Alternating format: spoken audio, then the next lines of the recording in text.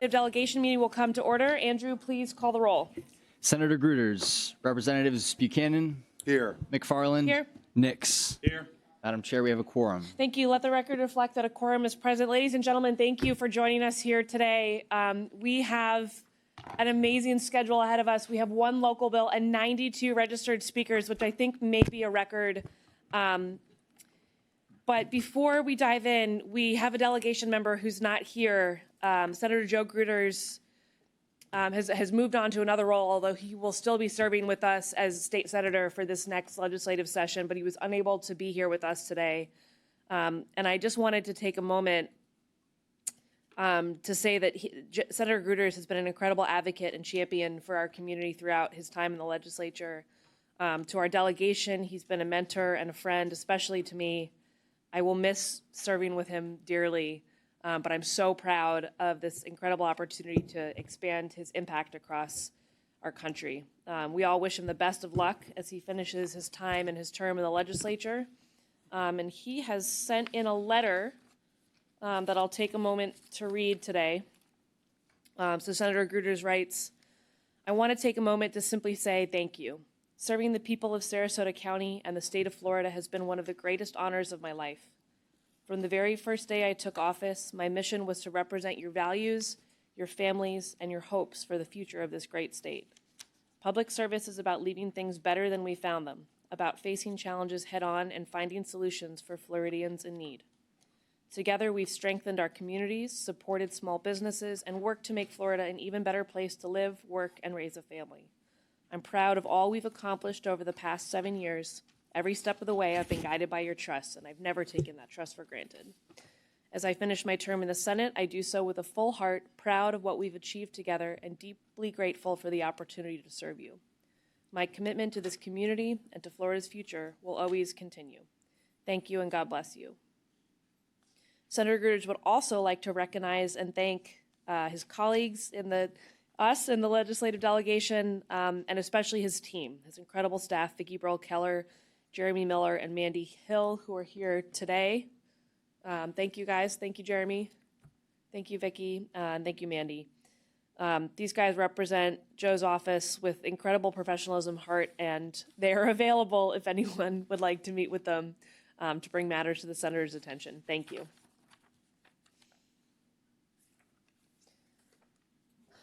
Okay, some housekeeping to get to first. Per Section 2A of our delegation rules, a delegation chair and vice chair are to be elected during a delegation meeting and will continue in office until successors are elected. It has been my honor to serve as chairman for the last 2 years, and I know my team has especially appreciated it, but now it's time to hand the gavel, so I'd like to so I will continue my chairmanship until the completion of the 2026 session, whenever that may be. At that point, our new chair will take over. Representative Buchanan, would you like to make a motion? Thank you, Madam Chair. Madam Chair, I move that Representative Nix serve as the next chair of our Sarasota County delegation. I second that motion. All in favor say aye. Aye. All opposed, no. The motion is adopted. Congratulations, Representative Nix. Would you, any comments? Thank you. Good. Would you like to make a motion as to your vice chair? I'd like to make a motion that Representative Fiona McFarland be the vice chair. Is there a second? I second. All in favor say aye. Aye. All opposed, no. The motion is adopted. Thank you so much. Okay. Members, would you like to, before we kick off and dive into the agenda, as is our custom, would you like to make a couple comments before we get started? Representative Buchanan? Thank you, Madam Chair. I want to thank members of the community for coming out. Today's kind of the culmination of all those meetings we've had to date. Today's the opportunity for us as the local delegation to hear from our community. And so I look forward to hearing from the folks that have come forward to have a conversation about those issues most important to our community. Thank you for being here, and it's been an honor to serve you in Tallahassee. Thank you. Representative Nix? So for me, this is the most exciting time I have. I truly enjoy the delegation meetings because it's our opportunity to hear from you, the reason why we serve in Tallahassee.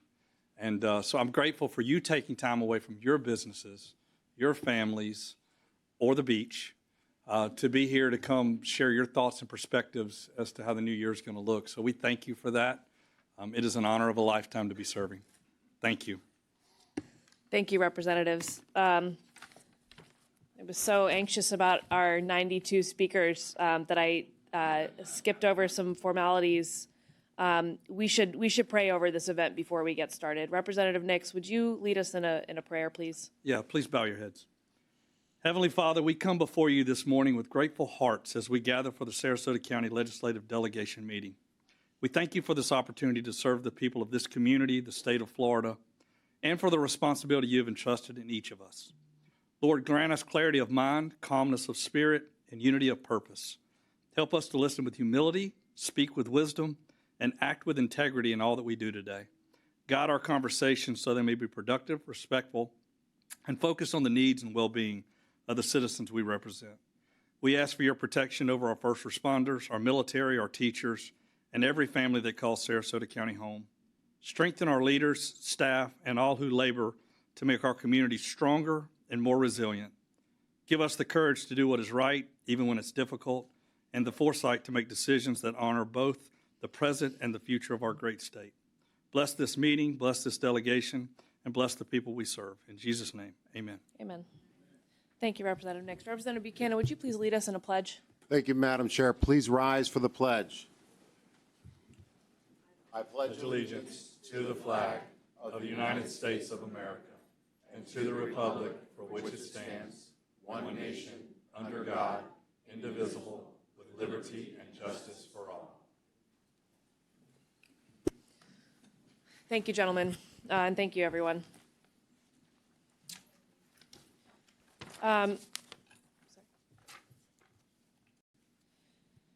So we'll move into our agenda now, and as I mentioned, we have one local bill and then 92 speakers. We will dispense first of our local bill, and then I want to make some housekeeping comments as we get started here. So first, we'll address the local bill. Mr. Ramba. Hi, Mr. Ramba. Okay, so members, as you're making your way up, per the rules of the Florida House, a local bill that touches two counties must be approved by both counties. The Manatee County delegation has already approved this local bill, and Representative Bill Connerly will be its primary sponsor pending the vote today. Okay, Mr. Ramba, talk to us about our local bill. Thank you, Madam Chair. David Ramba, Ramba Law Group up in Tallahassee. Parking is much better at the downtown Sarasota chambers, just in case you wanted to go up there this morning.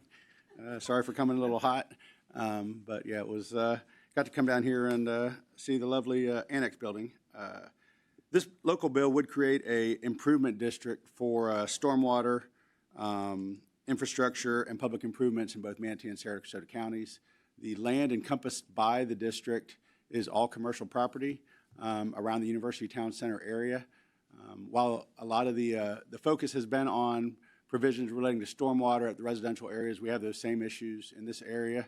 The landowners in this area would like to assess themselves for stormwater improvements in order to avoid flooding and other issues relating to the commercial properties such as the grocery stores, the Home Depot, the University Town Center region that has a commercial property that many people use for relief when it comes to hurricanes and other activities.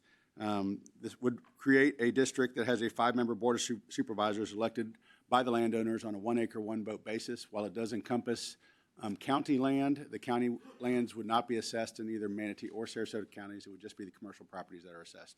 There are no residential properties located within this district, and that would be the bill, Madam Chair. Thank you, Mr. Ramba. Members, the text of the bill is in tab 1 of your binders, but are there any questions of the proponent? Representative Buchanan, you're recognized. Thank you, Madam Chair.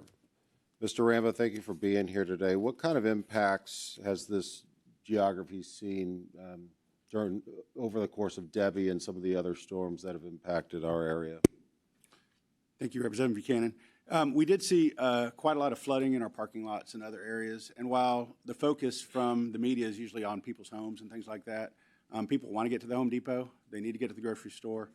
These are areas where the landowners have decided to do these improvements proactively on their own, and they would assess themselves for that using municipal bond rates and things like that in order to do the stormwater improvements. And while you see the impacts on people's homes, when people need to get to the grocery store post storms, when they need to get to the Home Depot, they need to get to the retail areas there. We try to get that cleaned up as soon as possible. So it's almost a proactive type of assessment in order to do these improvements that we see are needed. We really saw them during the hurricanes that came through here, and when people are suffering and they need those types of improvements, they go to those areas in order to get their essential supplies. So it was multiple.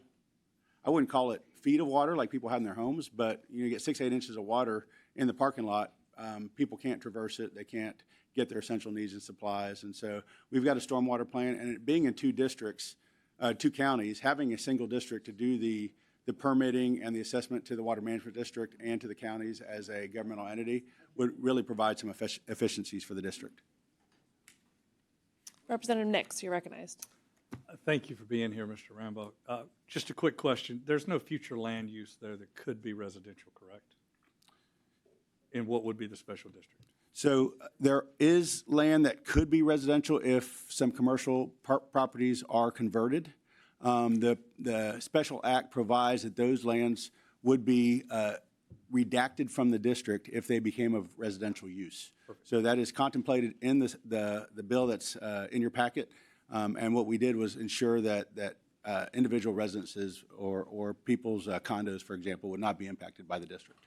Thank you. Thank you, Madam Chair. Representative Buchanan, you're recognized for a question. Thank you, Madam Chair. So, Mr. Rambo, this is largely commercial in nature.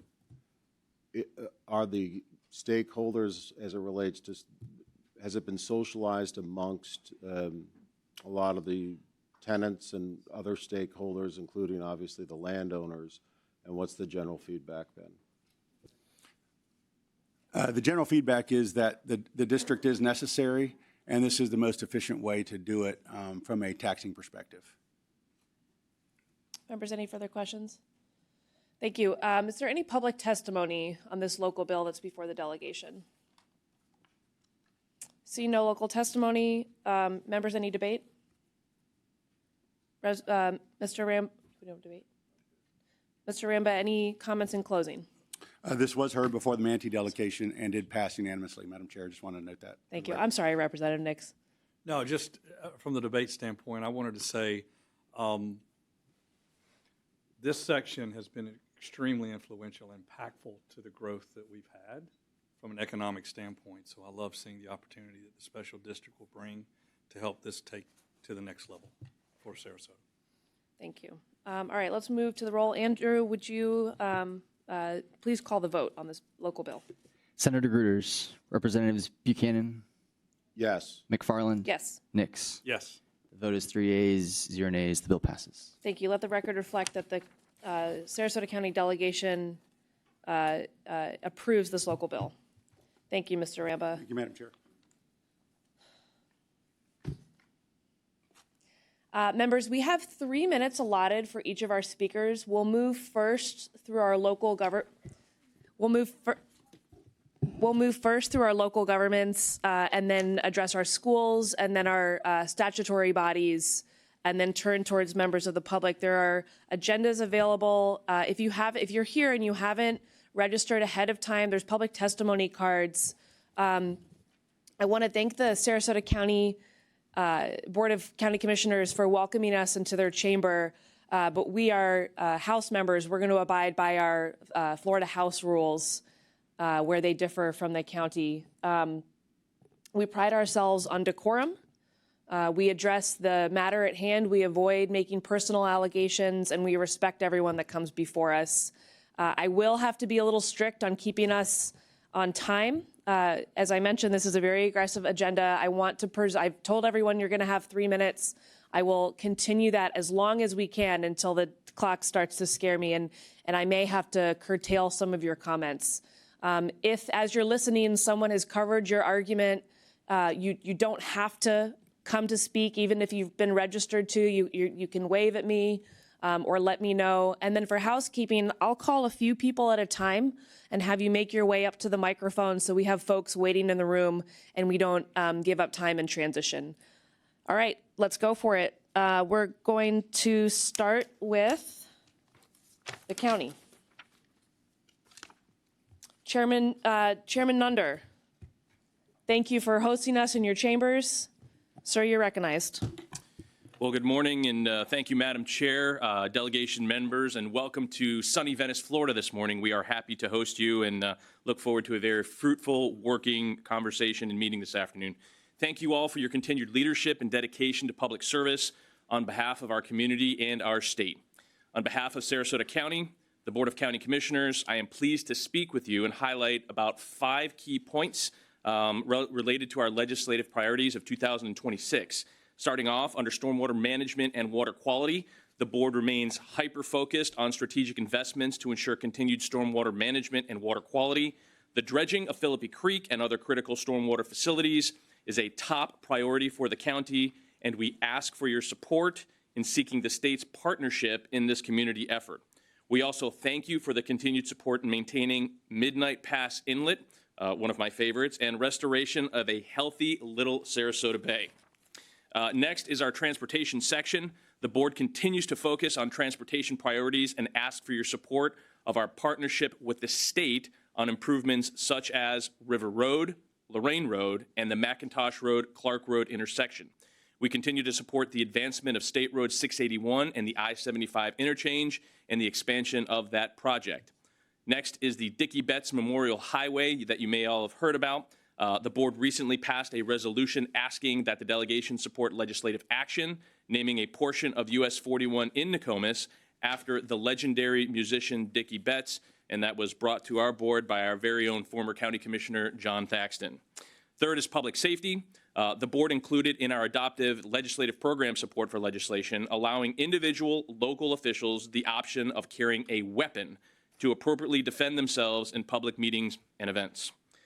Next is affordable housing, support of continued allocation of the full amount of dedicated documentary tax revenues for county affordable housing projects. I'm sure we're all very hyper aware of the need of that particular issue in Sarasota County. Next is beach management, support increased funding for Gulf Beach nourishment, erosion control systems, and protection of coastal ecosystems. And in conclusion, thank you all for your appreciation of local government and the needs of our Sarasota County citizens. Your support of all our efforts last legislative session is very, very much appreciated. We look forward to your support in this session. I understand the importance of and the weight of the work ahead of you all and offer you the best wishes, strong partnership from the county. And please know that I, the commission, the county administrator, and our staff stand ready to help in any way possible. Thank you all kindly. God bless, and have a great session. Thank you, Commissioner Nunder. And to Representative Buchanan and Nix, I'm just going to continue to move through the speakers. If you want to comment or ask questions, just catch my attention. Next is the City of Sarasota. We have Mayor Liz Alpert. Mayor, thank you for being here. And then we'll do Venice, Longboat Key, and Northport. Thank you and good morning. On behalf of the City Commission and the entire City of Sarasota, thank you, Representative McFarland, Representative Buchanan, and you can convey our thank you to Senator Gruters for your sponsorship and support of securing $3.5 million in the state budget for the Van Wezel Performing Arts Hall and $3.5 million for the citywide coastal resiliency hazard mitigation project. Mitigation's already begun on the Van Wezel, which will ensure operational continuity of the facility while the city works through the process of designing and building a potential new performing arts center. The coastal resiliency hazard mitigation projects have also started design and permitting. They include shoreline stabilization, improvements to seawalls, and enhancements to drainage and stormwater systems throughout the city. For the 2026 legislative session, the city is closely monitoring discussions about property tax.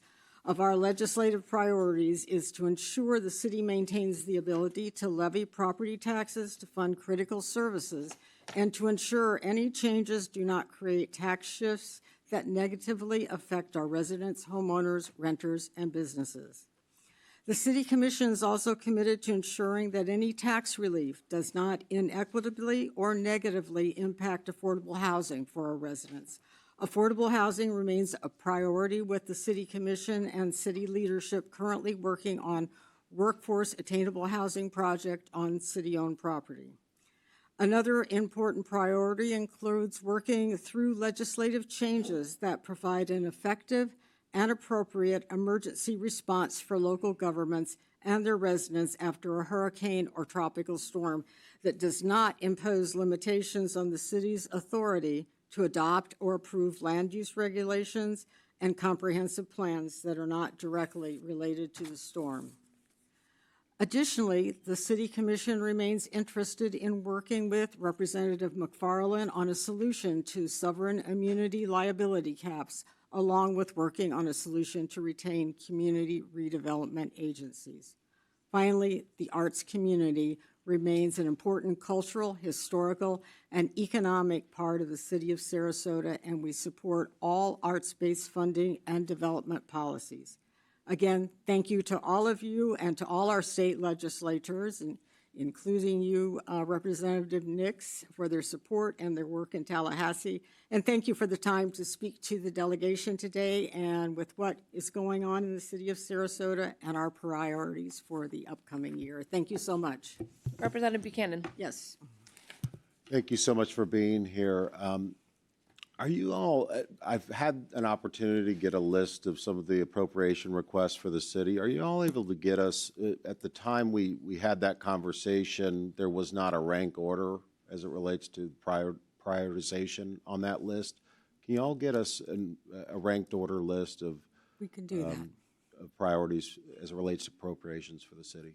All right. Thank you so much, and we will get that to you. Thank you. Thank you, Mayor. Next, City of Venice, Councilmember Frank. You're recognized, ma'am. Good morning, Chair and members. It's so great to see all of you. I sincerely appreciate your service and leadership to our community. It's not lost on me that our legislature, your work, are a driving force behind why Florida is the best run state in the country. Venice Mayor Nick Pashota sends his regrets for not being able to make it this morning, but it is my privilege to be here on behalf of the mayor and my fellow Venice City Council members. On behalf of the City of Venice, I sincerely appreciate the consistent support over the years for our thriving municipality. This year, we are requesting funding to assist with our potable water infrastructure, specifically for the infrastructure of additional membranes for our reverse osmosis system at our water treatment plant, which treats brackish source water from 14 groundwater wells. As our area continues to grow and expand, it is of the utmost importance that we have the infrastructure in place to support the growing needs of our community. This project will provide additional drinking water to the regional area and community, which consists of residents, tourists, and businesses. Our utilities department is proactive in working to secure the additional membranes to our system, which will allow for increased production by approximately 500,000 gallons per day. Thank you again for your support as we seek to meet the needs of our growing community. Thank you very much. Town of Longboat Key, Mayor Schneier, how are you? You're recognized, sir. How are you this morning? So good morning. I have been the mayor of Longboat Key for 6 years, and I volunteered on town boards, including the commission, for 14 years. I term out in March, so this is like my last chance to address this delegation. It's been one of the honors of my life to work for Longboat Key and to work with Manatee County and Sarasota County and the legislature on many, many issues. Now, for the first time, I'm not here today to ask for money. The hurricanes cost our town about $30 million and our citizens almost $250 million. So would like some money to continue to fix things, but I need to speak to a larger issue in my last chance with you folks. In recent years, the relationship between Tallahassee and Florida's local governments has deteriorated beyond recognition. Each session becomes in large part a war zone. And without debating what it means to be a home rule state, it's clear to anyone watching that a major component of each year's agenda, both for the legislature and the governor, is to restrict the role of local governments and to hamper the ability of those governments to act for what is, in their view, the best interests of their neighbors, the people who live there. One irony of this situation is that a key premise of the powers that be, my party, by the way, has always been that the best government is the government closest to the people. Tallahassee constantly fights this battle on its behalf with Washington, but when it looks downstream to our cities and counties, it seems to lose the thread. In recent years, the attack on local governments is focused on land use matters such as the restriction of short-term rentals, the piecemeal dismemberment of local zoning laws, I think of the Live Local Act, the restricting municipalities that wish to improve resiliency in the aftermath of catastrophic storms such as SB 180. Other legislation has doubled down on attacking our local school systems, including the great system we have in Sarasota County, by in effect privatizing taxpayer-funded infrastructure. But this year, Tallahassee seems out for blood, with legislative and executive branches dueling over the best way to cut municipal finances, while costs of everything increase and many localities still struggle with storm recovery. Simply put, this can't go on. This can't happen. So if there's one thing I could ask of you in my final appearance here, on my behalf of my town and others, is to please remember that we are partners in doing what's best for all of Florida. In the end, everything is local, and we work hard to serve the essential needs of everyone in our communities. Please help us. Don't hurt us in this enterprise. Thank you for your service. I appreciate it. Thank you, Mayor, and I've appreciated our relationship together, and I applaud your longstanding service and dedication to Longboat Key. Thank you. Take care. City of Northport, Mayor Stokes. You're recognized, sir. Good morning. I want to thank all of you for the support you've shown our City of Northport as we face the challenges of dramatic growth in the face of rising costs and the pressure to keep taxes low. Being the second fastest growing city in America and one of the most livable cities in Florida, Northport's been working diligently to improve its infrastructure to meet its needs of population explosion. We've been striving to address stormwater management needs. We're trying to stimulate and manage commercial growth. We have upgraded our quality of governance, improved our systems and processes, instituted efficiencies and cost-saving measures to help balance our budgets, all with no property tax rate increase for 6 years running. I stand before you today with but one request. As you and your fellow legislators work to lower property taxes, as you review and analyze the proposals before you, we ask that you carefully consider the significant impact on municipal services and public safety a substantial property tax cut would have. We all support tax relief, yet we all expect our local municipalities to provide a safe place to live, work, and play. We all expect the same high quality of public services we have become accustomed to. In a fast-growing city like Northport, public safety, infrastructure, and vital services needs increase along with population and new residents and businesses. How will we financially meet these growing needs, constricted by a possible mandate to not touch public safety while our property tax revenues are cut significantly? Where will the money come from? That'll be our challenge. We appreciate the government's attempt to balance the needs and wants of citizens with the cost to provide them is not easy, yet it's our collective challenge. So we ask that as you work to enact legislation to provide overdue tax relief for us all, you carefully and thoughtfully consider the serious impact those choices will have on local municipalities and counties. Doing more with less works to some degree, but when doing with less jeopardizes the safety and quality of life of our residents, then we trade one problem for others. We, the City of Northport, thank you for hearing our concerns and for all you do to represent our interests in Tallahassee. Thank you so much, Mayor Stokes. We'll move on to agencies, Florida Guardian Ad Litem, Amy Clark and Antoinette Bush. Ladies, you're recognized.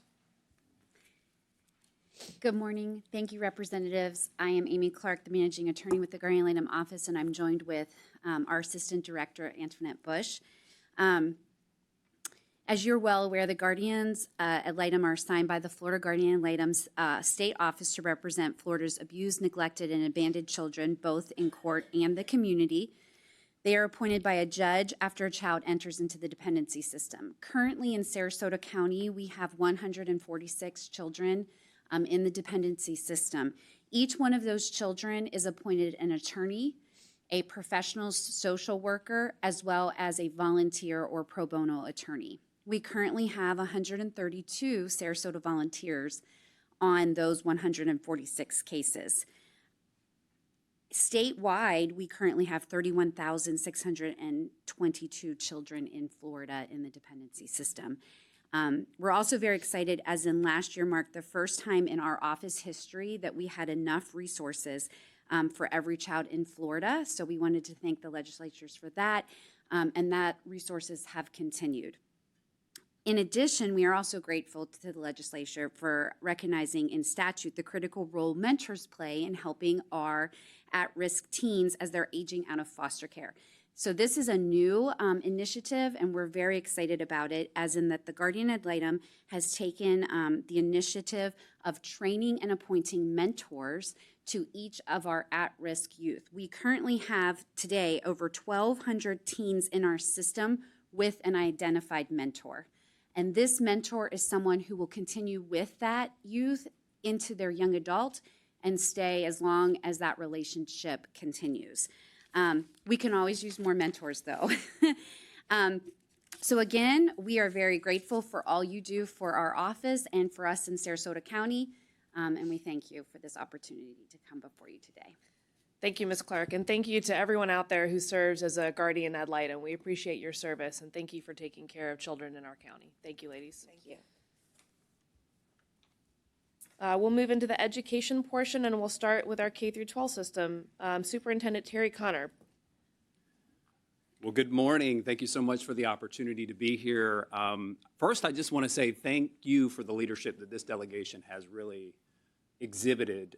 As we looked last year and we were discussing add-on funding and the potential 50% reduction in that, it really was a collaborative effort by this specific delegation to work and support the continued add-on funding that we were able to sustain moving into this year. So I really appreciate that. It really impacts what we do each and every day. Over 7,000 of our students currently take accelerated programs with a 75% pass rate, which is well above the state and the national average. And so I'm really excited about continuing and advancing that work. Also, EKG legislation passed for student athletes last year. I thank you for your collaboration on that. That was, I believe, gives us early heart health detection at a very low cost, and it will allow us to, hopefully save lives. We know that we experienced that in our own county last year with a student who collapsed at Booker High School. And so I really appreciate your partnership on that. And we will be having some events where we'll be doing these screenings, and I welcome you to come out to that. This is our 22nd year as an A-rated school district. 95% of our district-managed schools for the second consecutive year are A or B schools. And that really does reflect the commitment and the hard work of our teachers and this community specifically, and having that continuous improvement mindset. But looking ahead, as we see the expansion of the Florida Empowerment Scholarship, we know that over 500,000 students statewide are projected to take advantage of the scholarship. And we would advocate very strongly for a statewide student information system. Every school district right now is operating with their own student information system. I think we have to think differently. I think the FEFP has to be looked at differently. It's a little bit of not meeting the needs with the advancement of the scholarship program.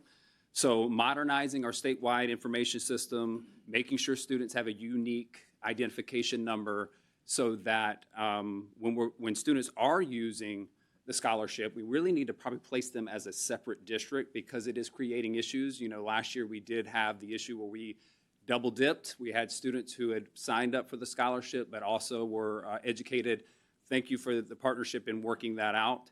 But as we move forward, I have had a lot of conversation with you one-on-one about co-location. We want to continue to have that collaborative conversation around putting some guardrails in there. We want to protect local control of our facilities, but we also want to be responsible to our taxpayers, making sure we're using our facilities to the maximum utilization. And I think in Sarasota County, we're leading the way in that, and I appreciate the continued conversation around that. We're here to help if you need anything. Thank you so much.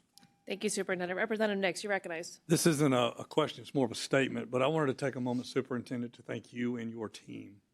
As things are maneuvering through the process, you are on point. You're easy to reach. Our conversations are always moving the ball forward, never sitting still or trying to figure out how do we come from the past. So it's great to see your leadership there, and I just want to take a moment to thank you for that. Thank you, sir.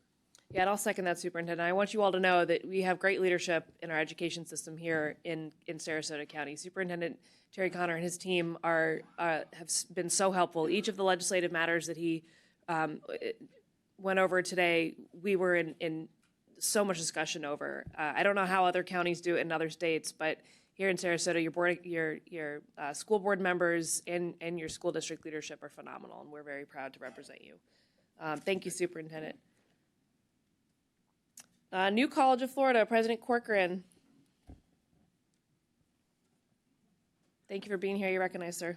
It's tough to follow the superintendent. I haven't seen him in a while. He looks like out of a GQ model. The hair's growing out. It's like, and look at my hair. You know, I need a wig.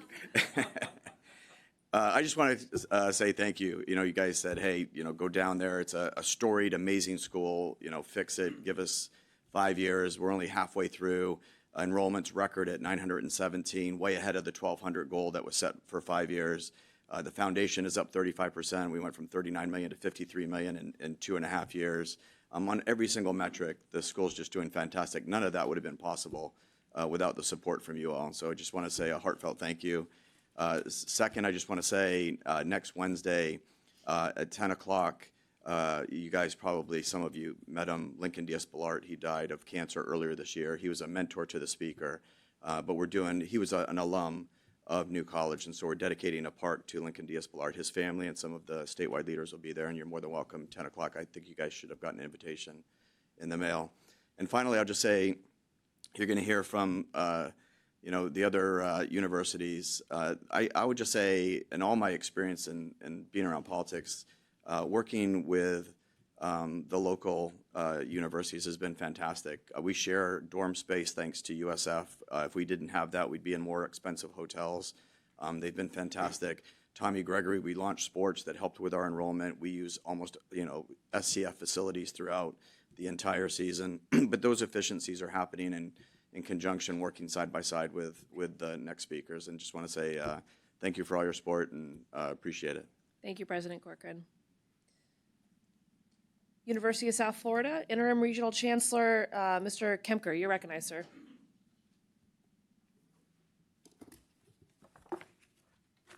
Thank you, Chair McFarland.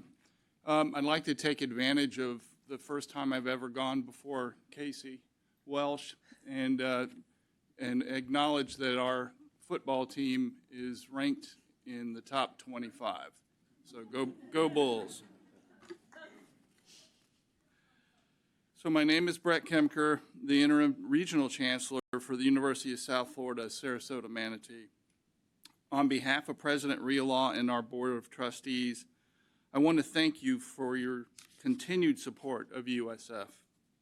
You probably read recently that our Presidential Search Committee announced that they have selected one finalist to be the next president of USF, Dr. Moez Lamayam. Dr. Lamayam was Dean of the USF Muma College of Business until 2022, when he was selected to be the president of the University of North Florida. I worked with President Lamayam during his past stint at USF, and he will be an energetic leader who is committed to continuing USF's trajectory and rankings. Speaking of rankings, USF rose to number 43 among all public universities. That's up 2 spots from last year. and inside the top 50 for the 7th year in a row, according to U.S. News and World Report's annual rankings of best colleges. That includes private and public. Also, the USF Health Morsani College of Medicine is ranked #1 in the state and among the nation's top tier by U.S. News and World Report.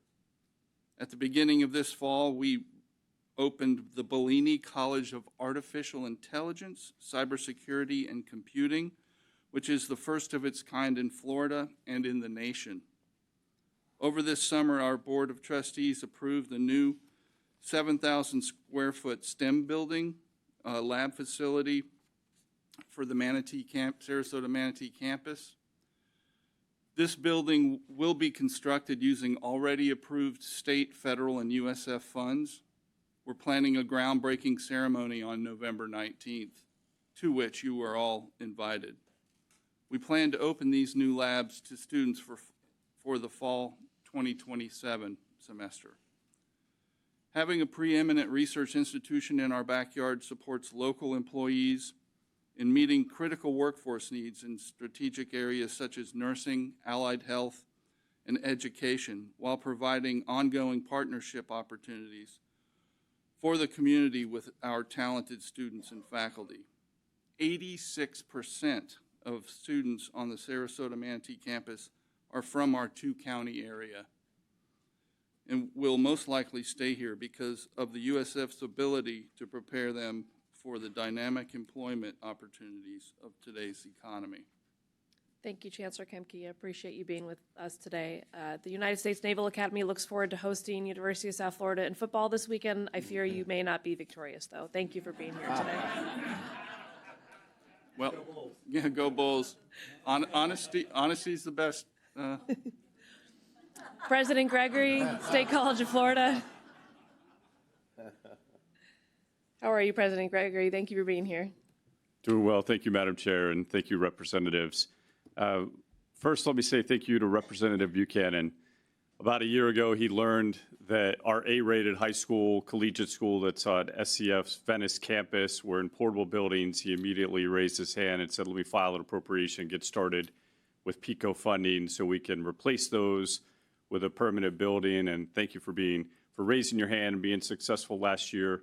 And I know you're working on that again this year, so we appreciate it. I appreciate the support of the entire delegation. We also need to work on recurring funds. And so just for your situational awareness, if I haven't already explained it to you one-on-one, our neighboring colleges that are the same size as us get $17 million a year more every year than we do. So we get $33 million, they get $50 million. That does ripple through in our ability to hire faculty and maintain buildings and serve the students of Sarasota County and Manatee County. But even with those challenges, our enrollment is up almost double digit this year, year over year. And like USF and New College, we primarily serve the students of Sarasota and Manatee County. So we're proud to keep doing that work. And we're not ranked top 25 in football since we don't have a team. But we did have two pitchers pitch in the World Series this year, one on each team, so we couldn't lose. Thank you again for your support. Great to see all of you. Thank you, President Gregory. We'll move into the next portion, our public hearing portion of the meeting, the Sarasota Manatee Metropolitan Planning Organization. Commissioner Mast, thank you for talking to us about the MPO's priorities this year. Good morning.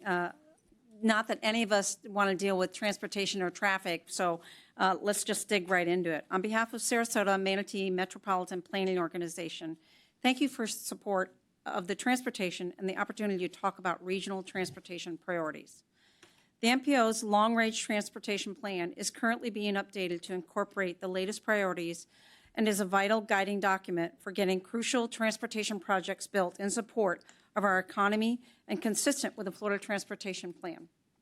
Capacity improvements to Interstate 75 and major state highways, including a full interchange at 681, remain top priorities for state highway funding. Widening other major arterials such as River Road south of US 41 is another important project. Just like our constituents, two of the MPO's biggest concerns are congestion management and bridge improvements. Adding capacity between Bradenton and Palmetto and the vital connection between Sarasota and the Tampa Bay region to the north is another top priority, with that connection being one of the worst bottlenecks in our region. The MPO and FDOT conducted an extensive Barrier Island traffic study to address seasonal congestion, which is like a 4-month-long special event. We've identified short, medium, and long-term projects to improve traffic flow on and off the barrier islands. While local jurisdictions can implement some of the recommendations, many of the proposed solutions will require additional state investments on state roads. We hope you will encourage FDOT to implement these projects as quickly as possible. Numerous other state investments on the state highway system are needed throughout our region, above and beyond currently funded projects. Beyond these projects, our request is very simple. Allocate all transportation funds to transportation projects. Preserve existing local and state transportation funding sources. Explore new revenue sources for transportation, including general fund appropriations for legislative additions to the FDOT work program. And last but certainly not least, ensure equity between counties, MPOs, and FDOT districts, and accessibility to new federal funding when it's available. I'd like to thank you for the continued support. What you guys do every single day is important. Always put your families first, and we thank you for what you do every day. Thank you, Commissioner Mast. We'll do Sarasota Memorial Healthcare System, Mr. David Verinder, and then we'll move into the early learning portion. So if the ELC, Healthy Start, All Star, 40 Carrots, you guys will be on deck next. Mr. Verinder, how are you? They're not here. Sorry, Peace River is not here. You still good for me? You're Okay, recognized, all right. Mr. Verinder. Thank you. Thank you very much. First off, I'd like to thank all of you for all the support you've given us for all these years. It's very much appreciated. We've left you with copies of our priorities for the upcoming session. Just basically highlights the quality of care. We just want to be able to continue the highest quality of care in our community under oversight of our publicly elected hospital board. To respond to the region's growing demand for care, we are continually expanding our services and our workforce and are now the largest employer south of the Skyway Bridge and north of Fort Myers, with nearly 11,000 staff members.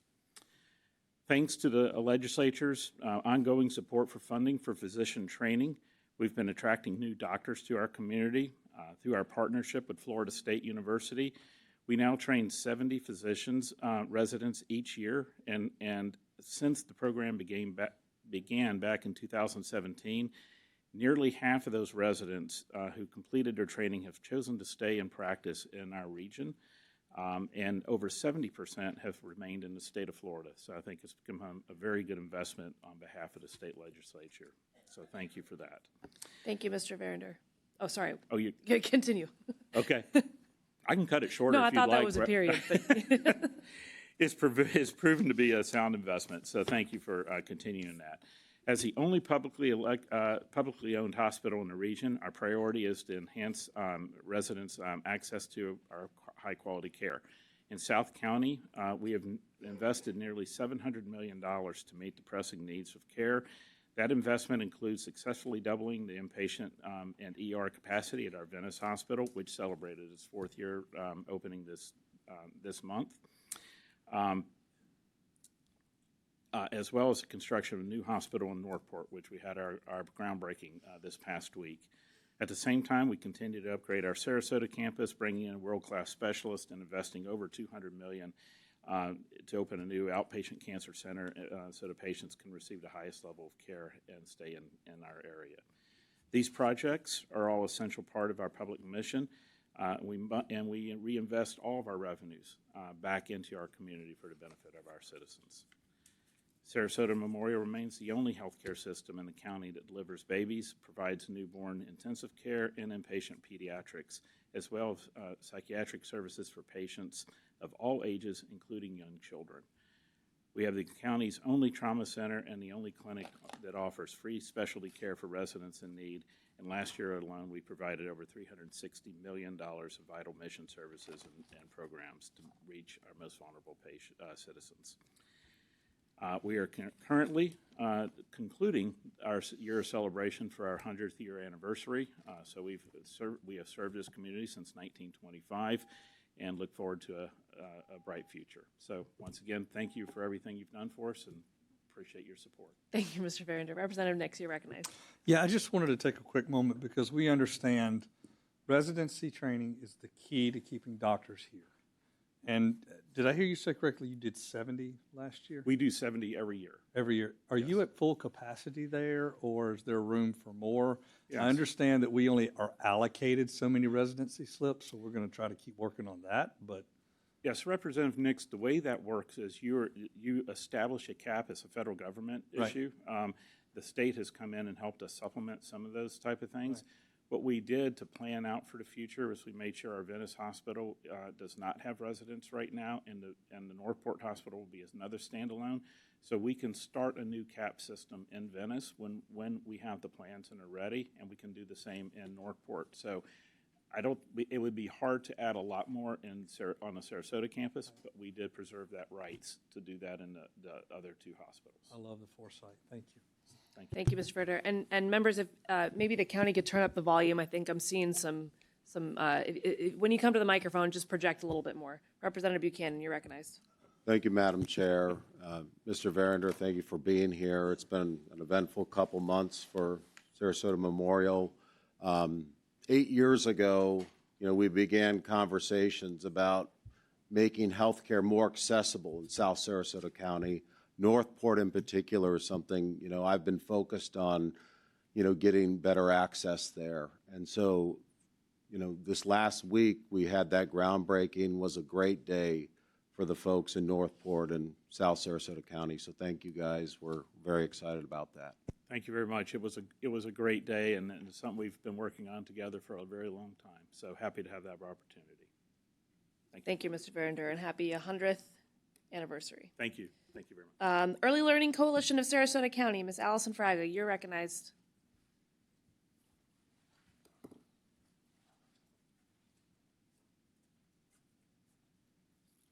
Good morning. Thank you for having us here today. My name is Allison Fraga, and I am the new Chief Executive Officer of the Early Learning Coalition of Sarasota County. The Early Learning Coalition is a statutory organization created to help families access high-quality early learning opportunities. We administer scholarship funds that provide tuition assistance for childcare and preschool.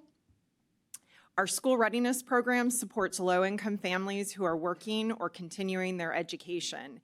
According to the latest United Way Suncoast ALICE report, and that's Asset Limited Income Constrained and Employed, more than 45% of families with young children here in Sarasota County would qualify for this program. We also oversee the constitutionally created and very popular voluntary pre-kindergarten program, also known as VPK, which is a free preschool program available to every 4-year-old in Sarasota County. Right now, the coalition serves more than 3,400 families through these two programs and partner with over 120 small early education businesses, primarily women-owned. We all know how important early learning is, with 90% of a child's brain developed by age 5, and a critical pipeline to my previous speakers of higher education, and that's why kindergarten readiness is such a vital measure of community success. And even though in our A-rated school district, we only have about half of our children entering kindergarten ready to learn, that means the other half, 1 out of every 2, are behind. And school or kindergarten ready means not knowing their ABCs or their 1, 2, 3s, which are the basic building blocks of literacy and math. So this is our call to action. Together, we can close that gap by supporting early learning programs, ensuring access to affordable childcare, and investing in our youngest learners. As the new CEO, I want you all to know that I and my dedicated team at the coalition are here as a resource. If you have policy or budget questions, or if any of your constituents are having trouble finding quality childcare, please reach out to us. We thank you for your leadership in making early education a focus in Tallahassee, and for your commitment to giving every child in Sarasota the best possible start in life. Thank you. Thank you, Ms. Fraga, and congratulations. Welcome to Sarasota County. We count ourselves blessed to have you, and thank you for choosing our Early Learning Coalition. I know that Representative Nix and I, we serve on the Education Budget Subcommittee, and I'm sure we'll be in great discussion as we start to shape our budget for that school readiness and VPK funding allocation. Thank you, Ms. Braga. Healthy Start Coalition, Sean Ewens.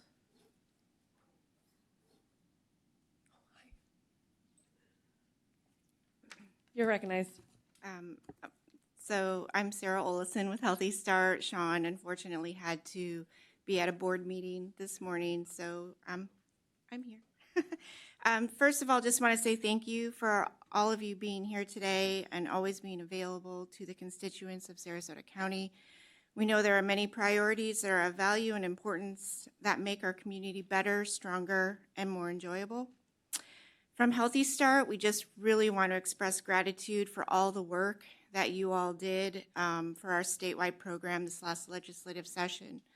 We know that you received many phone calls from our different coalitions, and we just really want to say thank you. Thank you so much for the confidence and the trust in our programs and the services that we offer. With our portion of increased funds, we are going to expand our Team Dad program into the southern portion of the county. We already have home visitors that are serving our South County areas, but for our Team Dad and our Dads program, that's what we're going to use our funds for so that we can make it more efficient for our dad coach to be able to meet with the dads down here in Northport, Nokomis, and Englewood. Overall, our programs have remained consistent in our numbers. We do want to let you know so you hear it from us locally before you hear it in the halls of Tallahassee. There is an OB care shortage, and it is impacting our community. If you have not heard that already, I'm sure you will.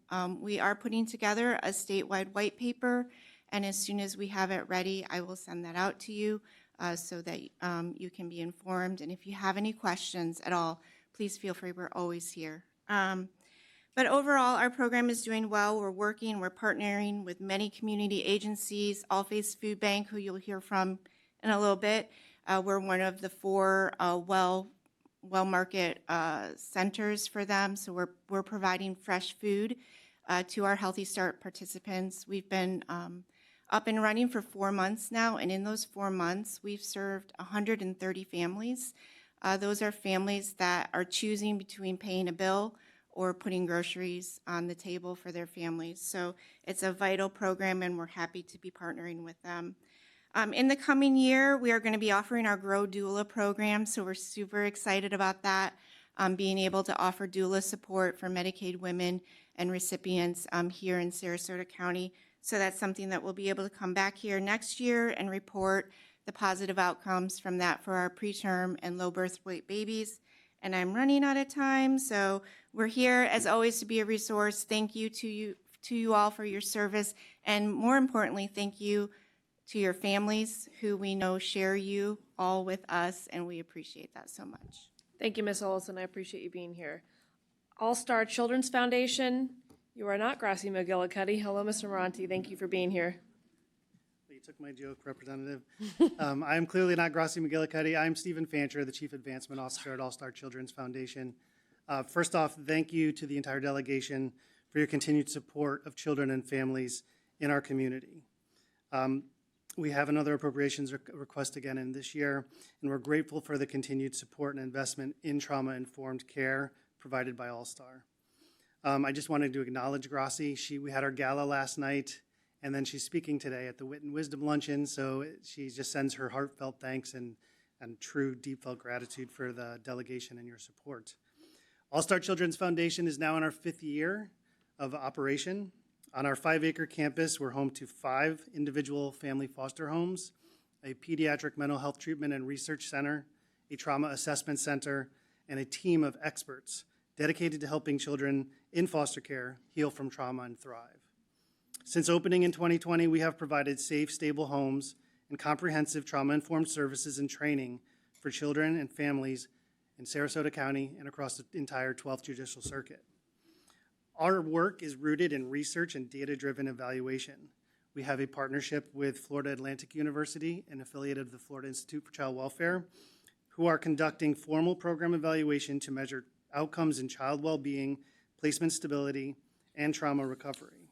This data will help strengthen Florida's entire foster care system statewide. We are in the process of pursuing a COA accreditation, a nationally recognized mark of excellence that ensures we meet the highest standards of care and organizational effectiveness.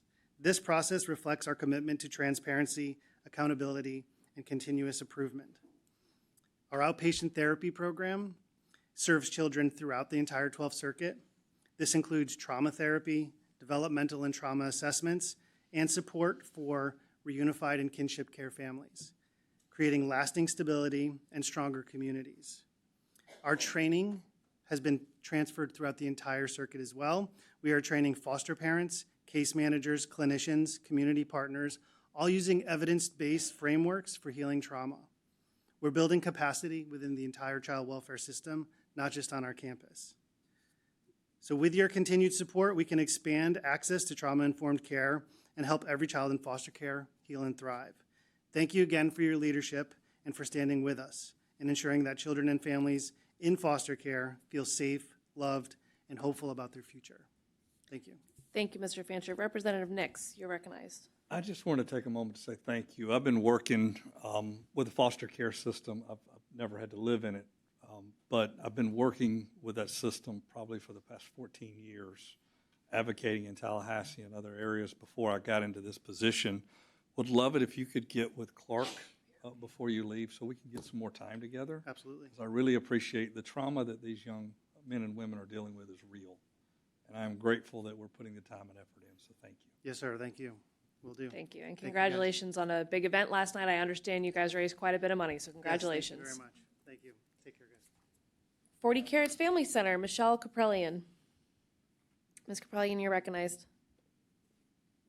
Good morning. Thank you so much. I'm Michelle Caprellian. I'm the CEO of 40 Carrots Family Center, and I want to say we are so grateful for the support of our expanded services this year, and a special thank you to Representative McFarland and Senator Gruters for supporting us. We are so appreciative of the entire delegation's commitment to championing children, and our work is expanding parenting education and mental health services. So we're in the prevention business.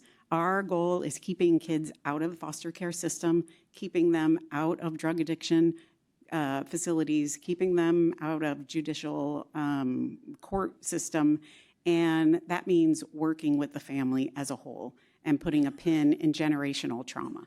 So the paper that we submitted for all of you, I want to point out the expansion pieces that you all are supporting in the entire circuit.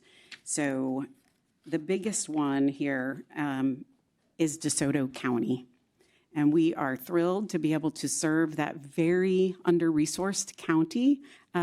We were a little bit nervous getting there. We've partnered with the public library in DeSoto. We have partnered with the public libraries in Sarasota and Manatee for over 30 years. So we know our program, which is called Partners in Play. It's a parenting education group. It is for caregivers and their children 0 to 5. The focus is prevention of abuse and neglect, building protective factors that ensure they have healthy relationships, parents understand child development, and it has an early learning component to address exactly what our new ELC chair, CEO was referencing. And to make a difference, we measure every single thing that we do. So we know that it matters and we know that it works. So we started at DeSoto with one group. We quickly saw that we could not serve all the folks, all the families who were coming. So now we have 2, and we're looking forward to expanding those services in DeSoto. We're hearing a lot about what those families need, and we're prepared to serve them in broader ways. The other expansion pieces, as you will see, are LightShare Mothers and Infants. That's one of our long-term partners, but we've added additional mental health work there. When we talk about prevention, mental health, 50% of adult mental health starts before age 14. And if we don't address that, then then we're never going to make a difference for our young adults. And that's really what we all want for society. So I thank you, and we appreciate the support and hope that we will have consideration for our next ask. Thank you. Thank you, Ms. Caprellian, and thank you and 40 Carrots for all the work you do with our families. I was the Partners in Play library program was a godsend for me when my kids were even smaller, and I appreciate the work that you do. It's a free library class for any parent or grandparent out there who's listening. All of our libraries in the county have it, and it is just an amazing place to connect with early learning educators and other parents and caregivers who have little kids. So thank you for doing that service to our county. Thank you. Thank you. Education Foundation of Sarasota County, Ms. Jennifer Vine, how are you? And then the Minnesota League, Sarasota Chamber, Venice Chamber, the Chambers. Ms. All right. Vine, you're recognized. Thank you so much. Good morning. Thank you, Representative Nix, Buchanan, McFarland. We appreciate so much your ongoing support. I'm here actually as not only as the CEO of the Education Foundation, but also as the immediate past chair of the Consortium of Florida Education Foundations, where we're seeking your continued recurring level-based funding of $7 million, which you all have been steadfast supporters, and I really want to appreciate you all for that, as it has leveraged $173 million throughout the time in which you all have continued that appropriation, so thank you for that.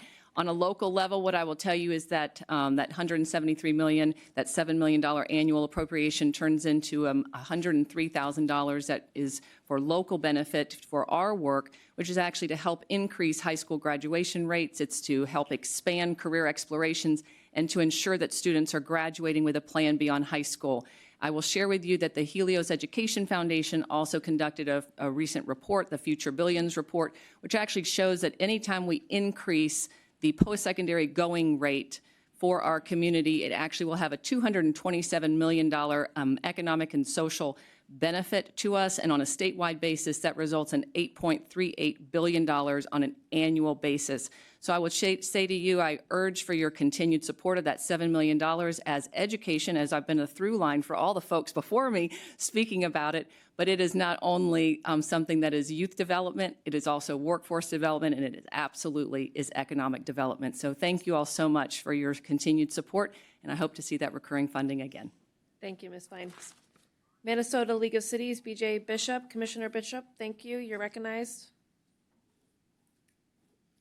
Good morning. Thank all of you for being here, and thank your outstanding staffs as well as Senator Gruters and his remarkable staff. We enjoy working with all of you. I represent the 9 cities in Sarasota and Manatee County with the Minnesota League of Cities. I currently serve as their president. The most urgent issue that we have every year is supporting legislative efforts that strengthen and protect the rights of Florida citizens to govern themselves under municipal home rule powers conferred by the Florida Constitution. And as such, we strongly recommend that we maintain home rule and local control at the municipal level, that we deal with financial stability for all of our communities. And I can tell you that all of our communities are seriously concerned with the issue of property tax reduction or possible elimination. For my community of Longboat Key, 71% of our budget is based on property taxes, and our citizens demand emergency services, police, fire, rescue, and public works. And without those, they would be in dire trouble.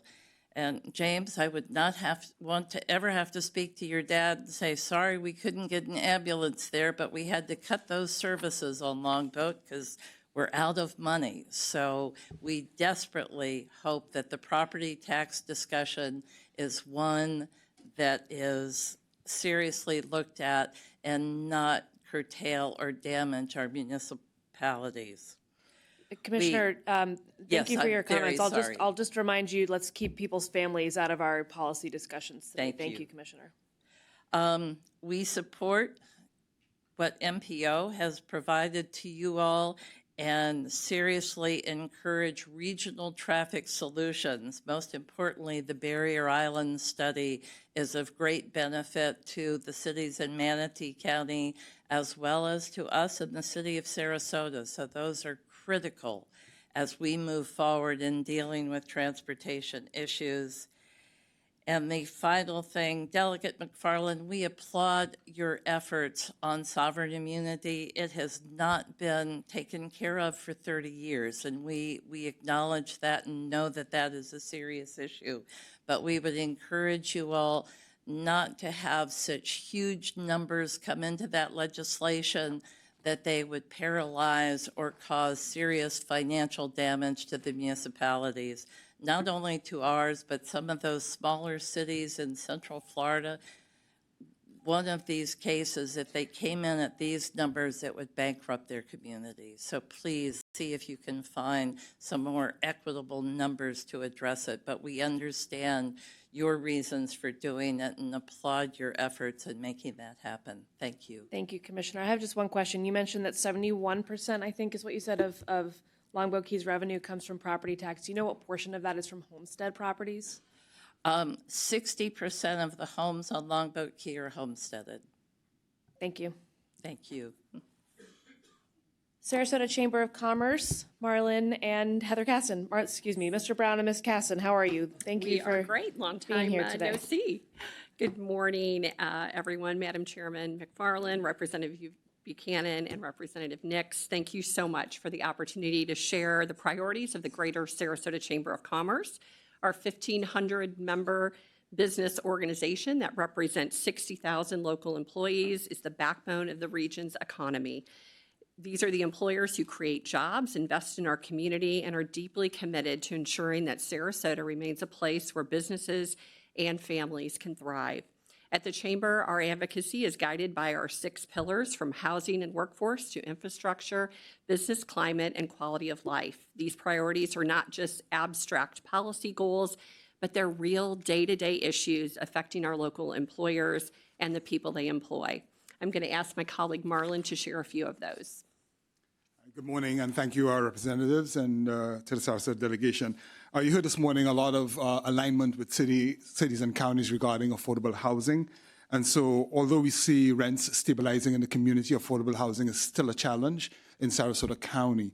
And so with that, we want to ensure that the Sadowski Trust Fund remains the source of revenue for affordable housing, as well as the possibility of using it for land purchases as well.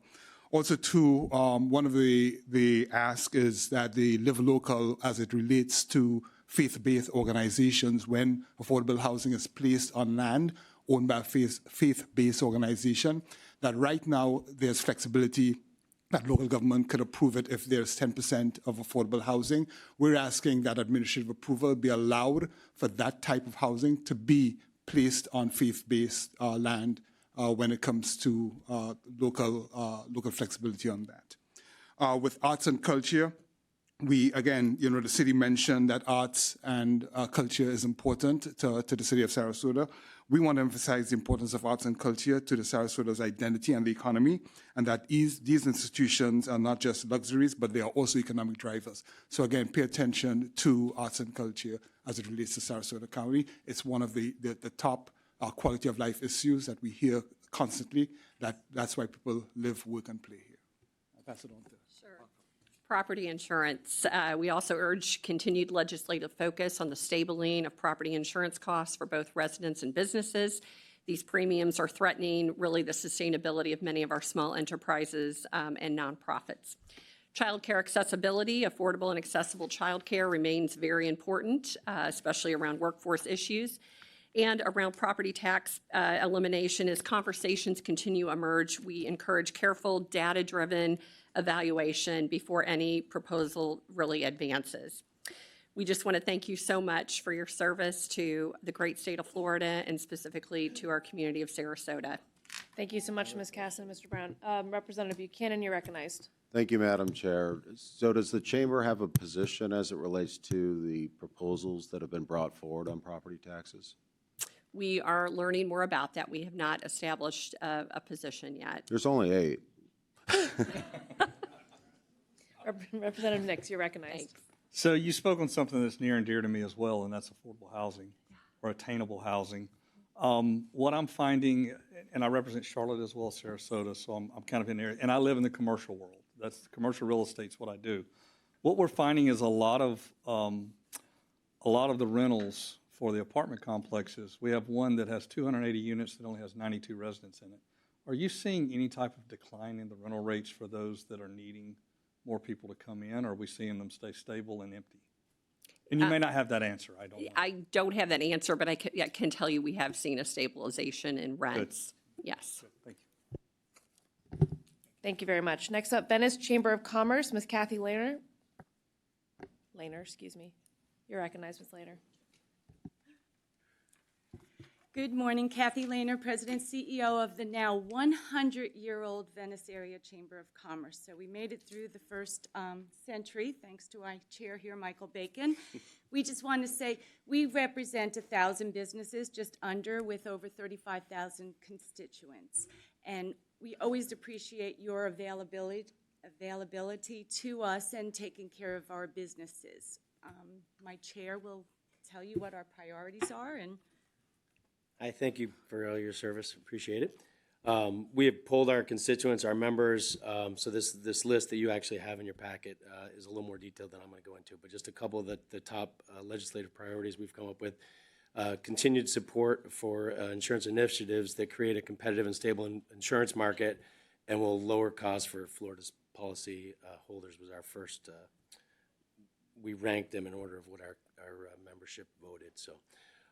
Support property tax policies that promote economic vitality, protect homeowners and businesses, and ensure transparency and fairness in local governance, and also monitor Live Local Act affordable housing solutions for our workforce and resident housing needs, and Florida's housing trust funds.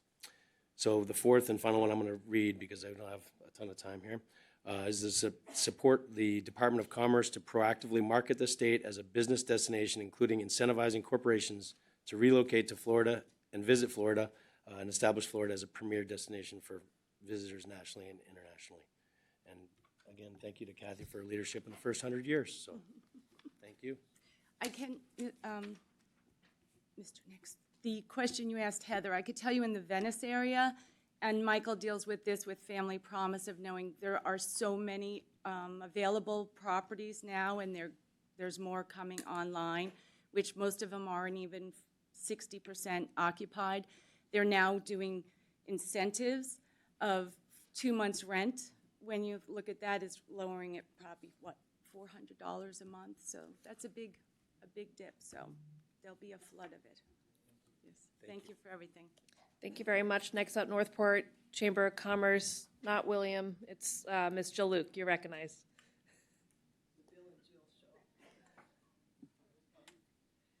First of all, Madam Chair and delegation, thank you so very much.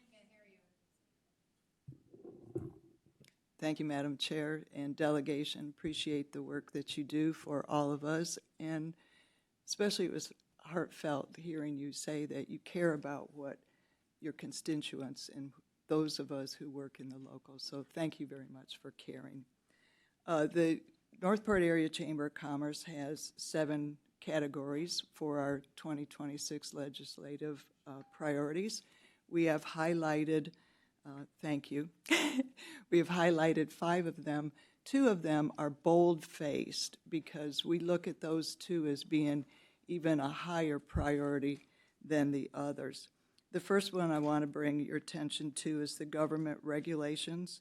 We do not support the reduction or the elimination of the residential property tax. That is the basic income revenue that local governments have. And to cut that short, you're going to have to find the money from somewhere else. And on the other side of residential property tax is commercial property tax. The Chamber represents business and commercial. So we don't like maybe that option. So thank you. Under economic development, we do not support the reduction or the elimination of the local tourism development tax revenue. We support the maintaining the collection and the distribution of the revenue by the local municipalities and not through the state. The local organizations, municipalities, TDC Council, Visit Sarasota County, they know where it's needed. So it needs to stay within their hands. Under education, of course, we support any funding to Suncoast Technical College in their expansion for the second phase. Everybody knows that our skilled labor force is really lacking, and so they are those who do a good job in educating those. Under infrastructure, of course, stormwater management and improvement, including the dredging of the waterways, is necessary. These are high-ticket items, and so we need your support financially. And the same thing goes under natural resource, the septic to sewer within our city, Northport, and within the county. We got a lot of septics still out there. Another big-ticket item. We need your help financially. Again, thank you for your service. Thank you. Thank you, Ms. Luke. Next up, Lakewood Ranch Business Alliance, Ms. Brittany Lamont. Ms. Lamont, you're recognized. Good morning, Madam Chair and members of the delegation. It is wonderful to see you this morning, and thank you for your support of the business community. Also, I want to thank Andrew for putting this together today and being so responsive. My name is Brittany Lamont. I am President and CEO of the Lakewood Ranch Business Alliance, and we represent 750 employers in the Lakewood Ranch region. We are also home to 3 business districts, Waterside, Centerpoint, and Corporate Park here in Sarasota County. And our reach into Sarasota County continues. As many of my chamber colleagues have already noted to you today, our focus remains not only on the work that we've been doing with Representative McFarland in regards to childcare for working families, but also property insurance, transportation, specifically Lorraine Road. Let me put that ask out there right now, but do understand that property tax is going to be such a discussion at this year's session. We will be visiting you guys next week when we come up to Tallahassee, and we've actually already convened a roundtable with Representative Connerly and businesses just to start the discussion of property tax. So similar to my colleague Heather, we have not formulated a statement in regards to it, but have started formulating thoughts. Obviously, we struggle to see where the money will come from in the elimination of property tax and where that funding will happen, but also just to ensure that we don't see a reduction of services and quality of life, but of course do support homestead exemptions. So look forward to continuing the conversation, and thank you so much. Thank you, Ms. Lamont. Visit Sarasota, Ms. Erin Duggan, you're recognized. Echo the sentiments of everyone. Thank you for your service. I know it comes at a great sacrifice to your personal resources, so can't thank you enough for your care for this community. I'm lucky enough to represent Visit Sarasota County. We are a 501c6. We are a private-public partnership. That's not necessarily how every community across Florida handles their tourism marketing efforts, but we work with over 500 businesses in the community to help us stretch the tax dollars that we receive to offset them with some private dollars to get more bang for our buck. I used to say our job was to put heads in beds. But to be perfectly honest with you, I really don't look at it that way anymore. I feel like it's our job to make sure tax collection remains strong, because we know taxes go to do some really cool things in this community. I want to make sure tourist development tax stays strong, and I want to make sure the sales tax stays strong. Those people pay sales tax as well.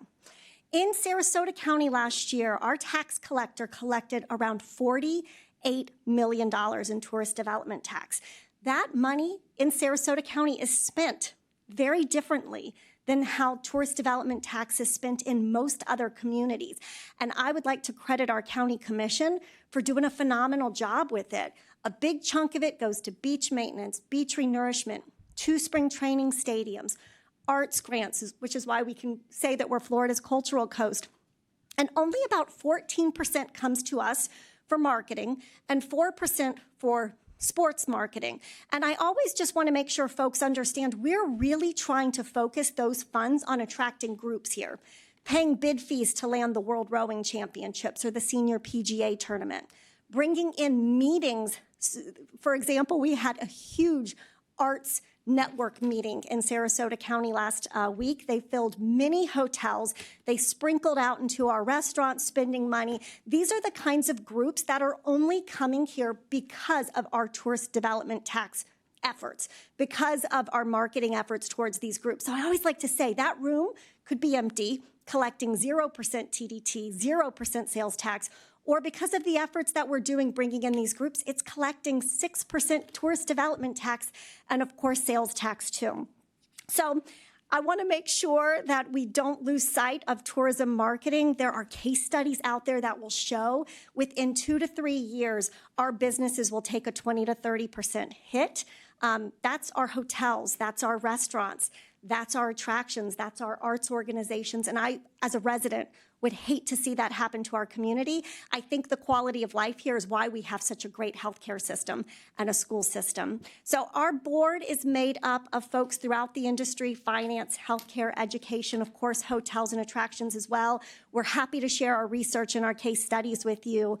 Thank you for your support. Thank you, ma'am. Thank you for being here. Representative Nix, you had a question or a comment? Yeah, quick question for you. Yes, sir. And you may not have this on you today, but do you have your return on investment dollar per dollar? So if when you bring in $1 to you, are you making 63 cents back? Are you making $4 back? We do. We in fact, I think it's on that one sheeter that you have. And I will say that is fiscal year 24 data. Our fiscal year 25 data literally comes out tomorrow. But we're proud of the fact that usually for about every dollar we spend, we're generating at least $178 in return. Beautiful. Thank you. Yes, sir. Thank you. Thank you. Next up, Moat Marine. Mr. David Shep will be speaking for Moat Marine today. You're recognized, sir. Thank you, Madam Chair. Good morning, representatives, Representative Buchanan, Representative Nix. Great to see you as always. And Madam Chair, thank you for this opportunity. Unfortunately, Dr. Crosby could not be here today. He sends his regrets, so sadly you're stuck with me for this quick presentation. But on behalf of Dr. Crosby, I would like to thank each of you, as well as Senator Gruters, for everything that you have done through the years to support MODE and our great work that we do. The work that you have provided, the funding that you provided, has allowed our scientists to conduct groundbreaking research on a daily basis on issues such as red tide mitigation, coral restoration, seagrass restoration, manatee rehabilitation, and stock enhancement, just to name a few. These are some of the projects that we work on a daily basis for the betterment of Florida's Gulf Coast community. In addition, the state's support over the last several years has helped us to open up the new Moat Science Education Aquarium in Sarasota. This world-class facility is really geared towards educating and inspiring the next generation of marine biologists and scientists, and we invite everybody to come join us and see what we have to offer to the community. It's not just a great tourist destination, but it's also a teaching facility as well. For this upcoming year, we will once again be seeking support for certain research projects related to aquaculture tech transfer, coral restoration, snook stock enhancement. We are actually the only group in the state of Florida that is doing stock enhancement for snook and for our fishermen in that regard, as well as shark depredation and ways to mitigate the impacts of microplastics in our water system.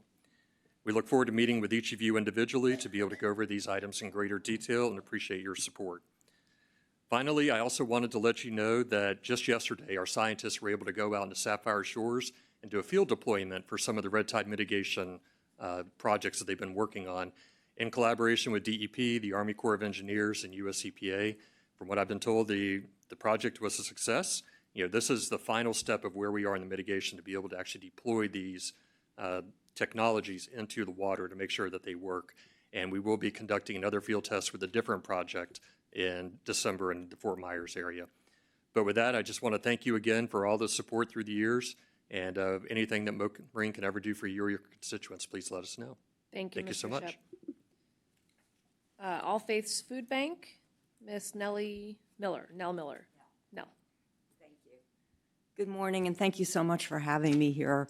I want to first of all thank you for the appropriation that the state made to the 9 Feeding Florida, Feeding America food banks and the Florida farmers this year. It has been a huge help to us with all of the cuts that we've experienced out of the USDA. So it does make a dent, and we were able to support not just the people that we feed, but also the local farmers in the state. So that's been a huge thing, and I hope that we can continue it next year. It's been a heck of a couple of months for us. This SNAP pause has been a huge burden on this community. We serve, I'm going to speak like a food banker, we serve roughly 85,000 neighbors a year with 24 million pounds of food and a $54 million budget, which is not enough. We know that there are probably 220,000 plus individuals between DeSoto and Sarasota counties, which we serve, who could be considered food insecure. And with the pause in SNAP benefits, a lot of them have come and found us. So we're in a position now where we're raising funds and buying food that we have to replace as a result of the USDA cuts and the pause in SNAP benefits. And those neighbors have now found us, and we predict that they'll continue to come to see us for food. I see a lot of our partners and agencies in this room, and I'm very, very gratified for all of the work that they do on our behalf. We have roughly 800 points of distribution a month between Sarasota and DeSoto counties. You have a sheet from me that shows you how we're expanding and what we need to do to be more proximate to where our neighbors are, more culturally sensitive to them, and to be able to provide the education, food, and other benefit services that we work on to those people to help them lift up and get to a point of stability. So I just want to make you aware of the fact that we are out there doing everything that we can, that 85,000 individuals will probably incrementally increase over the next few weeks because there is some tail wagging at the end of this whole situation that we've been in. We've had a 26% increase in Sarasota County in the number of neighbors coming to us this year, and a 59% in DeSoto County. So I want to keep this front and center in everybody's awareness. This is not, this is not a luxury. It's an inalienable right to feed our neighbors. So thank you for your time and thank you for your support, and I look forward to continuing to serve the community. Thanks. Thank you, Ms. Miller, and thank you for all that All Faith is doing for our community. And thank you to everyone out there, whether you're part of a faith-based organization or a nonprofit that has stepped up to help feed our neighbors. I appreciate your service. League of Women Voters, Sarasota County, Ms. Villia Johnson, you're recognized. Good morning. I'm Villia Johnson, co-president of the League of Women Voters of Sarasota County. The League of Women Voters was founded 105 years ago when women won the right to vote. We have a nonpartisan mission of empowering voters and defending democracy. Here in Sarasota County, our league of more than 300 members works to uphold the Constitution, protect free and fair elections, and register and educate voters. Last year, we participated in 107 election-related activities in the county. 1,200 people watched our candidate forums, and our social media campaign to get out the vote made 268,000 impressions in the county.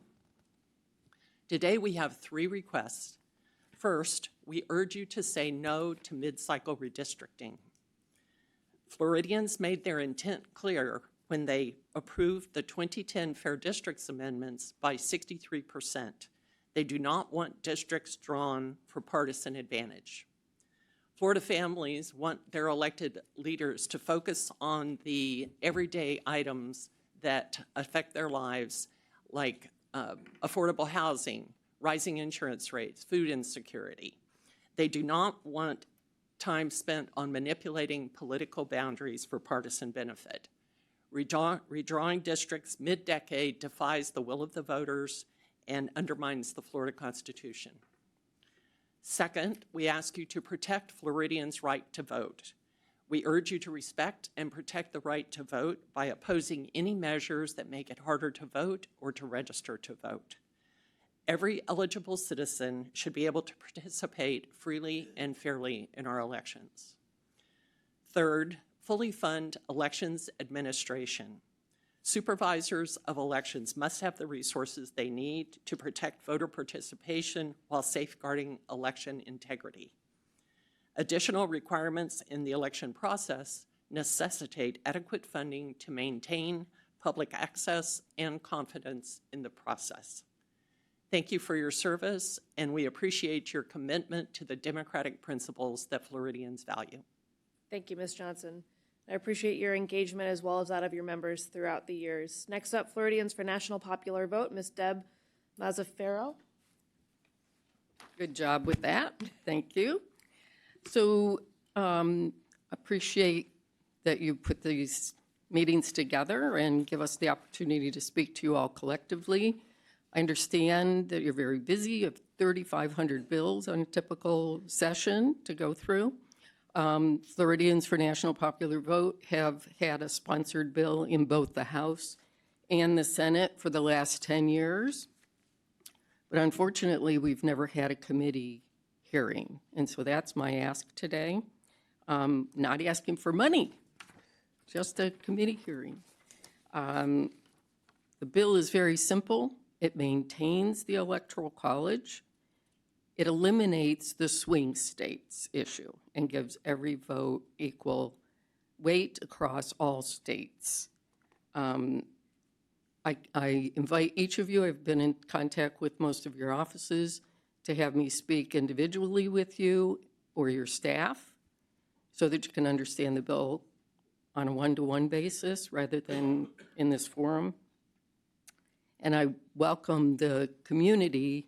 If anybody wants to look us up, Floridians for National Popular Vote, we're happy to come and speak to individual groups, although this is something that the legislature in the state has to address.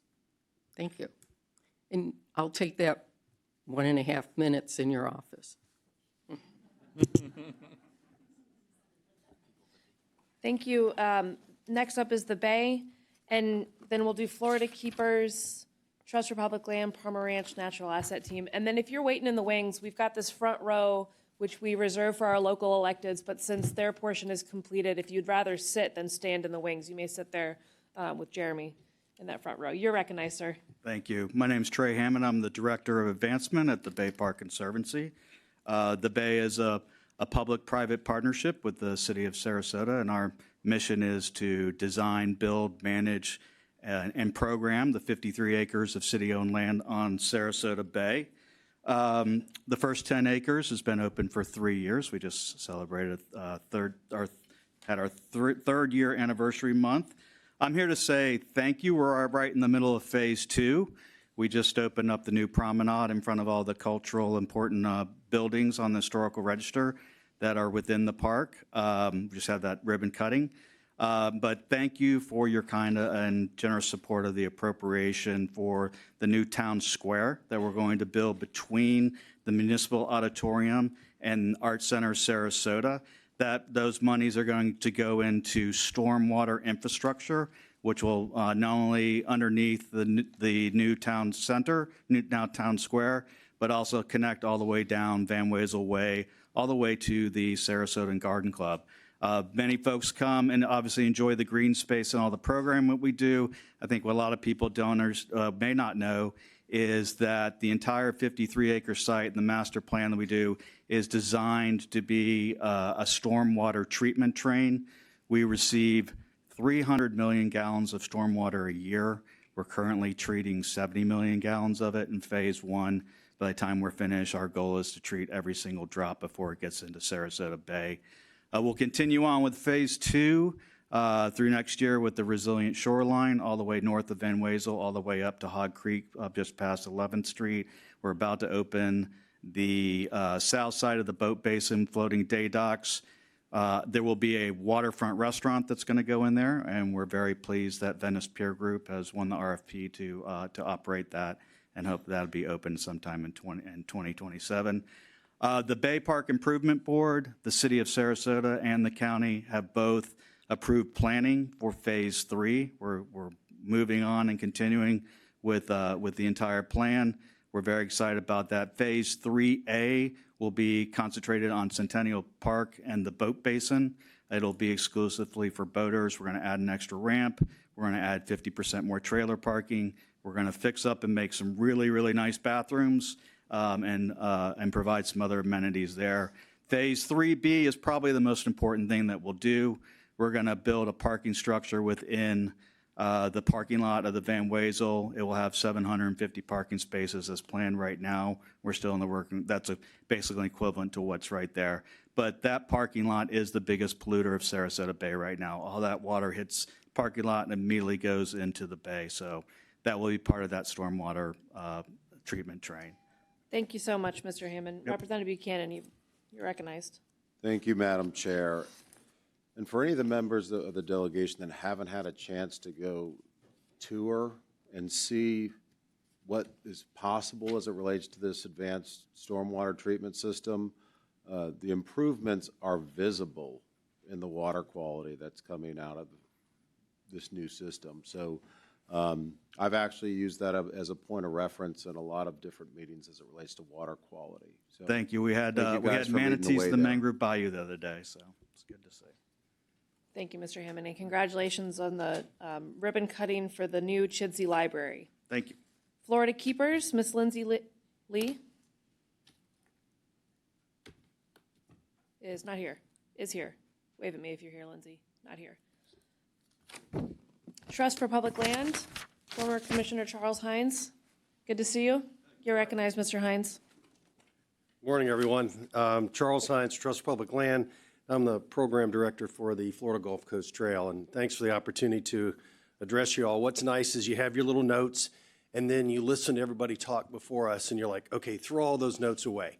So I'm here to just kind of give you a quick update on the Florida Gulf Coast Trail and to tell you it's a really exciting time for what's happening within your districts, you know, and what is really happening. You know about the Legacy Trail. Now what is occurring is the full connectivity of all of Sarasota County. We currently have ones that are under construction. Obviously, we've heard about North River Road today, connection out to Nathan Benderson Park, working on getting it to War Mineral Springs. So this is really exciting time for our community because the trail will connect up all these things that you're hearing about today. You heard about Moat Marine, you just heard about the Bay.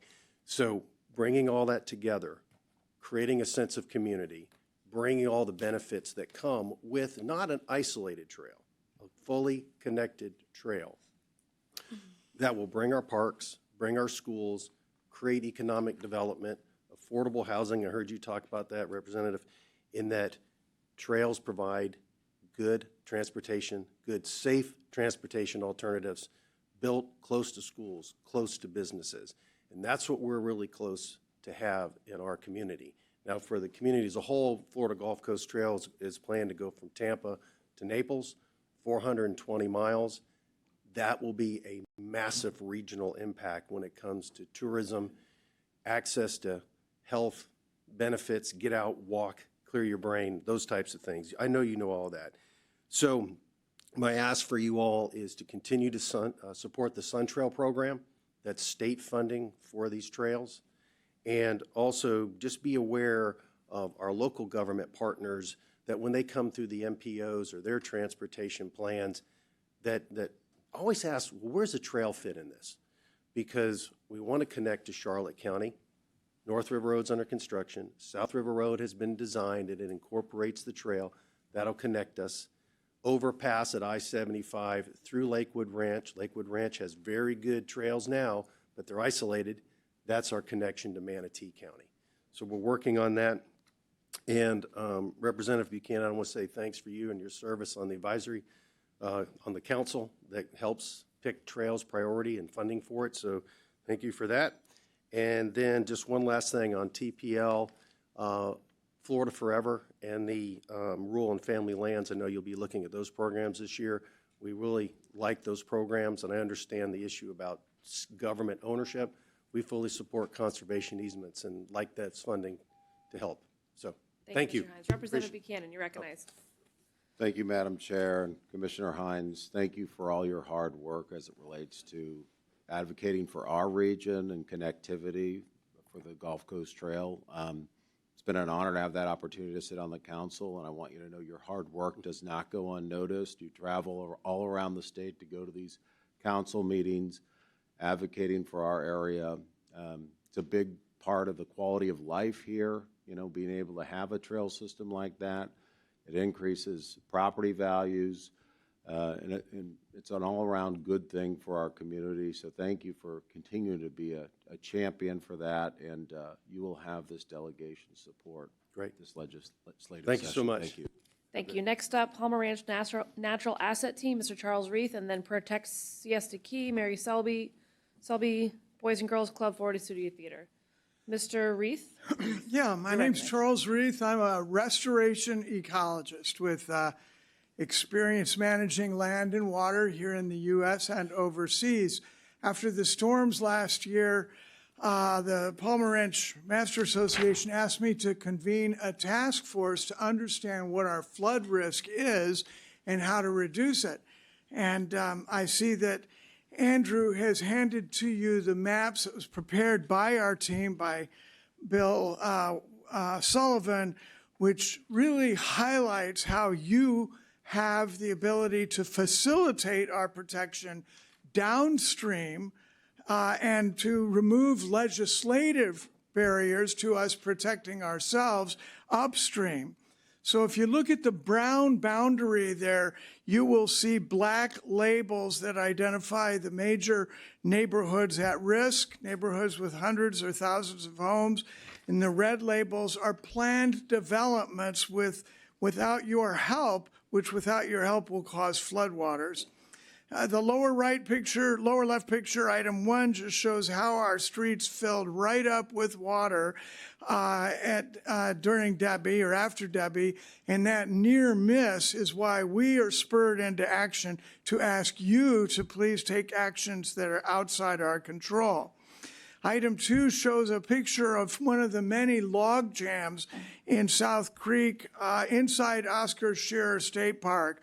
We've reached out to you for facilitation because until those log jams are cleared, no matter how well we manage our properties and our waterways, it will back up and cause flooding in our neighborhood. Item 3 at the upper right shows the future threat, which gravely calls for your attention.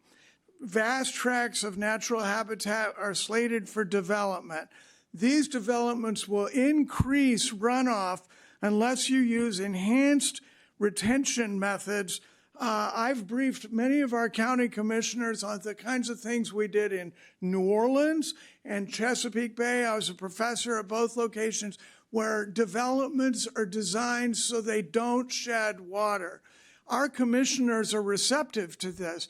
They wish to uphold these higher standards, but presently Senate Bill 180 is discouraging them from doing that. So that's my number one ask on behalf of Palmer Ranch, is please remove those elements of Senate Bill 180 that will otherwise prevent developers from using the state-of-the-art bioretention methods elsewhere in the United States so that our community can be protected. Thank you very much. Thank you, Mr. Reith. Next up, the City of Protect Siesta Key, Ms.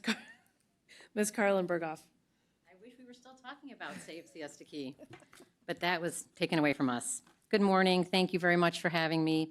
I'm here to speak plainly about the growing threat of safety on Siesta Key. Just at February 24th, a storm dropped over 2 inches of rain in a few hours, street flooded, drains backed up, and our 2 exit routes for our bridges were compromised. The storm water was not an anomaly. It's a view of what's coming. Rapid, intensive storms are becoming a norm, and our infrastructure is not keeping pace. Our storm drains are outdated. Our pipes are too small to handle the volume of water we now face. Without consistent maintenance and regular cleaning, they clog, they overflow. Water has nowhere to go, and it floods our streets, our homes, and our evacuation routes.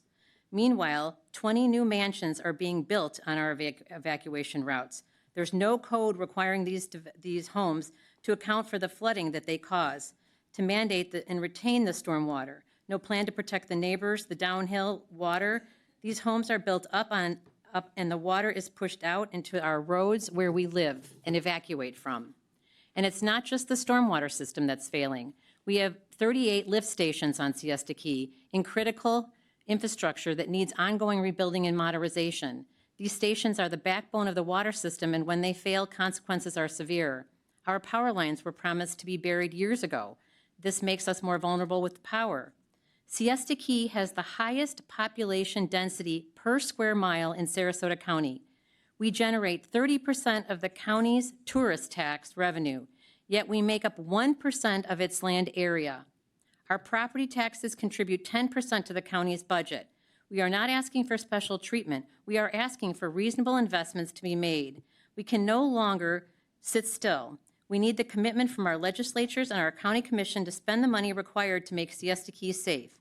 Upgrading our storm drains and pipes to match the size and intensity of today's storms, enforcing codes that require new construction to manage its runoff, prioritizing regular maintenance and cleaning of all stormwater systems, rebuilding our lift stations to ensure reliable wastewater management, burying our power lines to protect outages and storm damage. This is not just about infrastructure, it's about lives. It's about protecting the people who live here, visit here, and contribute to the county's success. We are more than just a beach. We are a community, and we deserve to be protected. Thank you very much. Thank you, Ms. Berghoff. Selby Botanical Gardens, Ms. Jennifer Romanecki. You're recognized. Thank you. Well, I'm Jennifer Romanecki, President and CEO of Maurice Selby Botanical Gardens. And first, I want to thank all of the delegation members for your vital service to our community. I'm here about resiliency in the wake of the major storms last season. And first, I really want to thank Madam Chair and Senator Gruters for carrying our appropriation in the last cycle for shoreline resiliency at both of our historic campuses. So we're thrilled to have received that appropriation, and we're right now working on restoring the seawall at our historic Spanish Point campus and building a mangrove buffer at the downtown Sarasota campus. And so this initiative dovetails with our resiliency plans with our master plan at the downtown Sarasota campus. So because of our campaign initiative for the master plan, I'm thrilled to tell you that that appropriation was matched more than 100 times to 1 by the private sector. So Selby Gardens master plan for phases 1 and 2 has now reached $118 million in private support. And we have just announced our groundbreaking for December 2nd on phase 2. I hope you can all come. You probably have an invitation in your email box from me. But just to summarize what phase 2 is about, it's about the resiliency of Selby Gardens' living research collections. We have the world's best scientifically documented collections of orchids and bromeliads. They have been housed on the ground in the flood zone and aging infrastructure. We are building a cutting-edge, one-of-a-kind, resilient glasshouse complex for all of our living collections that will be powered by 100% renewable energy. It's never been done before, and we're really excited. So December 2, we break ground. Completion will be in 2028. And in addition to the glasshouse complex, we will have an adjacent learning pavilion for all of our education programs for children and adults, as well as new garden features. So we do hope you'll support our efforts for phase 2, but we're deeply grateful for your understanding of the importance of resiliency of our historic campuses. Thank you very much for your service. Thank you, Ms. Romanecki. Boys and Girls Club of Sarasota and DeSoto Counties, Mr. Mike Doyle. You're recognized, Mr. Doyle. Good morning. I'm just here to say thank you this morning on behalf of our board and our CEO, Bill Sadlow, and nearly 4,000 children. Thanks to the unwavering dedication and leadership of Representative Fiona McFarland, Boys and Girls Clubs of Sarasota and DeSoto County has secured a $2 million state appropriation to support the construction of a new 23,000 square foot state-of-the-art facility for youth in Sarasota's Newtown community. Representative McFarland's steadfast support and advocacy were instrumental in making this milestone possible, helping to ensure that local children have a safe and inspiring place to grow for generations to come. For nearly 3 decades, the Roy McBean Boys and Girls Club has stood in the heart of Newtown, serving hundreds of young people each year with care, compassion, and opportunity. The club provides a safe place for youth during out-of-school hours, empowering them to reach their full potential as productive, caring, and responsible citizens. The new Roy McBean Club will continue to provide every child with nutritious snacks and balanced meals after school, as well as breakfast, lunch, and dinner during the summer. No child is ever turned away due to financial hardship, and every membership is supported to ensure access for all who need it. Every club membership is subsidized, and many families pay nothing. This new facility will replace the current aging building with a modern, purpose-built space designed to serve youth ages 6 to 18. It will feature updated technology labs, a commercial kitchen, creative art spaces, a teen center, vocational training opportunities, and a community food pantry. These resources will expand access to academic enrichment, mentoring, college and career readiness, and health and wellness programs in a safe and uplifting environment. The completion of the new club will coincide with the celebration of the Roy McBean Club's 30th anniversary in 2027, marking only 3 decades of impact, but also the beginning of a new chapter of hope and opportunity. The Boys and Girls Clubs of Sarasota and DeSoto counties is profoundly grateful to Representative Fiona McFarland for her exceptional leadership and commitment to the youth of our community. Her vision and advocacy have paved the way for brighter futures for generations to come, and thank you very, very much. Thank you, Mr. Doyle. It may have been my name on it, but the whole delegation supported, and as did the House. You guys are the ones doing the real work. Thank you for what you do. Next up, Florida Studio Theater, Ms. Rebecca Hopkins. Ms. Hopkins, congratulations on the groundbreaking of your new Arts Plaza. Oh, thank you. Thank you so much. Before I begin, I'm Rebecca Hopkins. I'm the managing director at Florida Studio Theater, and I would like to take a moment to thank the entire delegation for your work last year to bring arts funding back to the arts community and really encourage you to expand that funding and return it to its impact that it historically has had, because it makes a huge difference in making us the cultural coast.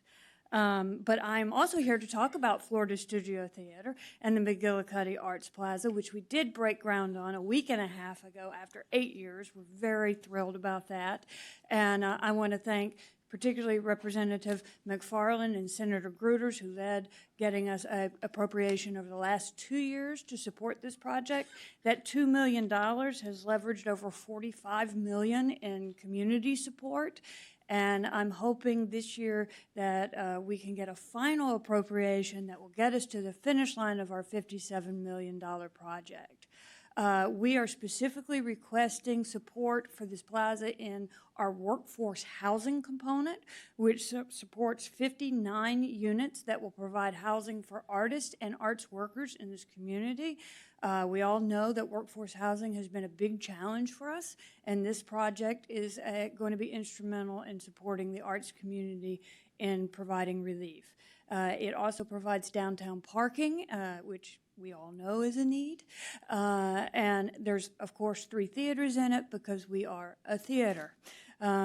This project will take FST from having an $11 million budget to close to a $17 million budget with over a $26 million economic impact in this community.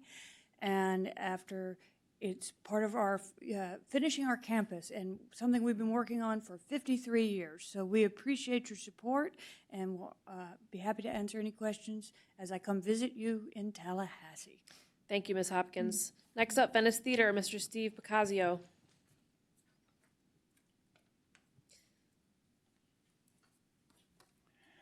Good morning. Thank you for giving me the opportunity to speak this morning. My name is Steve Picasio. I'm a member of the Board of Directors of the Venice Theater. My wife, Redentra, and I have personally provided funding for the theater to help the project move forward. Venice Theater thanks you for sponsoring its successful appropriations request last season. The $350,000 allocated reimbursement funds will lighten the roof cost of $902,000 for the Jury Theater. Department of State support helped Venice Theater move closer to reaching its $25 million goal to reopen the Jury Theater during its 77th season in the summer of 2026. In this 2025-2026 season, the Venice Theater's 76th season, we continue to be the artistic and cultural heartbeat of Venice, the most distinguished community theater in the state of Florida. Venice Theater continues to be the largest community theater in the state of Florida and the second largest community theater in the nation. Venice Theater has over 1,300 volunteers who are building, sewing, ushering, teaching, performing for Sarasota County and attracting residents and audiences from around the globe.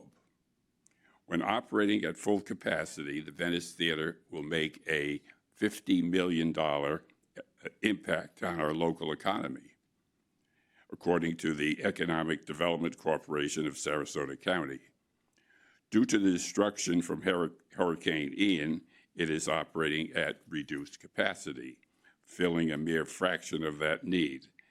Venice Theater was probably one of the most profoundly affected organizations by Hurricane Ian in terms of destroying the theater quite a substantial way. Venice Theater seeks support for continued rebuilding and has submitted an appropriations request. Its restoration is essential to enrich the community's cultural heartbeat and help support the local economy.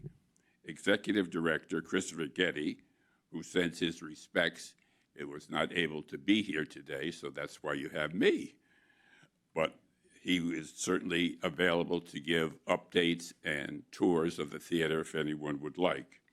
On behalf of the Board of Directors, staff, volunteers, educators, artists, patrons, and donors, I thank you for your support. By probably close to the end of the year, beginning of next year, we will see the theater having its roof on the building, but the contractors have told us that it'll be hopefully October 10th when we can have the project That's great news, totally Mr. completed. Ocasio. I thank you very much. I know we look forward to your future success. Thank you for being here. Arts and Cultural Alliance of Sarasota County, Mr. Brian Hirsch. Mr. Hirsch, you're recognized. Thank you, Chair. Thank you, delegation, and thank you, Mr. Parker, for organizing. I'm Brian Hirsch, CEO for the Arts and Cultural Alliance of Sarasota County, where we support our arts organizations, our artists, and the community. I'd like to briefly touch on three specific areas today. We're going to talk about state arts grants, arts education, and tax reform. Regarding the state art grants, we ask for fairness and transparency in the grants process. Please continue to advocate for as much funding as possible and respect the expert panel and their recommendations. We know our arts organizations are feeling quite a bit of pressure. Any delays can have ripple effects on jobs, education, and local tourism. While the projects have yet to be scored, as we know it's going to be a very tight turnaround where recommendations are hopefully finalized. Please do what you can to help move that process forward and quickly. And I know you will always continue to champion the arts and speak up for those as well. So thank you so much for that. Regarding arts education issues, I want to just bring to your attention the Florida Seal of Arts, the Fine Arts, acceleration points. We strongly support awarding acceleration points to students who earn the Florida Seal of Arts, allowing the seal to positively impact school grades. This is a simple and meaningful way to recognize the academic rigor and value of arts education. When it comes to House Bill 875, education preparation, we're a little concerned that this bill may lead to some unintended consequences regarding non-degreed teachers. So we urge for collaboration on arts education community to help refine that legislation to ensure that instruction is by degreed arts teachers. When we talk about tax reform, I want you to, as you are already considering so many things in property tax reform, like many of my colleagues before, have strongly urged you to please protect the tourist development tax and its established purposes. These funds are critical to Sarasota County's success as a destination and support, of course, our beaches, sports tourism, destination marketing, and arts and culture. Redirecting or diluting those funds would have serious consequences for our economy and cultural vitality that draws our visitors here. The arts are a provider and driver of tourism and local spending. Every dollar invested, as you heard, generates strong returns for our community. So just to close, Arts, education, and tourism are all interconnected to really contribute to the economic vitality and the quality of life here in Sarasota County. Please help us strengthen them and protect those. As you enter session, if there's anything we can do to help clarify, please reach out, and thank you for being champions of arts and culture. Thank you. Representative Buchanan, you're recognized. Thank you, Madam Chair, and thank you, Mr. Hirsch, for being here. I have a question for you as it relates to, you spoke about transparency as it relates to the grant program. Can you expand on that a little bit? Sure. Because those are yet to be scored, and I think that there's just more questions about what that process will be. So whenever a process is indeed established, we just hope to make sure and keep things very open for the arts organizations to know how it's being scored, for our panelists to make sure we don't get anything that would score and then have funding related to that afterwards. Thank you. Thank you so much. Thank you. Florida History Initiative is not here, so we'll move on to Central Florida Behavioral Health Network. Ms. Karen Barfield. You're recognized, ma'am. Next up is NAMI, Association of Social Workers and Second Heart Homes. You're recognized, ma'am. So good morning. I got to put my eyes on here. So good morning, distinguished members of the Sarasota County delegation, and thank you for the opportunity to speak with you today. And as stated, my name is Karen Barfield, and I proudly represent Central Florida Behavioral Health Network, Florida's largest and oldest managing entity.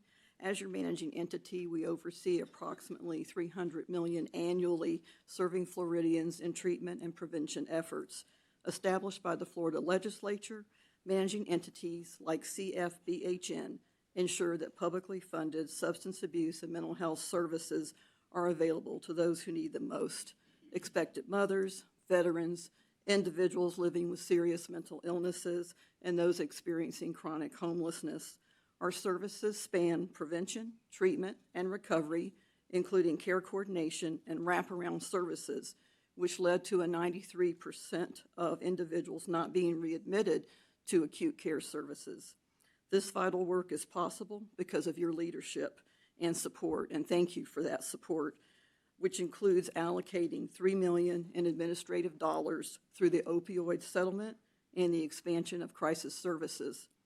We are focused on critical 2025 priorities, including housing initiatives, workforce housing, school projects, and disaster relief.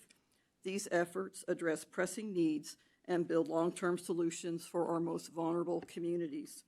I also want to highlight that we operate effectively and efficiently as your managing entity.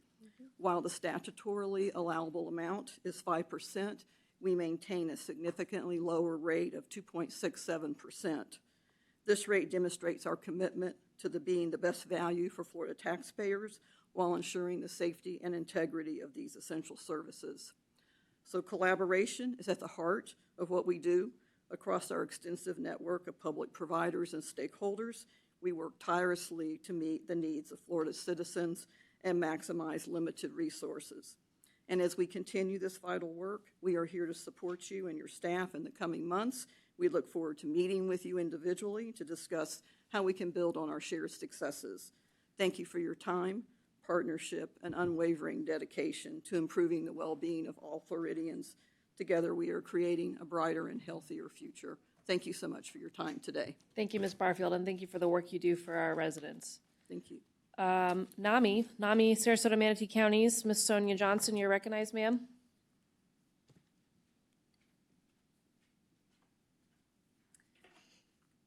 Good morning, Chair McFarland and members of the delegation. My name is Sonia Johnson, and I'm the Adult Peer Programs Manager at NAMI of Sarasota and Manatee Counties.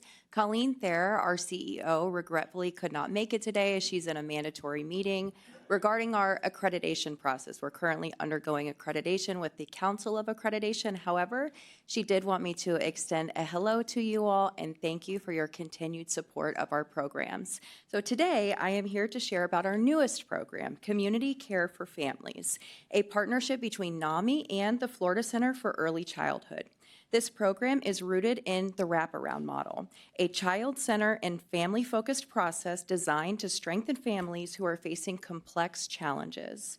Community Care for Families brings together wraparound specialists, a targeted case manager, and peer support specialist who walk alongside families who are facing significant challenges with their youth. At the heart of this work is the belief that families are the experts on their own lives. Our role is not to fix them. It is to listen, to guide, and to help them access the resources and relationships that make stability possible. Every plan that we develop is collaborative, strength-based, and built on respect for the family's culture, identity, and values.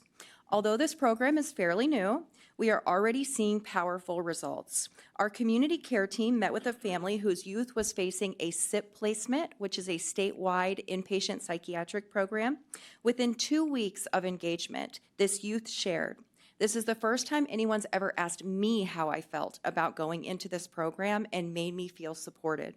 Today, that youth is working with her peer specialist, learning tools for stability and recovery, and her family is very grateful. The impact of this approach is being felt across the community. Many of our youth who experience extreme challenges that this program directly addresses. We've seen families who once felt isolated begin to feel empowered. Parents who were not engaged, leading the conversations about what their families need. Youth who once felt unheard are finding their voice and participating in their own process of healing. Research on high-fidelity wraparound shows that it improves family functioning and stability, it reduces out-of-home placements, it strengthens behavioral and mental health outcomes, and it is both cost-effective and rooted in systems collaboration. When professionals, peers, and families come to the same table, and when families are given the power to direct their own care, real change happens. We will be following this up with an email to each one of you with a flyer for more information about this, but on behalf of NAMI of Sarasota and Manatee Counties and the Florida Center for Early Childhood, we want to thank you for your continued commitment to supporting family-centered care. Your leadership makes this possible for programs like Community Care for Families to heal, rebuild, and succeed together. Thank you for your time today. Thank you so much, Ms. Johnson. Next up, National Association of Social Workers, Ms. Sharon Barber. You're recognized. Ms. Barber is not here. Second Heart Homes, Megan Howell. Oh. Are you Ms. Howell or Ms. Barber? Ms. Sharon. Hello, Ms. Sharon Barber, yes. Good morning. That came up so quickly. Thank you. Thank you for today. It's a joy for me to be here today. I am a social worker here practicing in Florida, a licensed clinical social worker, a certified addictions professional. And I'm here representing the National Association of Social Workers, the Florida chapter. I'm the vice president of the board. I wanted to thank all of you for supporting the License Compact. Thank you very, very much. That unanimously passed through the House. And so I guess I'm here today to thank you for that and to ask you to reach out to your colleagues and to get it put in the Senate Health, I think the Health Policy Committee, for them to look at it. I can give you some stats. For every 2,000 people here in Florida, there's one social worker. So if we had people who could easily and simply come across the border to this state to practice here, it would make it so much easier, and we would give them the services they need. Florida is 43rd in the nation in terms of patient to provider or provider to patient. So this really could benefit us. The National Association of Social Workers is the largest membership organization of professional social workers in, dare I say, the world. And we're interested in the growth and development of our social workers. We're interested in professional ethical standards. We're interested in advancing the profession. And we feel that this bill will help to advance the profession. So thank you for what you're doing. And we're looking forward to seeing you in Tallahassee in February. Thank you, Ms. Barber. And Representative Honchowski does great work in that policy area, and we're proud to support her. Next up, Second Heart Homes, Ms. Megan Howell. And then Suncoast Partnership and Lourdes. You're recognized. Good morning, Representatives. I'm not Megan Howell. You are not. I'm going to introduce, I'm a board member of Second Heart Homes, and I'm here to introduce my colleague, our founder and CEO, Megan Howell. The hair's close. So my name is Megan Howell, and I just want to start off by thanking the Sarasota Legislative Delegation for your leadership in supporting our community. That's a big deal, so bravo. Your support's been instrumental in helping us advance an issue that started last session, particularly Representative Buchanan and Senator Gruder, so thank you. A brief refresher on our organization, because we just really need everybody's help to push this over the finish line. Second Heart Homes provides dignified housing, support services, and love to homeless single adults with mental health disorders. We help people move from the streets into homes, benefiting them and the community. We offer solutions to the same challenges that HB 1365 seeks to address. We don't seek any state funding. How nice is that? We've acquired 14 homes in Sarasota and Manatee counties with 80 beds, all privately funded, and this is permanent housing, by the way. That means we've helped lift about 7% of our region's homeless off the streets without a single dollar of government funding. We are the little engine who could. We now need legislative relief from an unfair burden that limits our ability to provide housing and the high-touch social support services our residents rely on, like an address, employment support, accountability, safety, and purpose. We've worked closely with local governments and taken extensive fire safety measures, yet one fire district in Manatee County requires costly sprinklers not demanded elsewhere. That burden has already forced us to close one Manatee home, and we're preparing to sell the other. We're not asking for special treatment, only the same flexibility already recognized for residents serving those with substance use disorders. Thanks to this delegation, two bills, SB 610 and HB 247, advanced last session to amend its sections 553.80 and 633.208 in Florida law. We ask for your continued support to help move this legislation across the finish line so we can preserve and expand the housing our residents depend on to be off the streets and with love. Please help us continue saving and improving lives of the homeless adults with mental illnesses within our community while strengthening neighborhoods, empowering businesses, and helping local governments meet this challenge humanely. So thank you. Thank you, Ms. Howell. Next up, Suncoast Partnership to End Homelessness, Ms. Taylor Neighbors. You're recognized, Ms. Neighbors. And then we're Sarasota County Council Neighborhood Associations, Operation Warrior Resolution, Florida Dental Hygienists Association. Ms. Neighbors, you're recognized. Good morning. I appreciate the opportunity to speak with you all. My name is Taylor Neighbors, and I'm the CEO at Suncoast Partnership to End Homelessness. We are the lead agency for the FL 500 Continuum of Care, tasked with leading the efforts to prevent and end homelessness in Manatee and Sarasota County. We serve as a collaborative applicant for federal and state funding. We administer the Homeless Management Information System, locally referred to as Community Services Information System, and we operate the Coordinated Entry System, which is designed to assess, prioritize, and refer clients experiencing literal homelessness to housing opportunities and supportive services.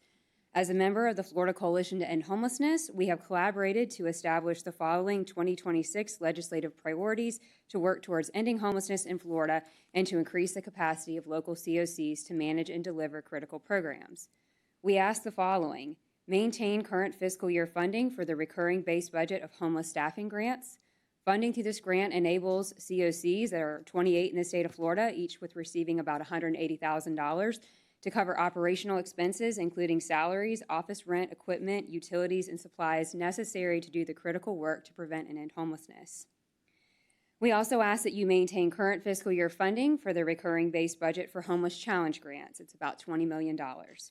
This flexible funding has enabled our community to prevent and divert folks from becoming homeless in the first place, as well engage in early intervention to help those experiencing homelessness quickly resolve their crisis so they don't become long-term and chronically homeless.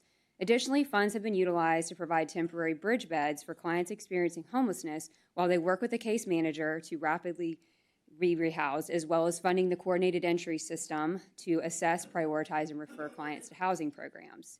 We also ask that you make the $10 million in non-reoccurring appropriation provided in fiscal year 24-25 for unsheltered individuals. These funds became available in response to House Bill 1365. In our community, these funds help bring mental health and substance misuse services to those experiencing unsheltered homelessness. Thank you, Centerstone, and help cover the operating costs of the Salvation Army Sarasota, providing those experiencing homelessness a safe place to reside off of the streets while they work towards an individualized housing plan. Housing is a solution to homelessness, and so we kindly ask that you appropriate all available affordable housing trust funds for their intended purposes.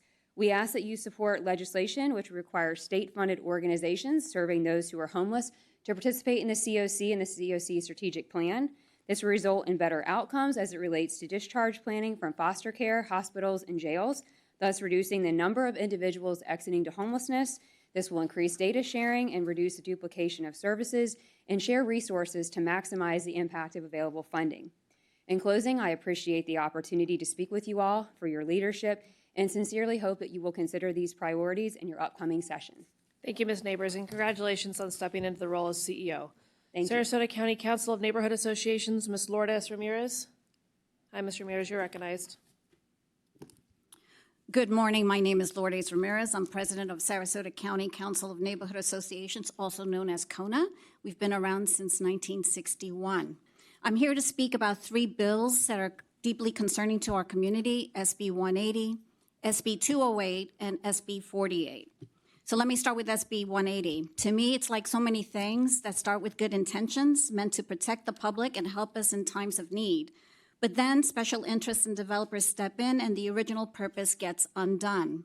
What we're seeing now is the result of that interference. When state government steps into local matters, it strips away our ability to plan responsibly. The outcome is poor planning, flooding, overcrowded roads, and now a looming county budget deficit. Every time a constitutional officer comes for more money, it's because of the cost of unchecked growth keeps rising in our community. I don't see an upside of letting developers do whatever they want, especially when it's at the expense of our neighborhoods. We keep hearing that SB 180 wasn't meant to have negative impacts, but if the legislature is aware of the harm it caused and the broad public opposition from both sides of the political spectrum, why are we seeing similar bills this year? Take SB 208. It would prevent local governments from denying or even delaying residential projects based on compatibility, meaning we would lose the ability to protect our neighborhoods from development that doesn't fit. It also blocks local government from requiring reasonable fees to offset the cost of reviewing and inspecting these developments. In other words, developers could push projects forward while the taxpayer yet again picks up the tax bill. Then there's SB 48. Originally, it allowed governments to have an option to approve accessory dwelling units to address affordable housing. But now it says it's going to change to it must allow these dwelling units with no proof that these units will actually be affordable. In coastal areas like ours, we know how the story ends. These affordable housing units become short-term rentals and Airbnbs. And there's nothing we can do to enforce that, and there's nothing it does to offset affordable housing. So I ask you, how can the state dictate planning decisions while our residents deal with flooding, infrastructure failures, and rising government costs? Our community is united in saying, please stop this interference in local land use. We urge you to fix SB 180, reject SB 208 and SB 48. Let the government, local government, the people who live with these decisions, protect our communities. And please give us back our freedom to do local planning. Thank you. Thank you, Ms. Ramirez. Operation Warrior Resolutions, Ms. Kendra Simpkins. You're recognized, Ms. Simpkins. Thank you for being here. Hi, thank you. Good morning. Chair and the rest of the delegation, I'm Kendra Simpkins Walsh, the founder and CEO of Operation Warrior Resolution. We're the leading mental health provider in this county outside of the VA. And the most veterans that we serve are right here in Sarasota County. And it's incredibly special for me to stand here in front of you today and express my immense appreciation for your support. We lost our facility in 2024 with the hurricane. And because of your support, we've been able to move into a new facility where we have a permanent home and can double our programming next year. We're on track to serve over 400 this year, so thank you so much for that continued support because our numbers keep growing and growing due to the need. This year, we need support to be able to expand our operations and provide more lodging for the veterans who come and stay on for 4 days to receive our clinical services. Our workforce project through the state has been incredibly successful, and we're doing something that no other organization is doing. When the veterans come in to receive employment training, we're providing them with mental health services so that they can be successful in the training and then successful in their employment. So thank you also for that support as well. Today we have a veteran that you've helped us support this last year. He is a fellow Navy veteran. He's a Navy corpsman, and he is here, Hunter DeCenti, to share his experience. Thank you, sir. You're recognized. Good to Chair, know we have a delegation. corpsman in the house. Chair, delegation, thank you guys for your time. I was a corpsman in the United States Navy for 8 years with multiple combat deployments to Iraq and Afghanistan. I wouldn't be standing here today without this program. I am immensely grateful for the services that you guys have given us and allowed us to give to others. I not only speak for myself, but I speak for the many veterans that I've sat through and watched their lives change immensely and through the care that they're receiving through this organization. It's an unbelievable thing what we get to do and what you guys have provided us the opportunity to do.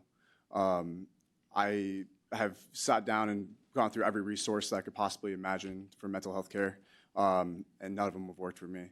Brain-based healing is the only thing that's ever done something for me, and I can speak for most veterans that have been through the program as well. It's the only solution for us that really seems to work. We have the efficacy rate of over 85% per patient, per veteran. It's a great time to really be there and feel heard, feel understood, and provide us with other opportunities that the VA may not allow us to get to immediately. Waiting 3 to 4 weeks to get treated when I can come have a phone call with somebody from my group is immensely supportive. So thank you for your time. Thank you very much. Representative Nix, you're recognized. First, Madam Chair, sir, as well as any other veteran that is in here and in Sarasota County, thank you, thank you, thank you. We have our very freedoms because of the blanket you provided. I'm very grateful for that. I want to take a special moment. We've met quite a few times, but I thank you for your heart and your passion for what you're doing for our veterans. It works. It's extremely beneficial, and I'm grateful that we're partnering with you, so thank you. Thank you very much. Next up, Florida Dental Hygienists Association, Ms. Christina Duran.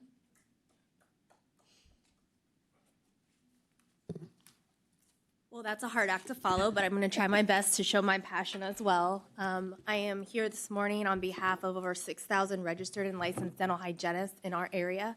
I'm the immediate past president of the West Coast Dental Hygienists Association, which serves Manatee and Sarasota County. I am also licensed in the state of Florida and work and live in Manatee and Sarasota County. I've been a long-standing member of the Florida Dental Hygienists Association, and the FDHA is committed to expanding access to high-quality dental care, and we are grateful for your ongoing support of our mission to ensure affordability, quality oral health services for all Floridians. For the 2026 legislative session, we respectfully request your support for legislation for dental therapy, a mid-level dental provider known as a dental therapist who would deliver simple and uncomplicated dental procedures. Dental therapists would receive the exact same didactic and practical education as dental students pursuing licensure in the state of Florida. Take the exact same double-blinded clinical licensing exams side by side with dental students on those like services. This model is already in place in many countries and currently in 14 U.S. states with proven success. Establishing dental therapy in Florida would substantially improve access to dental care across the state, particularly for underserved communities, and allow both public and private dental practices to extend their outreach. Dental therapists do not practice independently. They work under a contractual agreement with a licensed Florida dentist who maintains full authority over the scope of services provided and determines the level of supervision for each of those allowed services. This need is urgent. Florida currently has the highest rate in the nation of emergency department visits for non-traumatic dental issues among children under 14. In 2024 alone, those visits cost nearly $1 billion. In most cases, patients visiting the emergency room for dental pain are prescribed antibiotics and painkillers and are then sent away to go see a dentist that they may not even have or have access to, because no one in the ER is qualified to deliver treatment which is necessary to treat dental pain and would rid them of their dental pain. So they are sent away to see a dentist that they don't have in the first place because they cannot access or cannot afford to see a dentist. Dental therapists would give these families another path to real treatment, not just temporary relief. I respectfully urge you to support dental therapy legislation and help ensure that every Floridian has a fair opportunity to access essential dental care. Thank you for your time, consideration, and service to the state of Florida regarding this. I'm very honored to speak in front of some of you again for multiple times, and Representative Nix, I'm happy to speak in front of you the first time. I look forward to seeing you guys in Tallahassee. I'd like to close with, I do think this is a multifactorial concern with a basis in oral and systemic health, but it also would affect community, cost of living, financial quality of life, and health and wellness, which I know is very important to the state of Florida. Thank you, Mr. Ann. And Representative Buchanan, you're recognized. Thank you, Madam Chair. Thank you for that presentation. I actually ran a dental reciprocity bill that would apply to hygienists and doctors. This was a number of years ago. Because we had a shortage at that time. So that is real. My question for you, is there a bill filed as it relates to this issue? There is a bill currently sponsored by Representative Cheney. It is House Bill 363. We are looking forward to the 2026 legislative year. We've worked really hard on the off time to kind of strengthen some bonds with some other organizations, really meet grassroots and see what the maybe unintended conflicts may be. And we really strongly believe as dental hygienists that we could step into this need and help address it. Who's running it in the Senate? We don't have a Senate bill sponsor this year, not yet. So if you have any friends that are interested, send them my way. We have one. Well done, Mr. Ann. He's not here. Convenient. It's that easy. Yeah, but I do look forward to seeing you guys. We're going to be coming up in Tallahassee January 29th this year. So, all right. Thank you for your time, guys. Thank you, Mr. Ann. Next up, Florida Neuropathic Physicians Association, Ms. Sarah Sullivan. You're recognized. Hi, everybody. Thank you so much. My name's Sarah Sullivan, and I'm here to respectfully request your support for a bill that's going to come before you, HB 223, which is a bill to legalize naturopathy, also called naturopathy, here in Florida. And I am a patient of naturopathic medicine. I'm 36, but in my mid-20s, I fell sick with mysterious chronic illnesses that no conventional MD or specialists in our area could figure out what was going on. But thankfully, my mom, as moms do, searching for answers, found a naturopathic doctor out of state in Washington, D.C., who was able to help me. And we worked together for many, many years. And now, all these years later, I'm back to good health. But I didn't know anything about this issue until the issue as it relates to Florida until a few years ago. Naturopathic medicine doctors go to 4 years of medical school. They study anatomy, physiology, pharmacology, but they also study nutrition, herbal medicine, homeopathy, movement medicine, and have kind of a big toolkit of things that can support patients. And so for that reason, they end up often mostly supporting patients who have been kind of left behind by the conventional system or who have kind of mysterious or chronic conditions like I had. And amazingly, Florida was a world leader in naturopathic medicine 100 years ago. And we were one of the first states in this country to license naturopathic doctors. And in the years since 1930s, 26 states have licensed them, and in the other states it remains unregulated. But Florida's a special snowflake now because in 1959, the Florida legislature voted to stop issuing new license to this profession, but it kept the regulation on the books. So the law for the last 70 years has said naturopathic medicine can only be practiced with a license, but there are no licenses. So in effect, there's a total ban and total regulation, and we're the only state in the nation where naturopathy is a felony. This became important to me because 2 years ago, I met my fiance, who just happened to be a naturopathic doctor out of Seattle. I convinced him to move here to Florida to start our lives together, and he said, "Baby, I'll do that, but the only thing they teach you in medical school is don't move to Florida." And I said, well, let's work to change that. And this March, we hosted a rally in Tampa to legalize naturopathy. 200 people came from all across the state. I can tell you that people are interested in forms of natural medicine. We obviously have a physician shortage. We have doctors here who are qualified as physicians in other states, but are in hiding here, working at best as health coaches or in other ways to try to make ends meet, but are living kind of in the shadows. So I would love it if in the free state of Florida, during a physician shortage, when there are many, many patients who are sick with chronic illnesses, if we could maybe bring these good doctors out of the shadows and find a way to bring more Floridians back to health. So thank you so much. Thank you, Ms. Sullivan. Representative Buchanan, you're recognized. Madam Chair, I have a question. What is the general scope? Are they able to prescribe? The scope varies in the 26 states where they're licensed. The scopes vary. There are some states, so they do all. So there's 5 medical schools in the United States. They do all study pharmacology, and they're in their board exam have to obviously be tested on pharmacology and whatnot. Whether pharmacology is included is state by state in the 26. Some have it, some don't. I would say their primary way that they interact with pharmaceuticals is to say how they might interact with a nutrition protocol, with herbs, or with deep prescribing. But anyway, few states, the primary ones are Oregon and Washington State, where there's pharmacology. Newer states don't have any prescription authority, and this bill has no prescription authority. So basically, it's just looking in this state to allow naturopathic doctors to be able to diagnose and treat disease, which is obviously the definition of medicine, and they would use herbs, nutrition, movement to help treat the disease in Florida. That's the proposal. Thank you, Ms. Sullivan. Next up is Stand for Health Freedom, Ms. Bailey Kukendall. Is not here. Global Wellness Forum, Ms. Amy, Villela McBride, Thank you.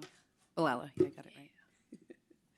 Thank you so much for hearing me today. My name is Amy Villela McBride. I'm the Executive Director for the Global Wellness Forum. We're a nonprofit health freedom advocacy group. And I also come here today not only as a health freedom advocate and policy maker, but as a mother of 4 children. Medical freedom is incredibly important to me. Back on June 13th in 2019, in my former state of New York, that right was taken away from me and my family.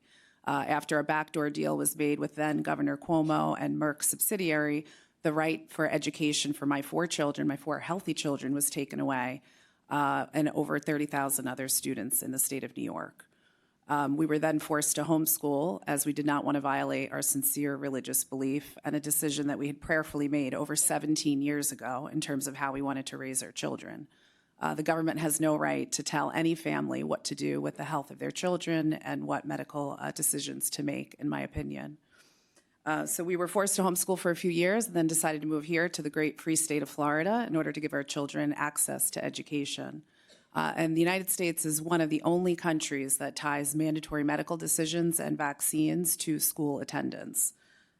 This is done here in the United States, but not in many other countries. In many other countries, such as the Netherlands, Japan, Sweden, Finland, Norway, routine childhood vaccination is actually voluntary, and it does not affect uptake rates. In these countries, they have over 90% uptake rate.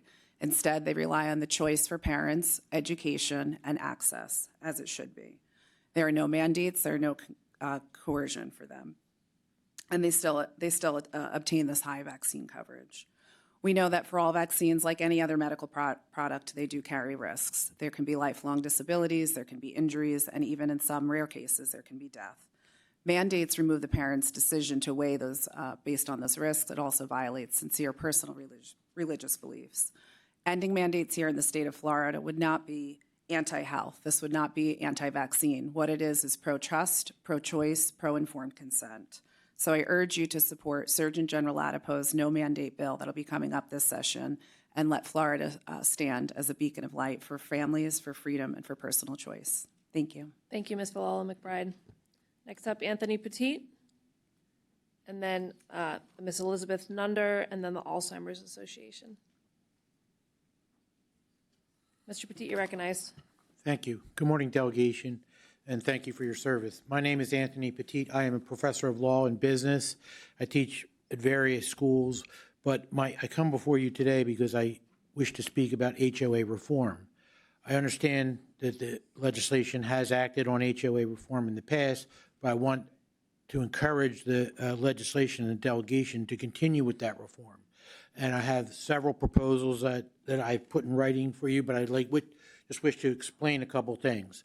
HOAs are creatures of the state. So the legislature created them, therefore you regulate them. As I have, based upon my involvement with HOAs, have seen, it is a form of self-government among residents, which is a good thing, but what has happened is some of the laws that are in place have been abused and they're hurting people in the community. That's not everywhere, but statistically, HOAs account for 67% of our residents in the state, so it's a large population. The proposals that I wish to start with are a balance of power. So if you were to take a triangle and look at it as the top, they would be the shareholders or the residents, the homeowners. Then you have your board of directors, and underneath that you have your officers, which take care of the day-to-day affairs of the HOA. But the way the current statutes are written, the board has a lot more authority than they do, than they should, and there should be a balance of power where just return a little bit of power back to the residents. I have been involved in several litigations, several mediations, and now I'm involved in the legislative process. So my proposals are very simple, okay? Continue with the self-governance aspect of the HOA, except promote more balance of power. One of those things that I propose, and it's an A in my submission, is to let all claims and disputes be decided by mediation. Now, the mediation process is a voluntary process. It's been around for quite some time, but that process is abused. How is it abused? Because residents, many who are seniors, cannot afford to go to mediation. The last mediation I was at cost $8,000. So and the attorneys and the insurance companies involved use that as a weapon to beat down on the residents. Another reform I wish to propose is currently there's a cap of $50 a day for 10 days for records requests. I would ask that cap be raised, if not be unlimited. And the reason is because if you have an HOA who has $500,000 budget, $500 is not a lot of disclosure. Is not a lot of a penalty to prevent that type of a closure. And I would just refer you to the rest of my comments. Thank you for your Mr. time. Petit. Representative Buchanan, you're recognized. Thank you, Madam Chair. Mr. Petit, thank you for the presentation. We will have an HOA package this session addressing some of those issues. So I would like to get with you, and I'll also connect you to the bill sponsor so you can be a part of that conversation. I appreciate that because I started my process a little bit late, so I wasn't able to have it. So I would like to participate in that and be a part of the process, the solution, not a problem. Yeah, one of my team members is here. I'll have them find you. Okay, great. Thank you very much. Thank you, Mr. Petit. Thank you. Ms. Elizabeth Nunder, Corvus Nunder, you're recognized. Good morning, Madam Chair. Excuse me, Mr. Nix and Mr. Buchanan. How are you? Great. You have an envelope, and I want you to look at the last page. That is something that is happening all over the state. First of all, my name is Elizabeth Cuevas Nunder. I am the Florida Chair for Legislative for the National HOA Reform. HOA in the state of Florida has become a serious problem on the issue that HOAs, people coming from other states, they want to make their own rules. And when they do that, they really go after. I became a victim after 36 years of building my house, never had any issues. A neighbor moved in and he didn't like my political standards or my religious standards, and he used to weaponize the HOA against me and my family. Consequently, I requested 3 times a fence that I was entitled to, and they denied. That fence cost my husband and I near $170,000 in legal fees. That is a disgusting behavior. Now, behind that issue is this law firm, iCard Merrill, is the one that has been really doing quite a lot of damage to my community. Next to me, I have, come here. I have Bob Garapola. He is a veteran, but he's 91 years old that has been abused, and you have the paperwork that you have is on his. Good morning, everyone. Yes, as she said, I am a veteran and also a veteran of 32 years as a continuous resident of Sarasota. Over time, I've seen in my community of Huntington Point, which now has a reputation as a situation, or as they say, it also has a reputation as being a place, however convenient to live, with stores nearby and so forth, but also a place where it is no longer a community. We are now paying $48,000 among 202 residents. Each time we get a new and more expensive manager, just coincidentally, they seem to find, and only among elderly people in the community, more and more infractions, and that justifies their existence.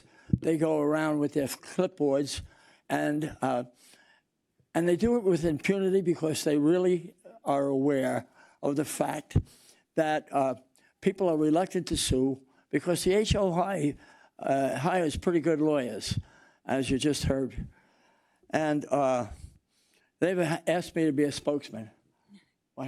I get talkative, I'm sorry. No, thank you, Mr. Capello, and thank you, Ms. Elizabeth Cuevas. I just wanted to alert you that last night I had the opportunity to speak. He called me, David Miller. He is the legislative for Porras, and he's aware that you will be co-sponsoring the bill. God Thank bless you, Ms. Nunder. Thank you. Next up, Alzheimer's Association, Mr. Skip Cohen.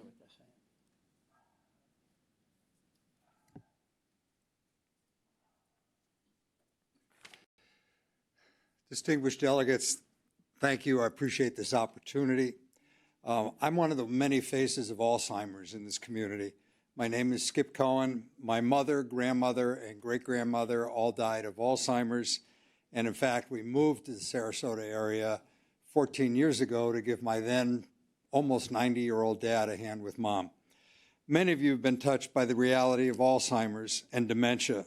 There are over 580,000 Floridians who are living with Alzheimer's right now, which includes an estimate 20,200 right here in Sarasota County, which is just over 12% of our 65 and over population.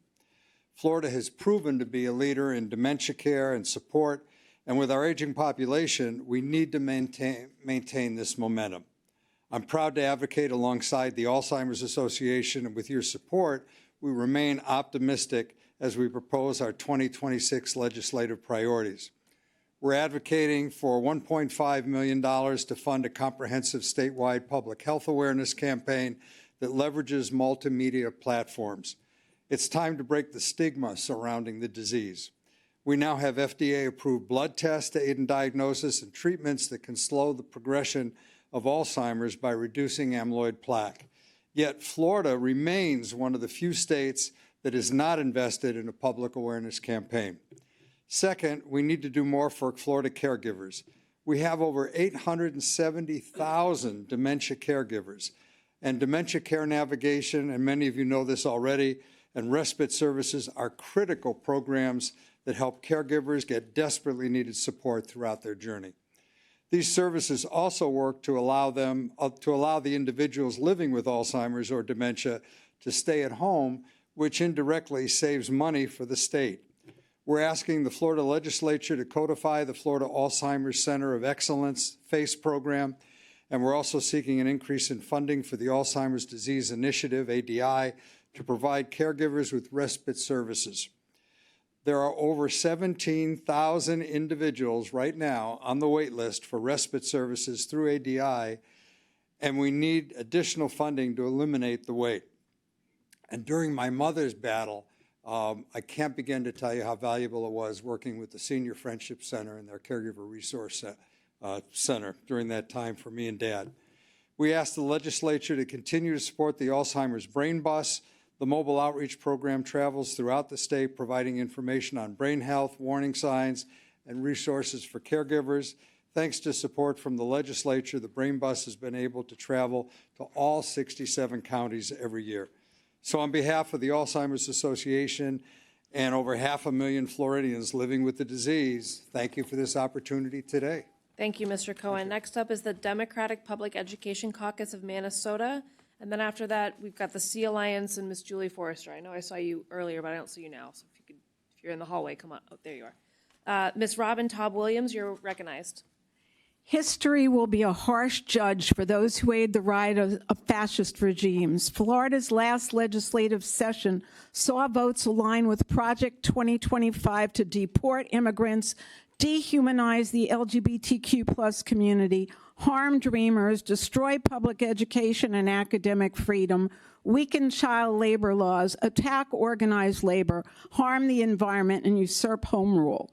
It's not irreversible. During the 2026 legislative session, repeal the Trump Act, repeal voucher legislation costing public schools $5 billion this year, stop Heritage Foundation Phoenix Declaration propaganda in our schools, co-sponsor SB 424, repealing the disastrous Schools of Hope scheme you unfortunately voted for, and undo the damage. Co-locations like having Verbo making big bucks renting rooms in your own home while you get stuck paying the mortgage, utilities, maintenance, healthcare, and food for squatters. It's not coincidental that language for this public theft legislation came from Citadel billionaire Ken Griffin and his friends at New York's Success Academy's lobbyists after donating over $28 million, helping the Florida GOP retain State House and Senate seats. Along with the theft of public school buildings and services, the Success Academy also wants to loot taxpayers for $50 million in startup costs and an extra $5,000 per pupil annual bonus. SB 2510 permitted charters to set their sights on any public school with unoccupied seats, no matter where and no matter its rating. Enrollment's down not because of any fault of the public schools, but due to previous anti-public education schemes, including vouchers and charters, anti-immigrant policies, the high cost of living, and the declining birth rate. In Sarasota, we've many schools supposedly underutilized by current calculation methods and subject to expropriation by charters. While leeching money on services from public schools, they'll no doubt have the spare cash to spiff up parts of buildings they occupy to entice more public school students into their grip, with the ultimate goal of shuttering public education entirely. Preserve and fully fund our underfunded Sarasota public schools. Don't let their takeover by charter school grifters. No Schools of Hope Trojan horses. We have hope. Hands off public education, a key pillar of democracy. Repeal co-location by supporting SB 424 and sponsoring a House companion bill.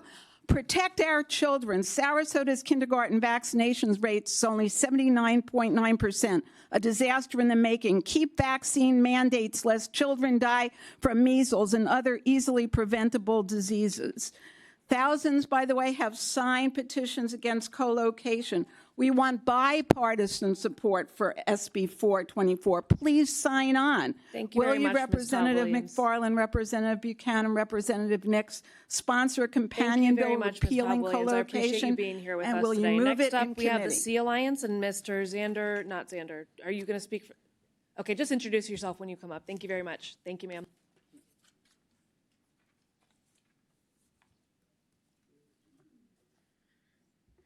Good, still morning. My name's Sebastian Martinez. Xander was unable to make it, but he sends his regards. I'm the statewide organizing coordinator with the Sea Alliance. We're a youth-led, multi-generational movement that organizes thousands of students, parents, and educators across Sarasota and across the state. And I'm here today because the families that we work with are deeply concerned about the direction of public education in Florida. And they want their delegation to work with us and to act. I want to focus on one issue that has become urgent, as y'all may know, with Sarasota families, is the issue of Schools of Hope and the practice of co-location with no guardrails or oversight. Because of the recent rule changes by the FLDOE, the state now allows charter operators to take over spaces inside traditional public schools with minimal notice and almost no community process. Families across Sarasota have been calling our team every week asking what's coming next. They're worried that their schools can be handed over with no vote, no hearing, and no accountability. Schools of Hope began as operators coming in to help what was defined as consistently low-performing schools, and they'd be able to open a School of Hope off campus, and parents would be able to use school choice to go into those schools.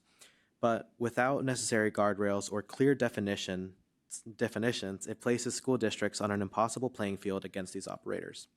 Co-location doesn't protect students. It doesn't have a track record of stabilizing districts, and it does not respect families or the over 80% of Sarasota voters who voted to pay more in taxes to fund our school district and its programs. It creates two schools inside of one building with two sets of rules, two cultures, and divided resources. It strips parents of their voice and undermines the basic promise that local communities should guide the future of their public schools. This is why we're asking that every member of this delegation to support either newly filed legislation or work within the legislature that would end co-location for Schools of Hope with no oversight and no guardrails. This proposal restores transparency, restores local decision-making, ensures that for-profit charters aren't profiting off of our tax dollars at no cost, and restores the expectation that major changes to a school must involve the people who learn and work there every day, that being students, teachers, and parents. Ending co-location is not a partisan position, it is a community position. Sarasota families are not united by party when they call us. They're united by the desire to protect their children's schools. They want stability, they want predictability, and they want the legislator to fix a process that has caused chaos across the state. We know the session will be difficult. We know education will be used as a political tool. However, our delegation has a chance to do what families in Sarasota have been asking for. You have the opportunity to say that the future of our local schools should be shaped in open meetings with real hearings, with public input, and with respect for the communities that rely on these schools every day. Thank you so much for your time. Thank you very much, Mr. Martinez. Next up, Ms. Julie Forrester. Ms. Forrester, you're recognized. And remember, I would just like to update everyone. We're coming right up at noon. The county has graciously extended our time in this building until 2 o'clock. At our current pace, we have 20 minutes left at the end of our agenda for public testimony. So public testimony beyond our scheduled speakers will be limited to 1 minute. Ms. Forrester, you're recognized. Thank you. Good morning. My name is Julie Forrester, and I am here today as a Sarasota parent and voter who cares deeply about public education. As a parent, I believe we need to redefine what parental rights in education means. It should mean we care about every parent's right to send their child to a high-performing, adequately funded public school. I'm grateful that Sarasota offers real choice options. My oldest son was able to choice into Philippi Shores, where he is thriving. That is what true school choice looks like, choosing among excellent public school options in a well-resourced district. But right now, our district is facing a budget crisis that threatens the identity of Sarasota, right? A lot of families moved to Sarasota because of the excellent public schools, and that was actually one of the reasons that I decided to have a family here. They are the backbone of our community. Instead, the term choice is being used to justify diverting public money to profiteering charter operators as well as to private institutions through universal vouchers, often to families who are already able to afford private school tuition. Even worse, millions of dollars in voucher funds were claimed by families whose kids ended up attending public schools anyways, resulting in taxpayers footing the bills not once but twice. Then there's the Schools of Hope law, which represents the single greatest existential threat to public schools I've seen in my lifetime. People have already mentioned what this law will do, but I want you all to imagine if Home Depot got to sell their merchandise out of Lowe's storefront, while Lowe's had to cover the electricity, the security, the building maintenance, the transportation of the goods to the store, and then Home Depot got first dibs to buy the building when Lowe's went under. We all know what would happen, right? Lowe's would close and Home Depot would end up owning the lot. That is exactly what is about to happen to our public schools if this law stands. Last November, 84% of Sarasota voters approved the schools district's millage referendum. That was a clear bipartisan mandate. Your constituents clearly said, we will invest in public education. Now we are asking you to do the same. So today, as a parent and as a voter, I'm asking you to stand with us. Support legislation to end co-location and repeal the most harmful parts of the Schools of Hope expansion. implement real accountability and guardrails for voucher programs, and fully fund our public schools so that we can restore the meaning of parental rights in education to mean that every family has the right to send their child to a great public school. Thank you. Thank you very much, Ms. Forrester. Humane Society of Sarasota County, Ms. Connie Boros. Thank you. And hello, everybody. So again, I am Connie Boros. I'm the new Executive Director of the Humane Society of Sarasota County, and it's an absolute pleasure to be here with you today and share how our organization can be a resource for you and your constituents. So the Humane Society of Sarasota County was founded in 1952 as Sarasota's first nonprofit animal welfare organization, and today we're proud to be the area's premier no-kill shelter, finding homes for every adoptable animal in our care. Our current save rate is over 97%, reflecting both our commitment but also the compassion of our community. But with that leadership comes responsibility. And Florida is ranked as one of the worst states in animal welfare, ranking anywhere from 4th to 9th, depending on what study you read. And a lot of that has to do with intake rates compared to the number of animals that leave alive into homes. So we believe we can and must do better. And that's why we, as the Humane Society of Sarasota County, launched our Together Assisting in Life-Saving Services program, affectionately called TAILS. And through TAILS, we partner with other shelters across Florida to share our expertise, training, and resources, helping them strengthen their operations, improve medical care, and reduce the euthanasia rate. And we're seeing real results. We're seeing increased vaccination and health screening at intake, which is reducing disease and improving adoptability, enhanced shelter conditions, shorter lengths of stay, and the implementation of TNVR, Trap, Neuter, Vaccinate, and Return, which is reducing the feral cat population. And it also makes communities safer. Notable fact, one unaltered mama cat and her babies over the course of 7 years can produce over 400,000. Yeah, I appreciate the eyebrow raise. Thank you. It's late in the morning. So that is part of the process. It's not just about adopting animals out, it's preventing them from coming in the door. So this collaborative model works. To keep it short, we're asking for $312,000 in a state appropriation to be matched dollar for dollar so that we can continue to collaborate and improve the outcomes in our communities. So with your partnership, we can accomplish that. I invite you to tour the Sarasota Humane Society to see firsthand how we're saving lives, and together we can give every animal the chance it deserves and make you and Florida proud. Thank you for your consideration. Thank you, Ms. Boros. Stephanie Sifrit, and then Molly New, Fredrickson, Zarahados, Farley, McKinnon. Ms. Sifrit, you're recognized. Hello, everyone. Please hear me. Dear reps and senators, we noticed there's not one here today, but thank you very much for your service and all the work that you do on the Hill. We've been up there talking to you, and we see what you do. It's busy. When my 85-year-old mother, was in the advanced stages of dementia, she was placed in a nursing home by a hospital, had no choice where she went. She was assaulted by an employee while in isolation. Nursing home lobbyist Bisu Ikli works for the nursing home industry, and she pitches that people can choose where they want to go. My mother did not choose where to go. Before she left the hospital, I asked the facility 3 times to allow me to install a camera, to which they denied my request every time, stating that the employee's privacy mattered more. Where does an employee need privacy in a patient's bedroom or home or another person's life? They have it in the bathroom, but not in my room. I am here to ask you to please fight. This is the 5th year that we are advocating for all of you. We need you to fight for the patient, to have the little bit of more control to say, if I want to forfeit my privacy so that you, my family, can watch and protect and advocate for me, that's my right. It's my home. Rep. Barnaby is quoted from the February 20th subcommittee meeting that we both testified at, that he said it is their home. They live out their days there. Even Rep. Barnaby knows this is their home and they should have that right to install a camera on themselves. We know that there is an anticipated bill from Garcia and Plasencia now. They are trying to edit out the audio portion. Please speak to them. We need this bill to pass this year because people deserve the right to protect themselves. My mother did not get to self-defend, self-protect, or self-advocate, but the facility did by saying no cameras here.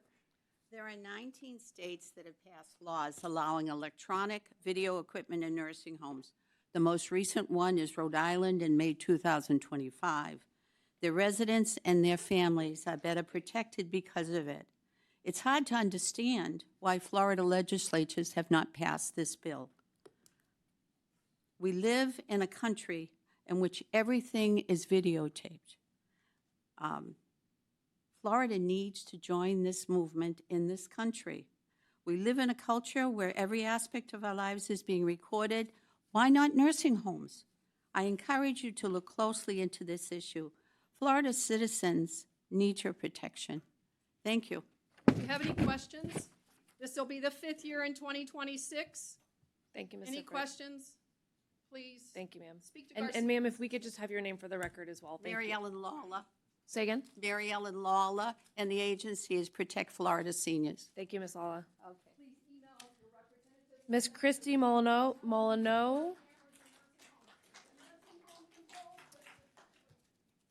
Thank you, ma'am.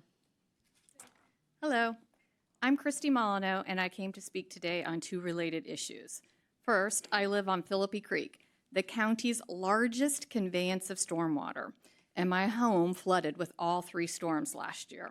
Since then, I have been working with other homeowners to get Philippi Creek dredged, which the county is about to start dredging a 50-foot channel down the middle of the creek. The Philippi Creek Coalition that I am a part of, we refer to this as a Band-Aid fix, since there are areas of the creek that are over 300 feet wide, and there are areas of the creek that you can walk across. One of our members, he actually has to go out and mow it. Fortunately, our fantastic county commissioners have instructed staff to also look at a plan that would clean up the entire creek. Not only would this alleviate flooding, maximize stormwater capacity, and restore stormwater drainage, but it would improve water quality reaching the bay. The county has applied for funds for their current dredge project.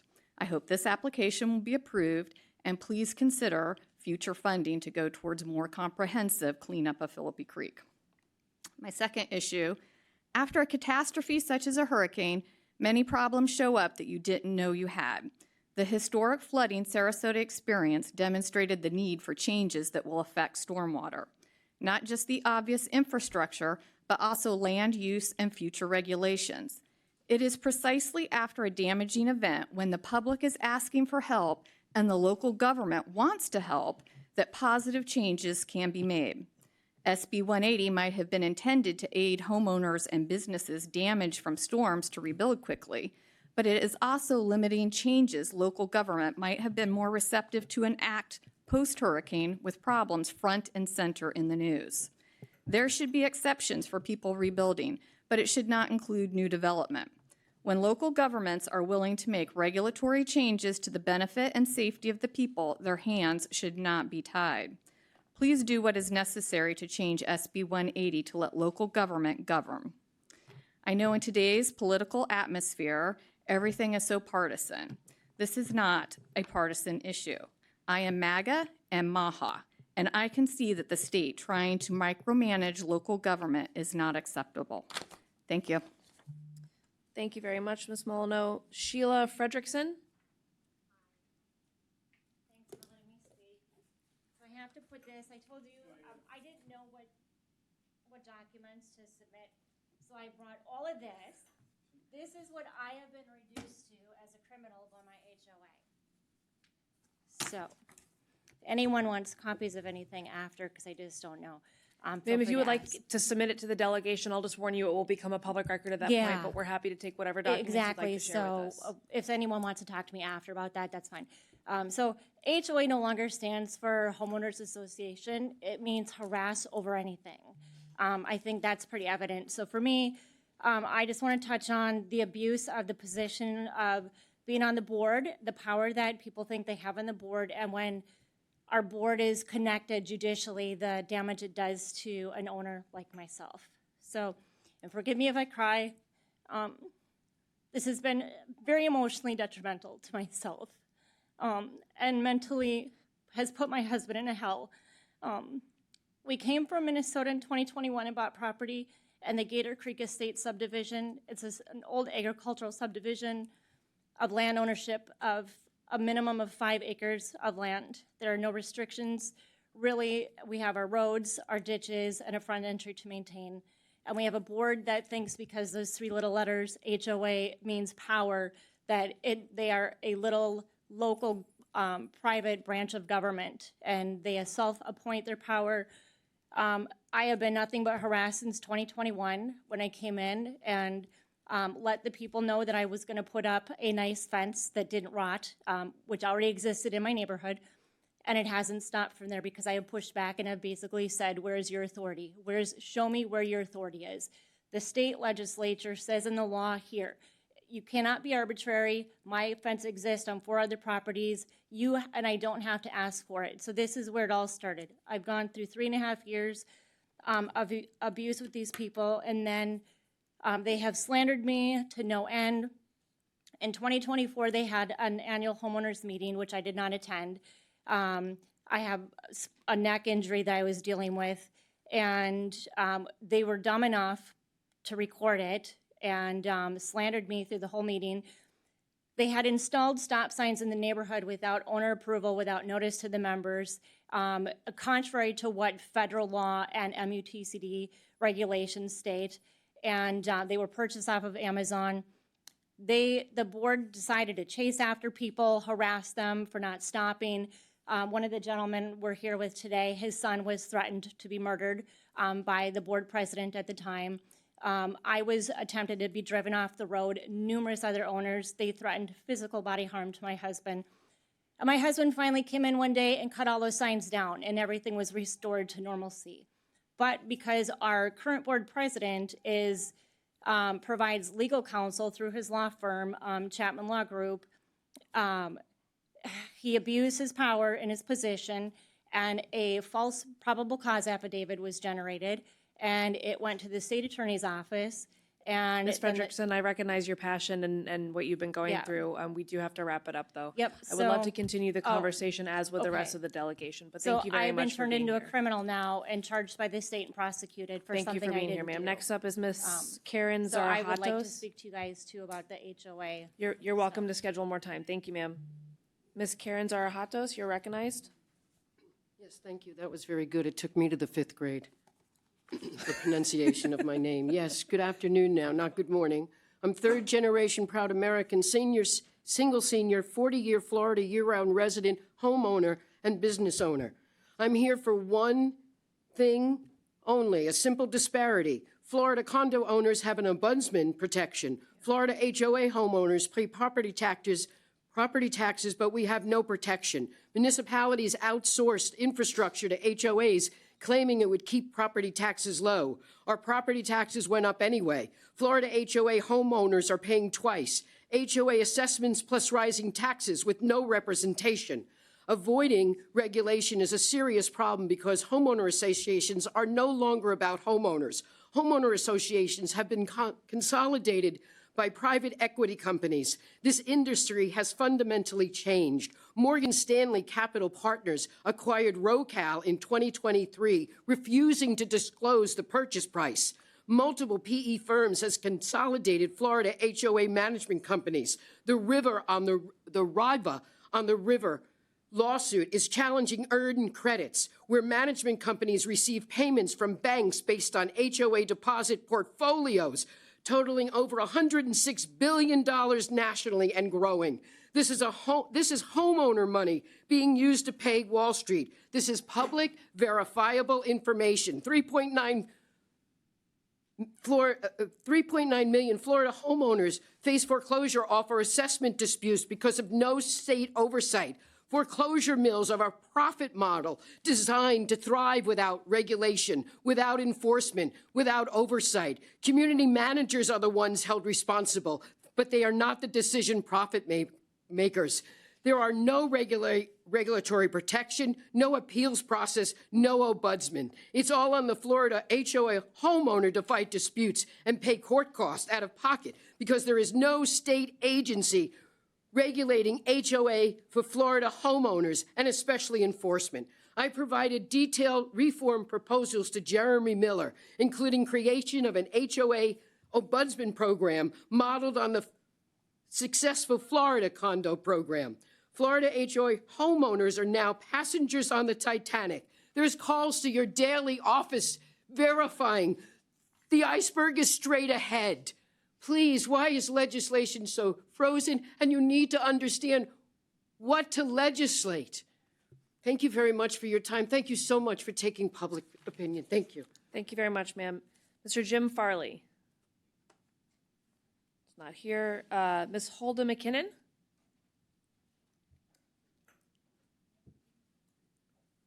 Hi, Ms. McKinnon. It's good to see you again. Yeah. Good morning. My name is Hulda McKinnon. This is my daughter, Nadia McKinnon. And I'm here to talk about the people with disabilities. My name is Hulda. Again, this is my daughter, Nadia. Nadia has cerebral palsy. She has grand mal seizures. She wears diapers and needs assistance with all of her daily living. Nadia is on the APD, Agency for Persons with Disability, CDC Plus program, Medicaid waiver, and she's been on the waiver for 20 years. Of those 20, 10 of those years have been on the CDC Plus. We love the CDC Plus Consumer Direct program because we are able to keep Nadia at home with her family. We can make choices about Nadia's caregivers and who and where she chooses to live. Our support coordinator is Kathleen. She's very important to our family. She assists Nadia with her paperwork for her Medicaid and dental and Medicare services. Kathleen comes to visit Nadia at home, and even when Nadia was sick in the hospital. She knows our family, and because she's aware of all Nadia's needs. Without the Consumer Direct program for Medicaid waiver, we feel Nadia would have to be placed in a group home. And we would love to just keep Nadia at home, and we would love for her to have the choice to stay on the Consumer Direct program waiver. Please, thank you so much for listening to us. And I also have other families and other people with disabilities here today to share their stories. And we thank you so much for your support. Representative Buchanan has a question for you, ma'am.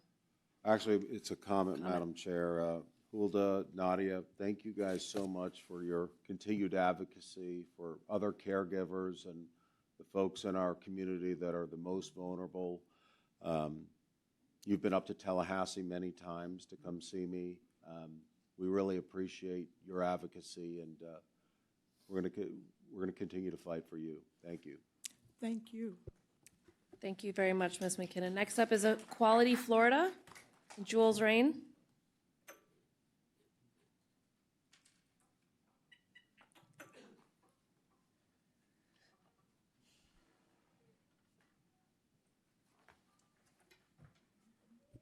Good afternoon. Thank you, Madam Chair and fellow delegates. My name is Jules Rain. I'm a community organizer with Equality Florida, the largest LGBTQ civil rights org in the state.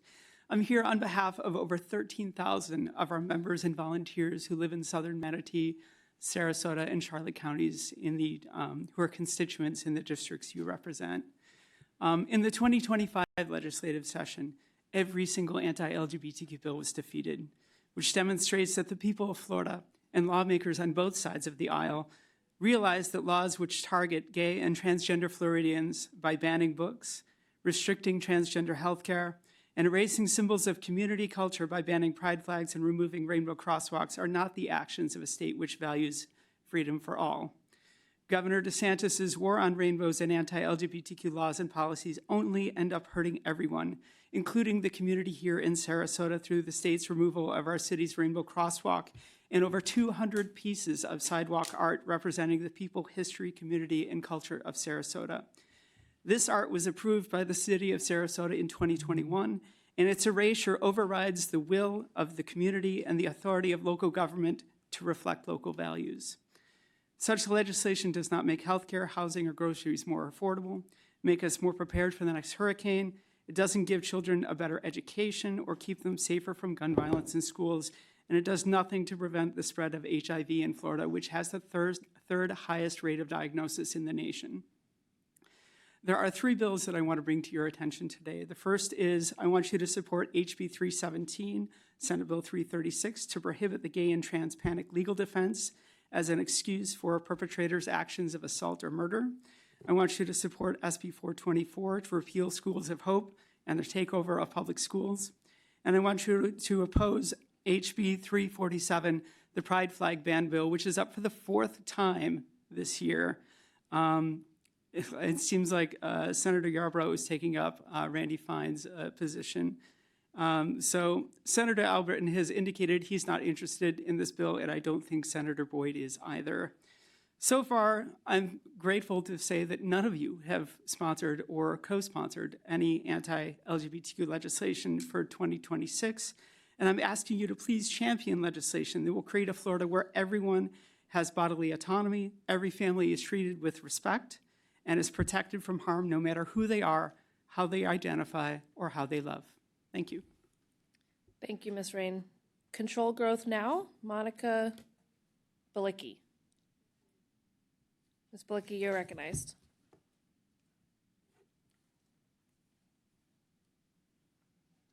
Good afternoon. Thank you to our legislative delegation for giving us the opportunity to voice our myriad of concerns, both from the giving profession, the helping profession, as well as the governing professions. My name is Monica Balicki, and beside me here is Cheryl Cook. Both of us are board members of the organization called Control Growth Now, an organization that has been active in Sarasota County for the last 36 years. Today, we are representing our board and the members of our organization to oppose Senate Bill 180 in its current form. Control Growth Now is a nonpartisan civic organization that advocates for integrity in government. We advocate for governing bodies to strike a balance with developers to responsibly protect our neighborhoods, the environment, and issues like traffic mobility, as well as to protect us taxpayers from undue burdens by making growth pay for itself. Over the last 30 years, we have faced significant challenges as we continue to see a strong push by development interests to weaken or eliminate reasonable planned controls on growth created by local governing bodies and its citizens. We have seen our beautiful county grow at such an unprecedented rate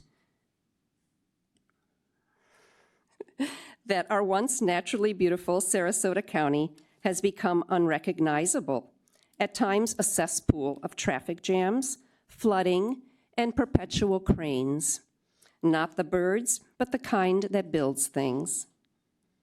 Last year's Senate Bill 180, in what is now Section 252.422 of the Florida statutes, prohibits local governments for a year after a broad storm-related event from amending their comprehensive plans and other ordinances in any way that would be more restrictive or burdensome on builders and developers.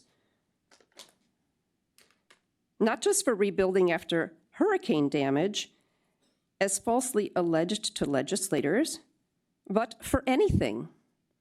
That includes, for example, improving wetland protections, as recently attempted and stopped by this law in Manatee County. In addition, SB 180 gives rights to builders and developers to sue, to block such ordinances and recover attorney fees. How are we supposed to govern our cities and counties with a law like this? We respectfully request that you restore home rule to our city and county commissioners for good growth management. As legislators, it is your job to serve the valid interests of your constituents. Please repeal this poorly written law. Thank you very much. Thank you, Ms. Balicki. Mary Ginley, and then Becker, Mazita, Gottsman, and Timmerman. Ms. Ginley, you're recognized. Good afternoon, and thank you very much for allowing me to speak. I was going to ask you if you've given a lot of thought to how the schools of hope will affect our children, all our children, but especially the kids who are going to share their cafeteria, their playground, their gyms with another school. The kids who are already not getting everything they need because the budget's so tight. I just don't understand why. It was so impressive to find out the commitment you've had to so many organizations, but it scares me whether you have a commitment to public education. I'm afraid, and I can't believe I'm saying this, that you don't care how schools of hope are going to affect our public school kids. I think I've been too naive. I really did believe that people making laws on school policy had the best interest of all the children until now. Is it true that most legislators care more about big business than little kids? Is it true that they're more accountable to lobbyists who take good care of them than to the constituents who've had their good interests at heart? Is it true that there's a master plan to destroy public education? I don't know. Is it crazy for me to ask you to support SB 424 to repeal Schools of Hope? Our public schools are hanging on by their fingernails. They're being asked to do more and more with less and less money. And you have the audacity to pass a law saying these schools need to share their buildings, their cleaning services, their communal spaces, their playgrounds, everything they have, with for-profit charter schools who get all this for free? I can't believe it. Yesterday, I watched the memorial service for Jane Goodall at the National Cathedral. Jane once said, "We have the choice to use the gift of our life to make the world a better place, or not to bother." If you aren't going to bother to make it better for kids, at the very least, please don't make it worse. I thank you. Thank you, Ms. Ginley. Mark Becker? Mr. Becker, you're recognized. Afternoon. Thank you very much for taking your time to communicate with us as members out here in the world. Also, Mr. Buchanan, I saw you down there, Loveland. Thank you for that. I'm with Alderman Connor's situation. I have a daughter that has cerebral palsy, 41 years old, and we've been in the MedWaiver program since it was instituted. And as a father, recognize and sees how it has been one great program that a lot of people want to get into. And you have the boots on the ground, which would be the coordinators, the owners of the staffing, and also they bring us items, ideas, and ways of navigating the journey that we have with our children to not only survive in life, but thrive in life and also enjoy their life. And first of all, I want to thank you for the money that has gone for that. And I'm just on the part of let's keep this program alive. We know that other things are coming in there, and we get that. But the program that we are in has had great work into it. We know that we need people to come into our homes, to communicate to us directly, help us to get the funding we need for therapies and the other items she needs. My daughter just got herself a wheelchair, which she was very excited about. So I'm asking if you would just really look at the part of funding this program adequately, because our coordinators go for higher education. It should reflect on that for them, that their pay so that they can serve their families correctly, and then also the everywhere in life, we need hands-on, and you hear it a lot of times from plumbers, electricians, the whole 9 yards, and there's a lot of things for you all to absorb in these meetings in 4 hours, which is astounding to me. But so I ask you just to really give some thought in this to increase the funding for that KEEP MedWaiver.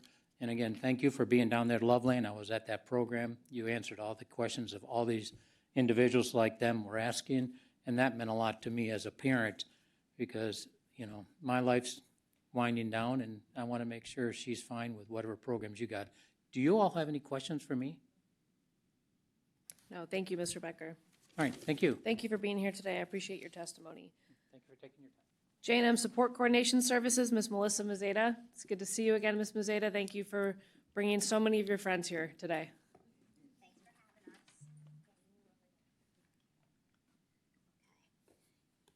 Thank you. Good afternoon. You know, as I was driving in today, I was thinking about what a effective and noteworthy delegation you guys are, and how seriously you take your jobs, and the interest that you guys have all expressed with people with developmental disabilities, and I really appreciate that. We all do. There's a number of us who are here, especially with the amount of local and statewide issues that you guys have to address, so I appreciate that. Developmental disabilities are different than just general disabilities. It's a very small segment of the disability population, and the Agency for Persons with Disabilities only serves people with developmental disabilities. It actually would be more aptly named the Agency for Persons with Developmental Disabilities. And I know that you guys have heard from some of your constituents that they have concerns with the managed care pilot, the ICMC, and I have no doubt that there's going to be some people that are going to really benefit from the managed care pilot.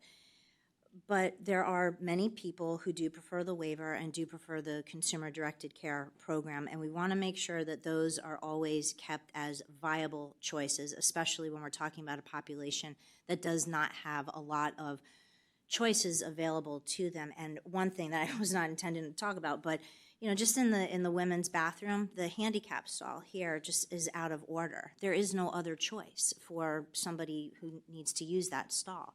And that kind of is reflective about what goes on in general with this population, the limiting of choices. The foundation of the waiver program is the support coordination service, which is what I provide. And it's the only mandatory service. And we do have some issues with onboarding, and in your binder, there's a one-pager in there for you guys to read at your leisure that talks about the crisis and talks about some solutions and just gives you some idea about what we have been facing. And when you have strong support coordination, you have a strong foundation, and that is crucial to this program. I know that legislators are lobbied often by managed care and many other interests, but I do implore you to listen to the lobbyists for the waiver program and the CDC program, which are the families and the clients of this program. APD has had its struggles, but the waiver program has been around for 32 years, and it should be supported. We want to make sure that we keep it a viable option. We have a new director who's very hands-on and very engaged, and he is in Sarasota today. I will be getting together with him after, and he's going to be meeting with a number of families. This is a very special community, and the waiver is about living a life with purpose and meaning and one with dignity.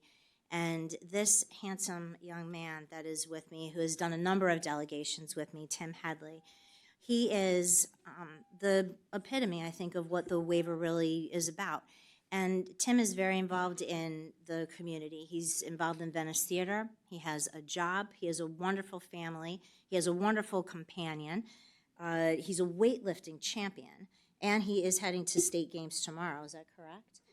Yes, and he really is what the waiver epitomizes. And I have had the pleasure and the privilege of being able to serve him and his family for over 2 decades. And now one of my fantastic support coordinators actually works directly with Tim, Brock Klein, who's actually here today. And I just ask you to please make sure that you support the waiver program. Thank you, make sure Ms. that it's Mazeta. always an option. Thank you very much. Representative Thank you. Buchanan, you're recognized. Thank you, Madam Chair. Ms. Mazeta, you've been an incredible subject matter expert, not only for me, but our delegation and the legislature. So I know that takes time away from your business and things that you need to be doing at home, but I want you to know, it's impactful, it makes a difference. I look forward to having our next meeting in Tallahassee. Me too. Thank you. Thank you very much. And Sue? to tie it in, 87 and 88 are kind of part of this group, so thank you. 87 and 88. Thank you very much. Ms. Sue Gottsman, good to see you, ma'am. You're recognized, Ms. Gottsman. Hi, my name is Lisa S. Klingon. I have a son, Eric S. Klingon. I am reading the letter for number 71, Sue Gottesman. I have a son also with intellectual disabilities, but this is Sue's letter, and she is ill and not able to be here today. This is what her letter says. My autistic son and I are extremely grateful for the iBudget waiver. We hope that you will ensure it remains a viable pathway for services with Bob Azolas. At the helm of APD, I am hopeful. While also happy for those moving into the ICMC, known as the Managed Care Pilot Program, I'm not as hopeful. As a corporate and business strategist, as well as an involved advocate, I familiarized myself with the program, and 3 terms stuck out. 1, capitation rates. 2, assumption of risk. 3, achieve savings rebate. I was told the MCO, Managed Care Organization, would get a little over $60,000 capitalization rate per client. Then they would get an achieved savings rebate of 7.5% of what they did not spend. The comment about assumption of risk is silly.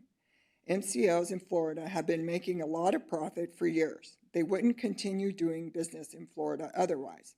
Families like mine do not want companies profiting off our loved ones with developmental disabilities. The iBudget waiver is not perfect, but it is about people. MCOs are about profits more than people. You just have to look at the ongoing issues with MCOs warehousing medically fragile children in nursing homes as proof. Please keep the iBudget waiver and the CDC programs as true viable options for your constituents with developmental disabilities. It is what we want. Thank you very much. Thank you for being here, and I hope Ms. Gottesman feels better. Gail Timmerman. Good afternoon. I'm Gail Timmerman, a resident of Sarasota County. And I want to thank you for this opportunity to speak to all of you in this local meeting about protecting public education in Sarasota County. Supporting public education is both personal and patriotic for me. I'm a great-grandmother of 9, and I know a good education is essential for them. But I'm also a firm believer in the role of education in sustaining our democracy. For several years, Tallahassee has been passing legislation that is taking public funds away from public schools and diverting them to virtually any option, from homeschooling to private religious schools, in the form of vouchers. But the Schools of Hope law, passed last summer, is the most egregious diversion of those tax dollars yet, in my opinion. While I object to my taxes going to for-profit charter schools, I am even more concerned about the lives of the young people we are toying with. There is no evidence that these other options are providing a superior education, especially in comparison to our excellent Sarasota schools. The broad variety of programs, STEM, performing arts, technical programs, college credit opportunities, services for special needs students, those are all available free in our public schools. So why the rush to starve public schools and bring in many more charter schools? Who is benefiting? What is the end game? And why is the legislature supporting it? The time-tested answer: follow the money.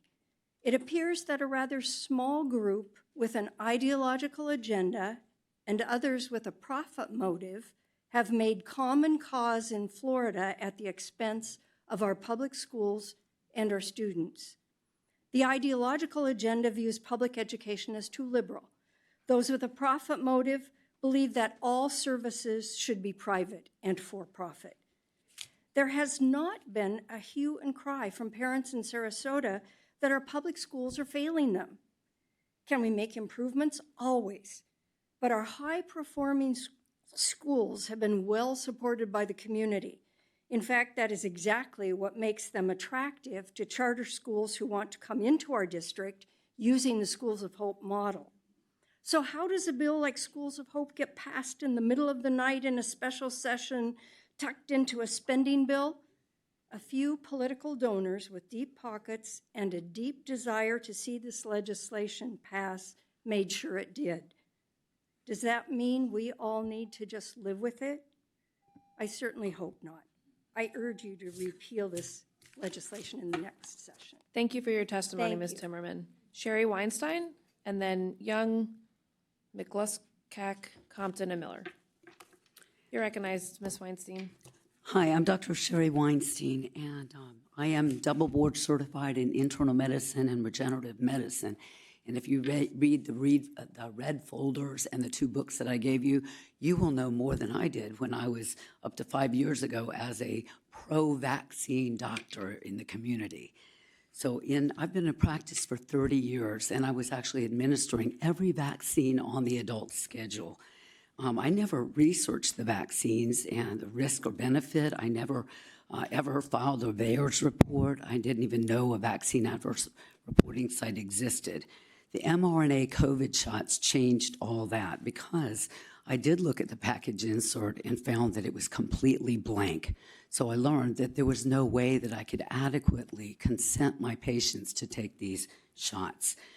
Research has come full throttle now with many vaccines being shown to be neither safe nor effective and causing all kinds of neurodegenerative disorders, cardiovascular diseases, autoimmune disorders, etc.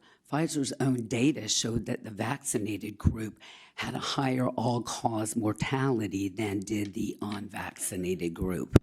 Cleveland Clinic had a huge study and showed the same thing. Vaccinated people died sooner. Other studies have recently been published or actually are being withheld from being published, and that was at Henry Ford Clinic with over 80,000 kids, and the unvaccinated group was healthier than the vaccinated group. That will likely not be published because Dr. Zervios is scared he will lose his job for publishing. So we've seen that there needs to be a lot more research about vaccines, their necessity, their safety, and their efficacy. So we've got a lot of people that are spending big money. Lobbyists spend billions of dollars. They are worried about losing their income, and so they are promoting the vaccine schedule, which is now 79 vaccines from birth to age 18. So I want to be clear. I support RFK Jr. as the head of the HHS. I support Surgeon General Ladapo with ending all vaccine mandates.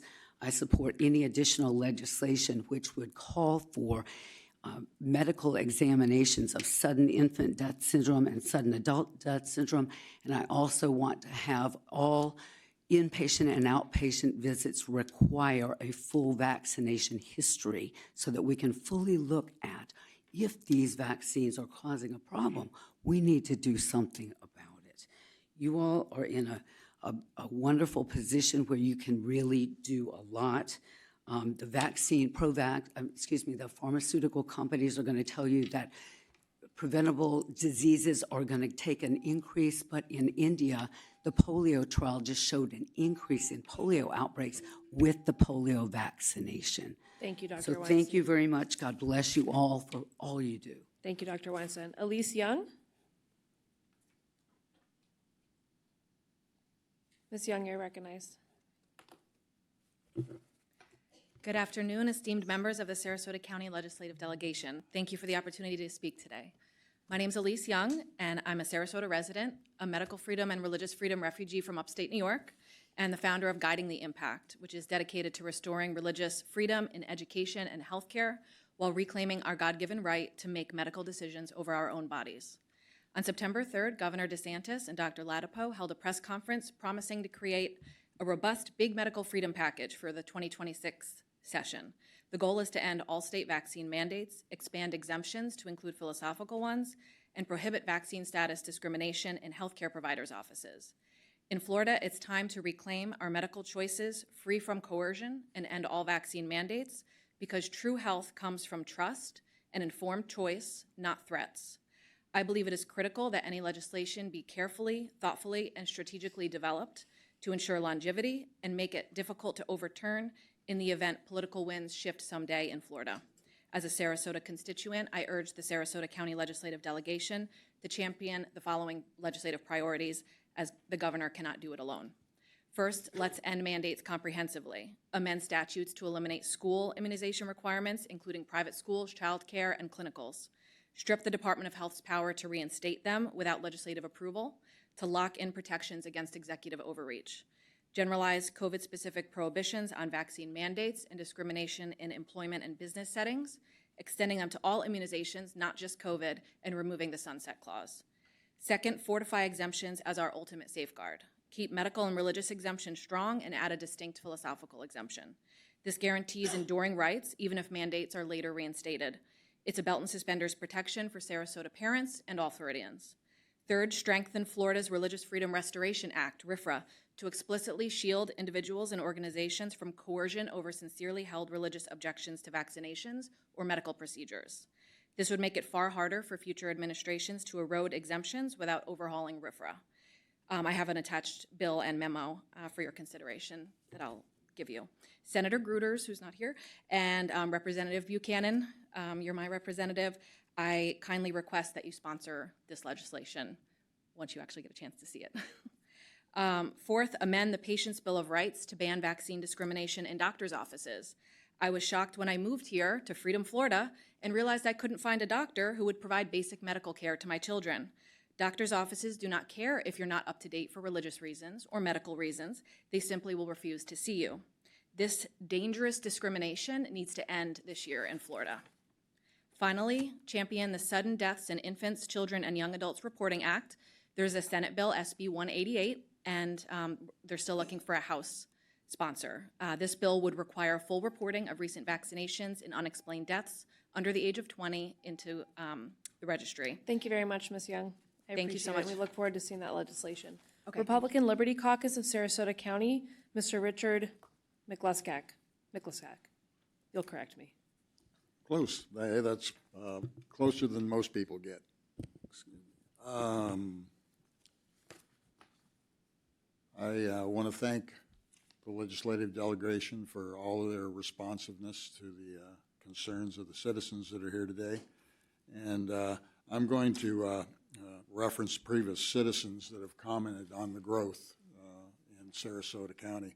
I'm a refugee from LA County and Miami-Dade County more recently.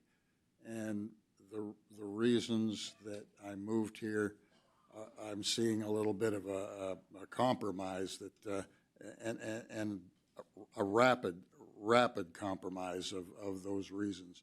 But this is about SB 180, and it's really about Charter County Home Rule Authority.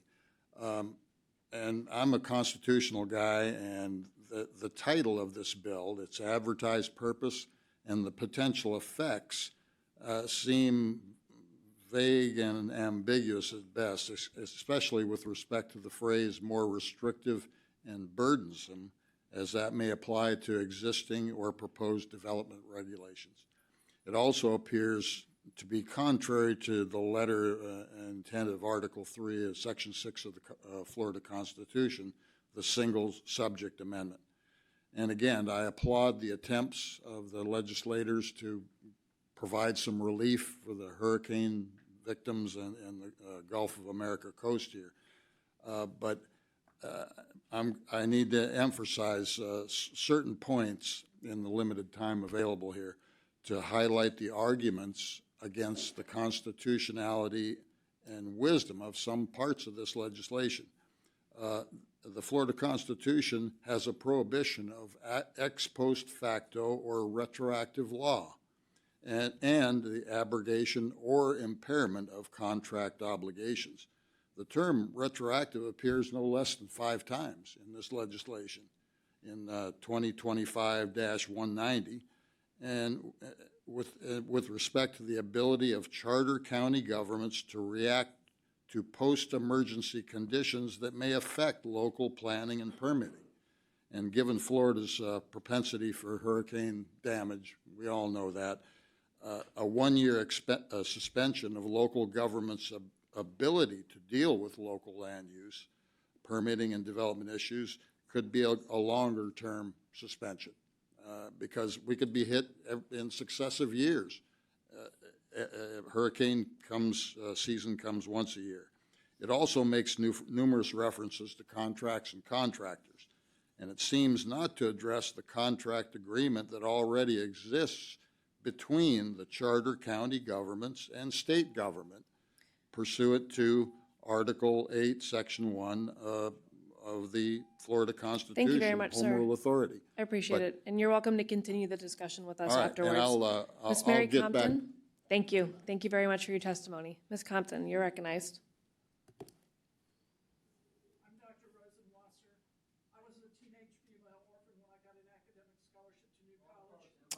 After that, I went to medical school. Bernie, I paid back my loans. Then I became an emergency room physician in St. Louis. All my patients were young, healthy men.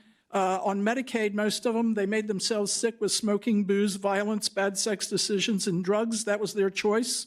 So the hospital went broke and closed because Medicaid did not reimburse them enough to cover the costs of the medical care. Medical care is not a proper function of government. It is socialism. True charity used to take care of truly needy people, starting from our founding. The USA went from a third world country, backwater, to a world leader in manufacturing, transport, communications, agriculture, science, and medicine in less than 200 years without what I call government interference.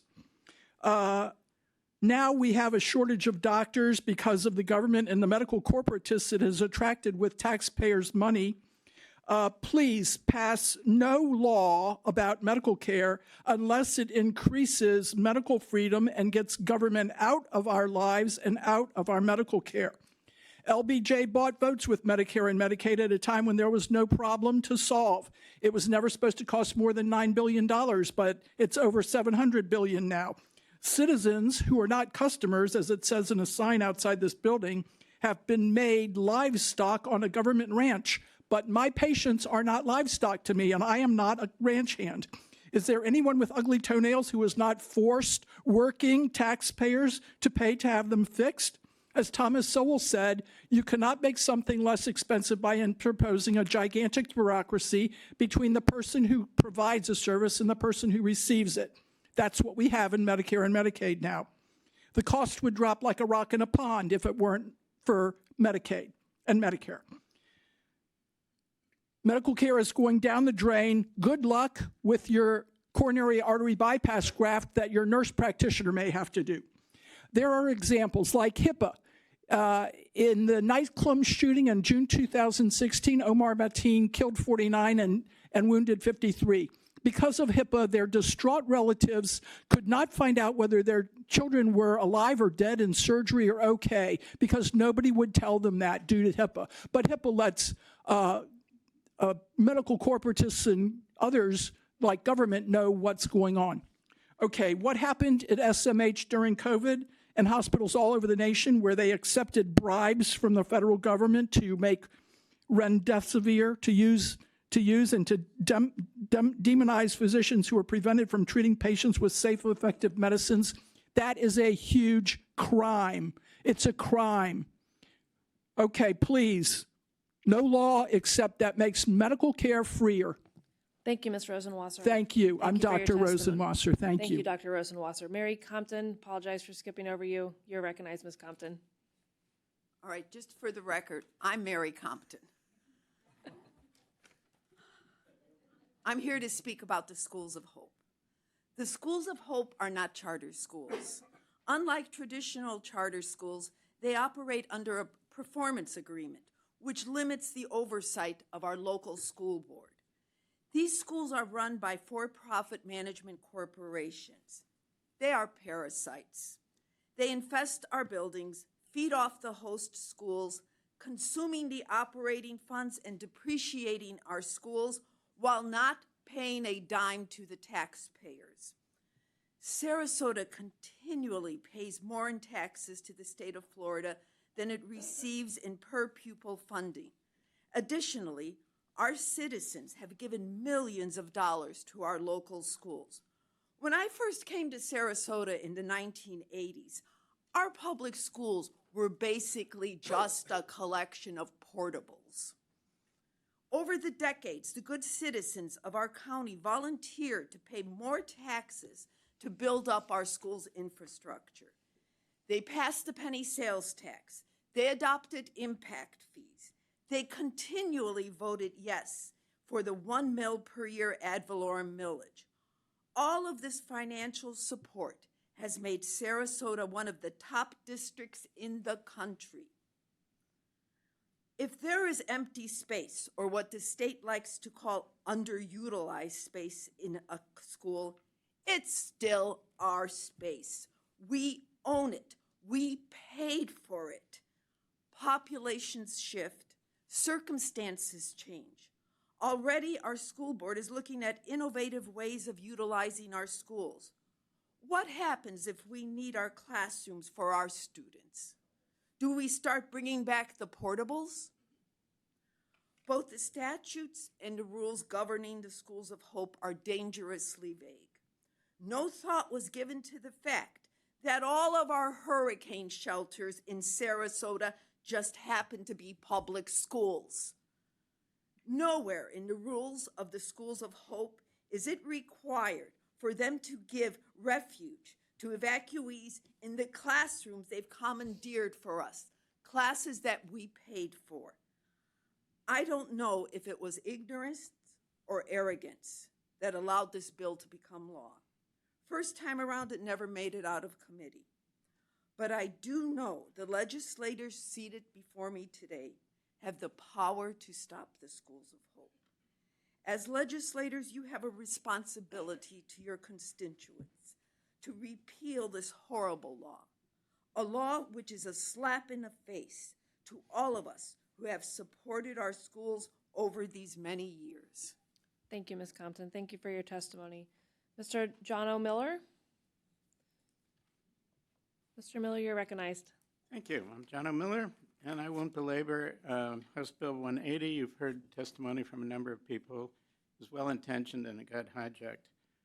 I'm old enough to remember when the legislature would routinely allocate $300 million each year for land acquisition, and those days are gone, and yet the need continues. We have continued growth. We're going to need additional parks. I'm a big believer in conservation easements. However, the things easements can't do, particularly in situations where we want to provide recreational opportunities for people in addition to habitat for wildlife. The Mayaca Ranchlands project in this area has the assessed value in 2024 of the remaining acres was $400 million, and yet we can't even get up to $300 million statewide. So anything you could do to allocate more funds for projects such as these would be helpful. I also want to talk about protecting local ad valorem taxing authority. I moved to Sarasota in 1970, and since 1970, we've not elected a single Democrat to our county commission. So I've tried, others have tried. It hasn't worked. So we don't have a tax and spend government. We've got responsible Republicans who are trying to balance the needs of the citizens with the implications of the taxing. And I understand lower taxes are popular, but this is something that the local county commission can do. They can and they have lowered taxes here in Sarasota while I've lived here. What they can't do is deal with the insurance problem. So what I would encourage you, when you're in Tallahassee, anything you could do with insurance costs would be your bailiwick and allow the local government to deal with the taxes. And the other thing I wanted to suggest is that you've heard testimony today about citizens in Sarasota voting for school money. If you're going to go in and adjust the ad valorem taxing strategy, I hope you would respect the intent and the actions of the voters. So when voters vote for education or to buy environmental lands, that should be sacred. That's not an elected body raising taxes on citizens. That's voters voting to raise taxes on themselves. And I hope you'll treat that differently than other. So thank you very much. Thank you, Mr. Miller. Phyllis Schlafly Eagles, Ms. Lisa Rowlett.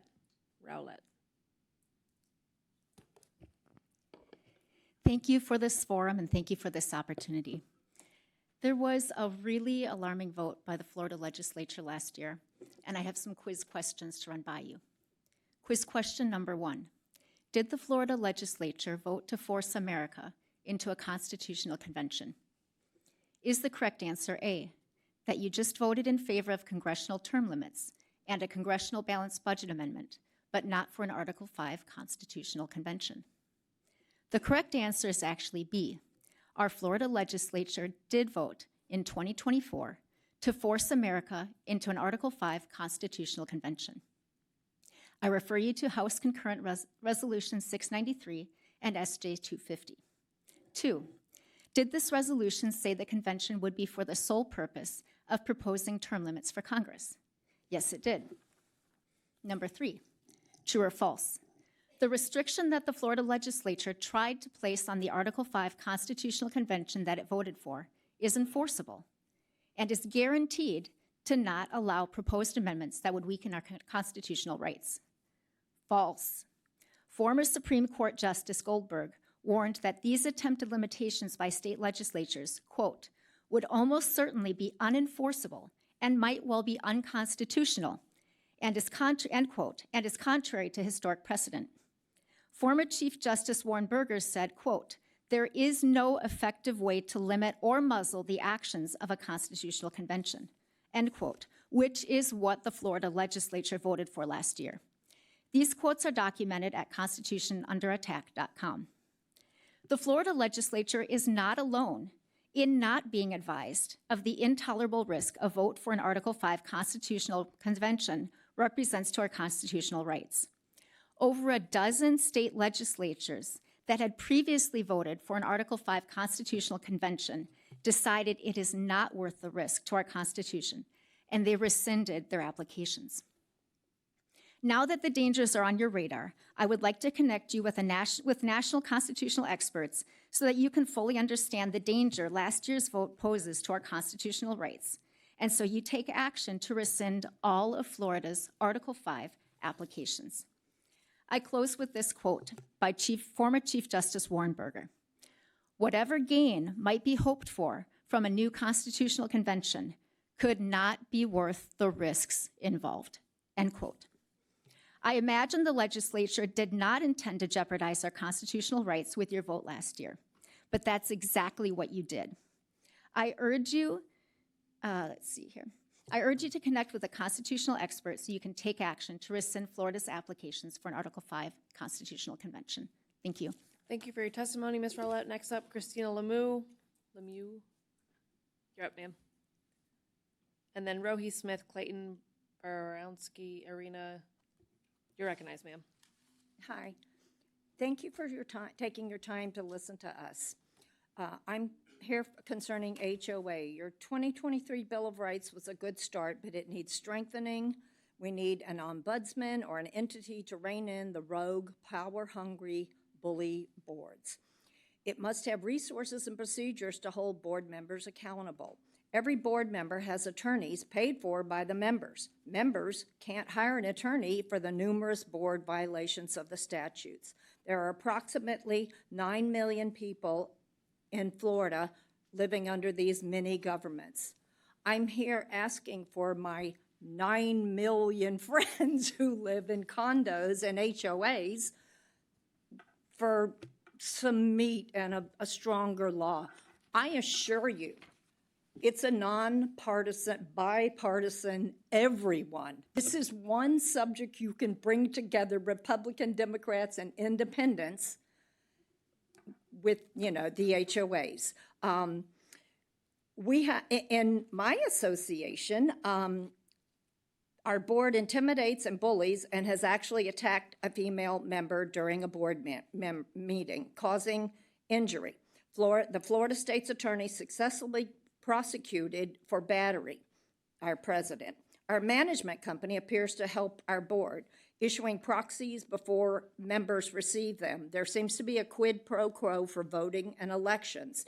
Anyone who wants to get a favor or approval for additions or a variance to deed restrictions, the easiest way is give your proxy vote to the board. Some members aren't allowed to speak at annual meetings, even after they've been recognized to speak.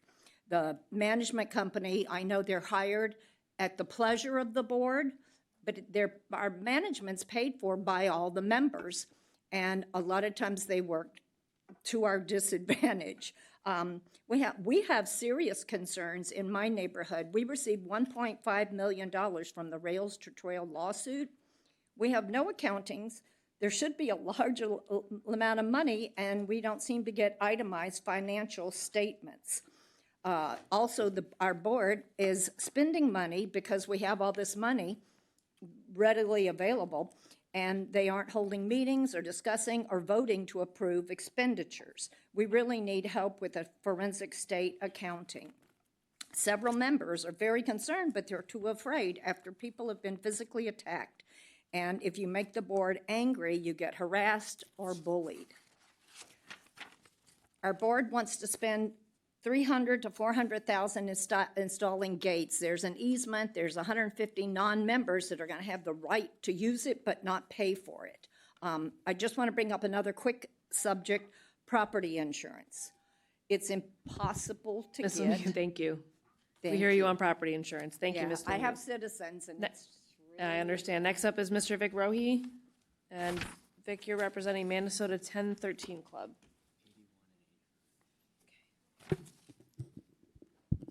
Mr. Rohe, you're recognized. Thank you. All right, so my comments here today, I'm representing the Minnesota 1013 Club, which is an organization of active and retired police officers that has been meeting in Sarasota County since 1979. My comments specifically are not attributed to any other governmental party or community organization that I'm a member of or on the board of. The war by globalists on the people is accelerating. The World Economic Forum and the UN have formed a partnership for the purpose of eliminating free speech worldwide. They feel that if free speech is allowed, the people of the world will not accept transhumanism. In the United States, then, there is a problem of the Constitution's First Amendment guarantee of free speech. Their plan is to eliminate that by having an Article 5 convention. The Florida legislature has submitted an application for an Article 5 convention to the Congress. This must be repealed. Now, you know that an Article 5 convention cannot be limited in scope in any way. The Constitutional Convention of 1787 made their proceedings secret, then decided to ignore the written orders from the Congress and all of their individual states to create an entirely new form of government. You also know that the ratification process in Article 5 is no safeguard. In 1787, the convention disregarded the ratification process in Article 13 of the Articles of Confederation and wrote Article 7, making the ratification easier. So if this is so grievous, why is Governor Ron DeSantis speaking to legislatures of other states to encourage the passage of Article 5 conventions? Fiona?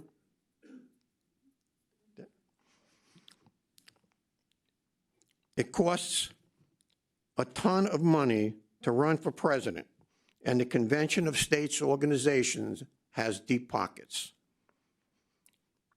What good is money in a one-world gulag where you own nothing?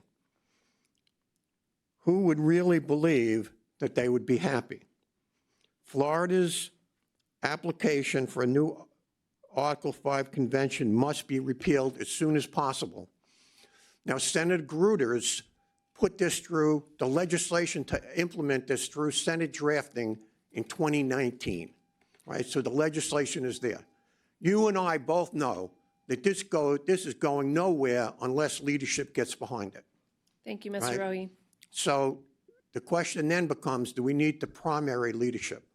Thank you, Mr. Rohe. Next is Esther Quiles-Smith.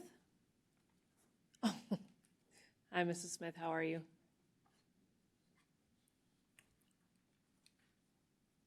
Good afternoon. My name is Esther Quiles Smith. I'm here due to the failure of the Department of Business and Professional Regulation to protect condominiums, homeowners from property management companies and property management attorney. I'm here to testify about the experience with the corruption, homeowners association management, crimes that was elected to Beneva Ridge Homeowner Association. Mike Miller was hired as property management by Jose Santiago when he was president of Beneva Ridge and aided and embedded Santiago.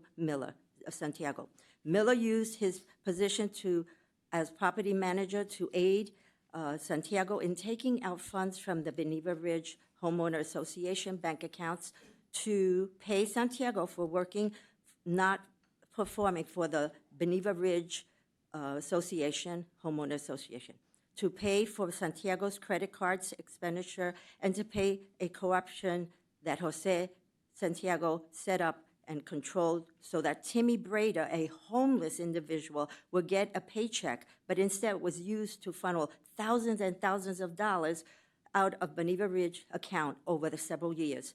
Timmy Breda, on March 31st, gave a statement regarding the relationship with Santiago and Mike Miller to the sheriff's office, and so did other homeless. I personally hired with my own money and spent thousands and thousands on lawyers and hired Pellegrino McFarland independent accountant report focusing on the numerous checks written and the amount of money that was taken out of Beneva Ridge account by Santiago with the aid and the assistance of Mike Miller as property manager. Without Mike Miller's assistance, checks would not have been written to Santiago or the homeless Timothy Brader, painting and management without receipts and invoices. Mike Miller Company allowed credit cards payments to be made out without receipts. Mike Miller co-signed checks to a corporation he knew was set up for a homeless man over $398,000 in the account. Mike Miller allowed Santiago to co-sign checks from Beneva Ridge made out to himself over the $30,000. Mike Miller gave Santiago full range of Beneva Ridge checkbook and credit card, which aided and embedded in theft over $200,000 from Beneva Ridge Homeowner Association from January 2018 to August 2022. I find a complaint with DBBR, and they didn't meet with us to review my evidence that I had. They only met with the condominium management, then rejected my complaint. Thank you, Mrs. Smith. Thank you. Representative Buchanan, you're recognized. Ms. Smith, thank you for being here. Thank you.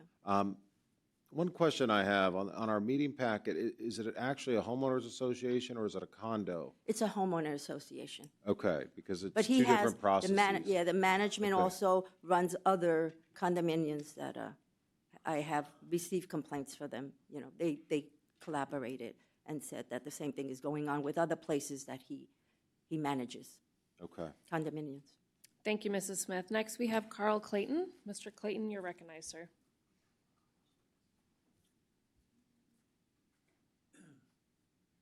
Hello, I'm Carl Clayton.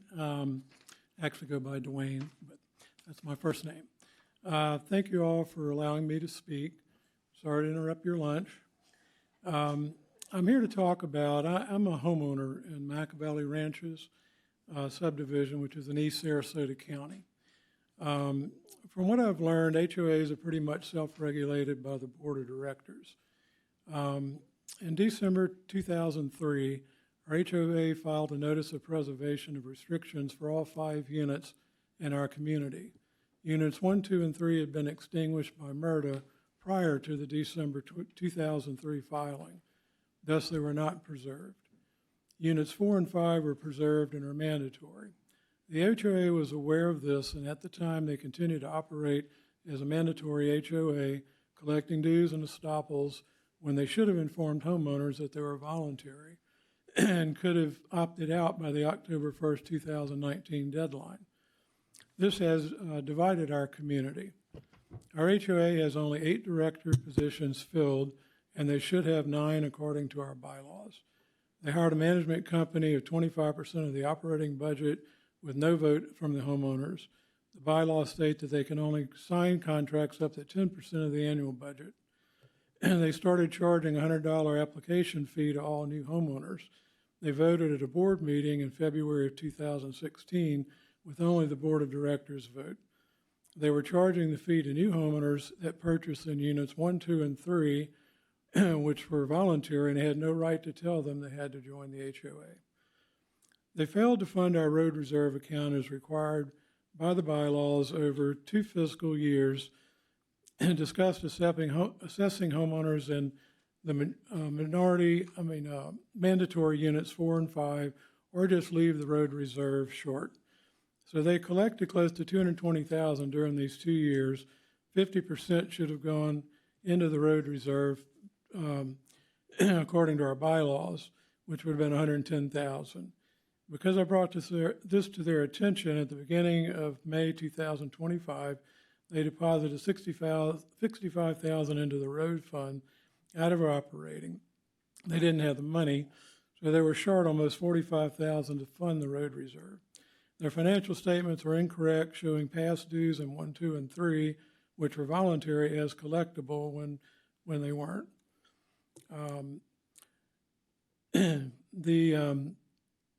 Over the years, the HOA has taken money out of the road reserve account without vote by homeowners, another violation of our bylaws.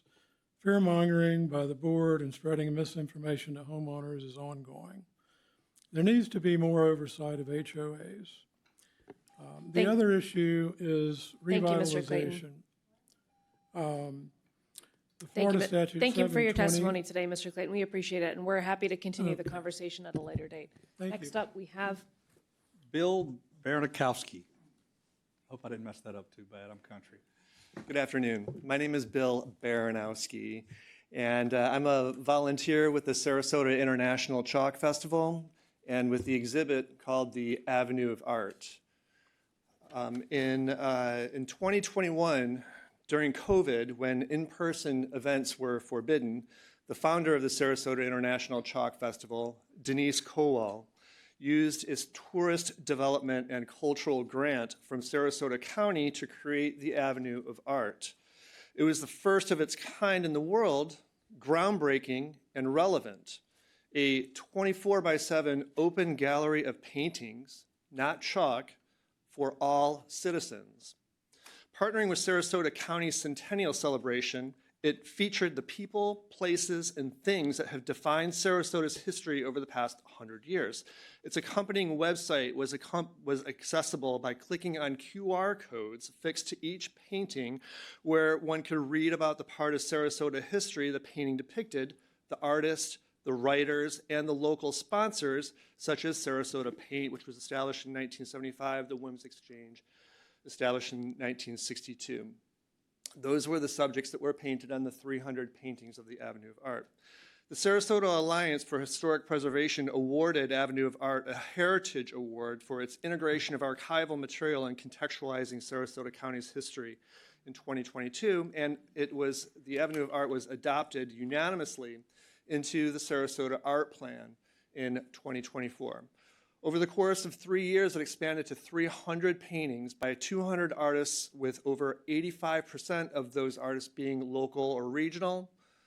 They're local artists, regional artists, art students from Ringling College, high school students, and children and families. Some partnerships, such as the Child Protection Center, help curate artwork to inspire the abused children they serve with inspiring affirmations such as, "I am strong, I am resilient," as well as a portrait of Grazie McGillicuddy, who you are familiar with. She, of course, enabled the mission for CPC, her foundation. The FDOT mandate of June 30th threatened Sarasota government withholding future funding and called for the removal of the Avenue of Art, which the city very gladly, seemingly, ground to dust. And then the paint poured over it.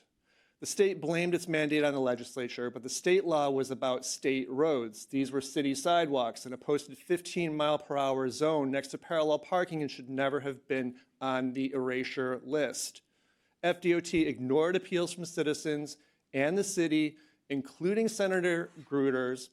FDOT should be held responsible for the destruction of our community placemaking, our art, our tourist attraction in the Burns Square neighborhood.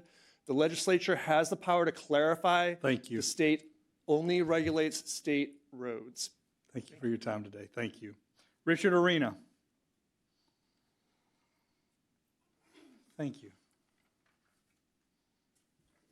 Good afternoon, all. I know it's been a long day. I did send my talking points to you. Hopefully you've got it. Yes, sir. Appreciate you folks doing it. My name is Richard Arena. I'm a management consultant. In a prior life, I was in the high-tech world where I managed international divisions, which is why I feel the need to talk about this. And I know that my former rep, Buchanan, and my current rep, McFarland, and my current Senator Gruters know I usually like to talk about infrastructure and roads and pipelines and stuff like that. But based on what's happening right now in Europe and in cities in the U.S., I feel the need to talk about this subject, which is the use of taxpayer-funded education to finance Sharia-compliant schools. Florida has this extensive voucher program, which I'm very much in favor of. I think where the education dollars follow the child, approximately 500,000 students are estimated to be in it this year at a cost of somewhere in excess of $4 billion. But here's the problem. This program has now become a national magnet for creating Sharia-compliant schools in Sarasota, in Florida in particular, including Sarasota County. The hotspot right now appears to be Tampa, with their Islamic Youth Academy, formerly the Islamic Academy of Florida. The founders have links to the Holy Land Foundation 5, approximately 1,500 students, other schools in Orlando and Tampa. This system is growing throughout this state and throughout other states. These schools are engaging in the whole-scale radicalization of children. The adults will be upstairs, in the mosques, the adults will be upstairs, the children are downstairs where they are radicalized. We're seeing it happen right now. I have a personal experience which I won't have time to discuss. The issue is Sharia law is incompatible with Western civilization, and in fact, a tenet of Sharia law is supremacy of the U.S. law and Constitution.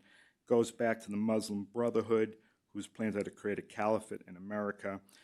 Interestingly, this organization is banned in Egypt, in Bahrain, in other UAE, Saudi Arabia. One key tenet also was female submission via the burqa, female genital mutilation, polygamy. Affiliate organization is CARE. This may take a federal executive order to illegitimize, to make these terror organizations, but there are some things we may be able to do here. So my recommendations, as we're running out of time, is outlaw the Muslim Brotherhood and CARE. Prevent any rulings that integrate Sharia law. Ban the burqa and niqab. It's being done in several European countries, including Italy and Austria. Put limits on foreign investments on university systems, including international enrollment, limits on H-1B visas, especially the F-1 opt. And that's all. My references there, Rare Foundation and Act for America. Thank you very much, Mr. Arena. Wayne Lind. Mr. Lind, you're recognized.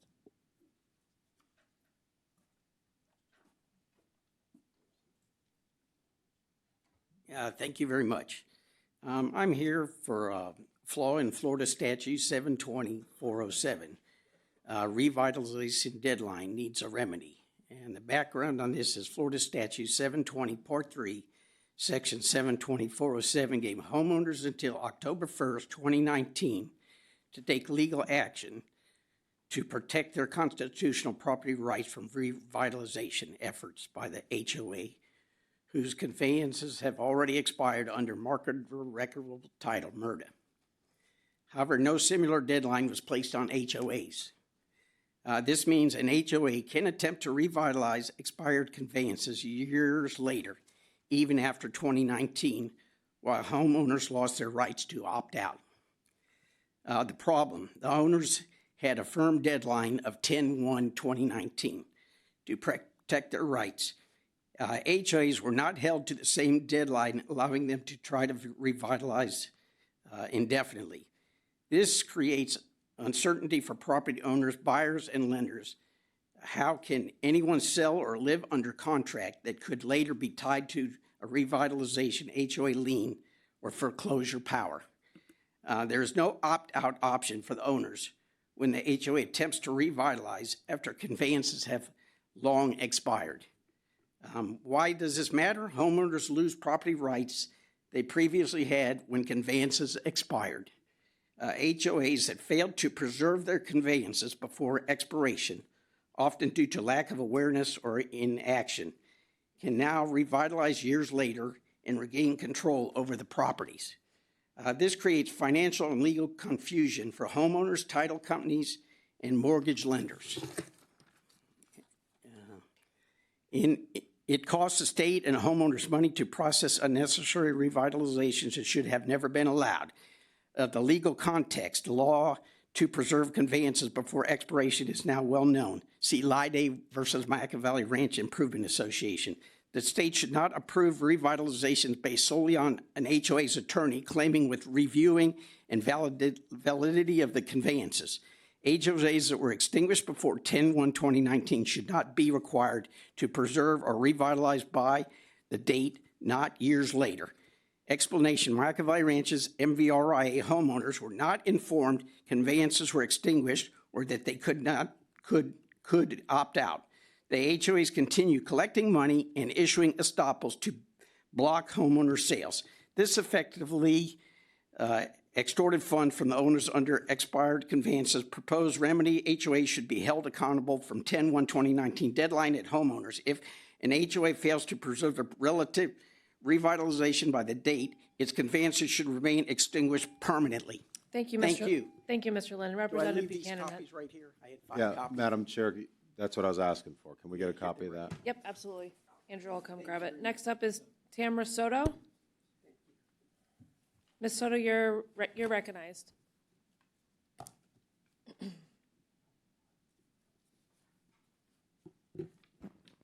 Good afternoon. I'm here representing my family, specifically my son Brandon and my daughter Miranda, who are both clients of the Agents of Persons with Disabilities program and the CDC Plus program. We chose CDC Plus after years of struggling with unreliable and dishonest caregivers. Both of my children are nonverbal, and although they are adults developmentally, they are toddlers. We were expected to trust caregivers who betrayed that trust by stealing my wedding ring, drinking alcohol in my home, smoking marijuana while transporting my children, and even engaging in inappropriate behavior in our home. Honestly, there's so much more that I could share, but we don't have the time today. We would never have any way of knowing if my children were mistreated or harmed because they cannot tell us. And no one would really want to trust their adults or their toddlers with strangers, yet that was the impossibility that we faced daily. Often Melissa will reference quotes of families, and one that she references of mine all the time is, I realized a long time ago that I was going to be at the mercy of others. But with the CDC Plus program, that has changed for us because we are able to hire family members and friends that we know and trust to take care of our children. Today, family members assist in caring for Brandon and Miranda. We are now in control of who cares for them, no strangers, no more agencies. This program has given us stability. We can get to work on time without worrying about caregivers failing to show up, which has happened many times. Most importantly, it gives us peace of mind knowing that Brandon and Miranda are being cared for, loved, and treated with kindness and compassion, and that is absolutely priceless. The programs under the Agency for Persons with Disabilities are important to families like mine, so please advocate to your fellow legislators to support them and always keep them as viable options. Thank you so much for your time. Thank you, Ms. Soto. Thank you for being here. Dawn Potter. Ms. Potter, you're recognized, and then Euchre, Hess, Nicewander, and Pickett Gray. Ms. Potter, you're Hello. recognized. Thank you so much for taking the time to listen to all of us today. I, as well, am with Tamara, here to advocate for the CDC Plus program. It is a benefit to so many people to have it as an option. As you heard earlier, there are lots of people who work on the other side very, very well.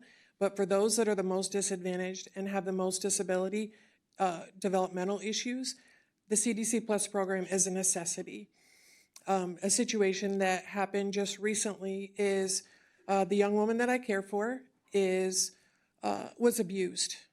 And she immediately was able to reach out to her support coordinator, who, even though she was on vacation, immediately, because of their relationship, she was able to calm her down, to give her peace of mind, and to contact the school to make corrections as to these two not interact again. Without that relationship, she would not have had that peace of mind. She would not have had that care. So I don't want to take any more of your time other than just to encourage you again to please continue the option of the CDC Plus, because it's important for parents of people with disabilities. We are the only parents in the world that pray that we outlive our children because there's no advocacy for them. These support coordinators are there to advocate for those who don't have parents alive anymore. Thank you so much. Thank you, Ms. Potter. Allison Euchre? You're recognized, Ms. Euchre. Thank you very much. I'm here in support of the no vaccine mandate bill to be filed, and which was proposed by Surgeon General Ladapo and supported by the governor, which will give parents a choice rather than the mandate to vaccinate their children. Why? Because parents and children deserve the right to have informed consent and have dominion over the health of their body. I'm also the mother of a vaccine-injured child. And when I moved to Florida from the Northeast during the Great Migration, I was promptly fired 6 months later after I moved here for noncompliance with the COVID vaccination policy at my job as a 100% remote employee after 11 years. So I'm an accidental advocate, and I'm here really to talk to you and moreover demonstrate maybe using an apple analogy. Today, this apple contains formaldehyde, aluminum, MSG, aborted human fetal DNA fragments, fetal cow blood serum, monkey kidney cells, mercury, and pig circovirus. This is your apple. You'll be required to feed this to your child more than 70 times for the good of humanity and for them to ultimately continue to get care when they get sick, be allowed to go to school, and maybe to get a job.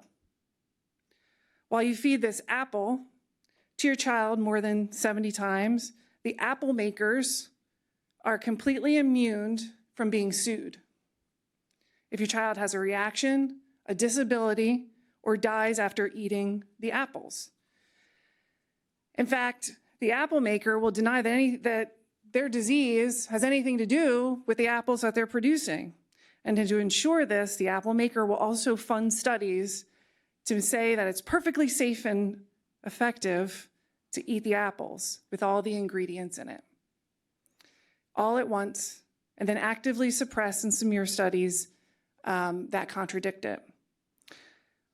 Well, then they'll go and pay the pro-apple sellers to sell more apples to your children. And if you choose not to feed the apples to your children, we'll kick you out of our practice so your child can't get other services. We'll also teach the apple sellers that these apples are perfectly safe so that they can get a license to feed the apples to your children, and then we'll financially back all of the orchard licensing boards to tell the apple sellers that if they question what's being put into the apples, or report side effects, they could lose their apple license.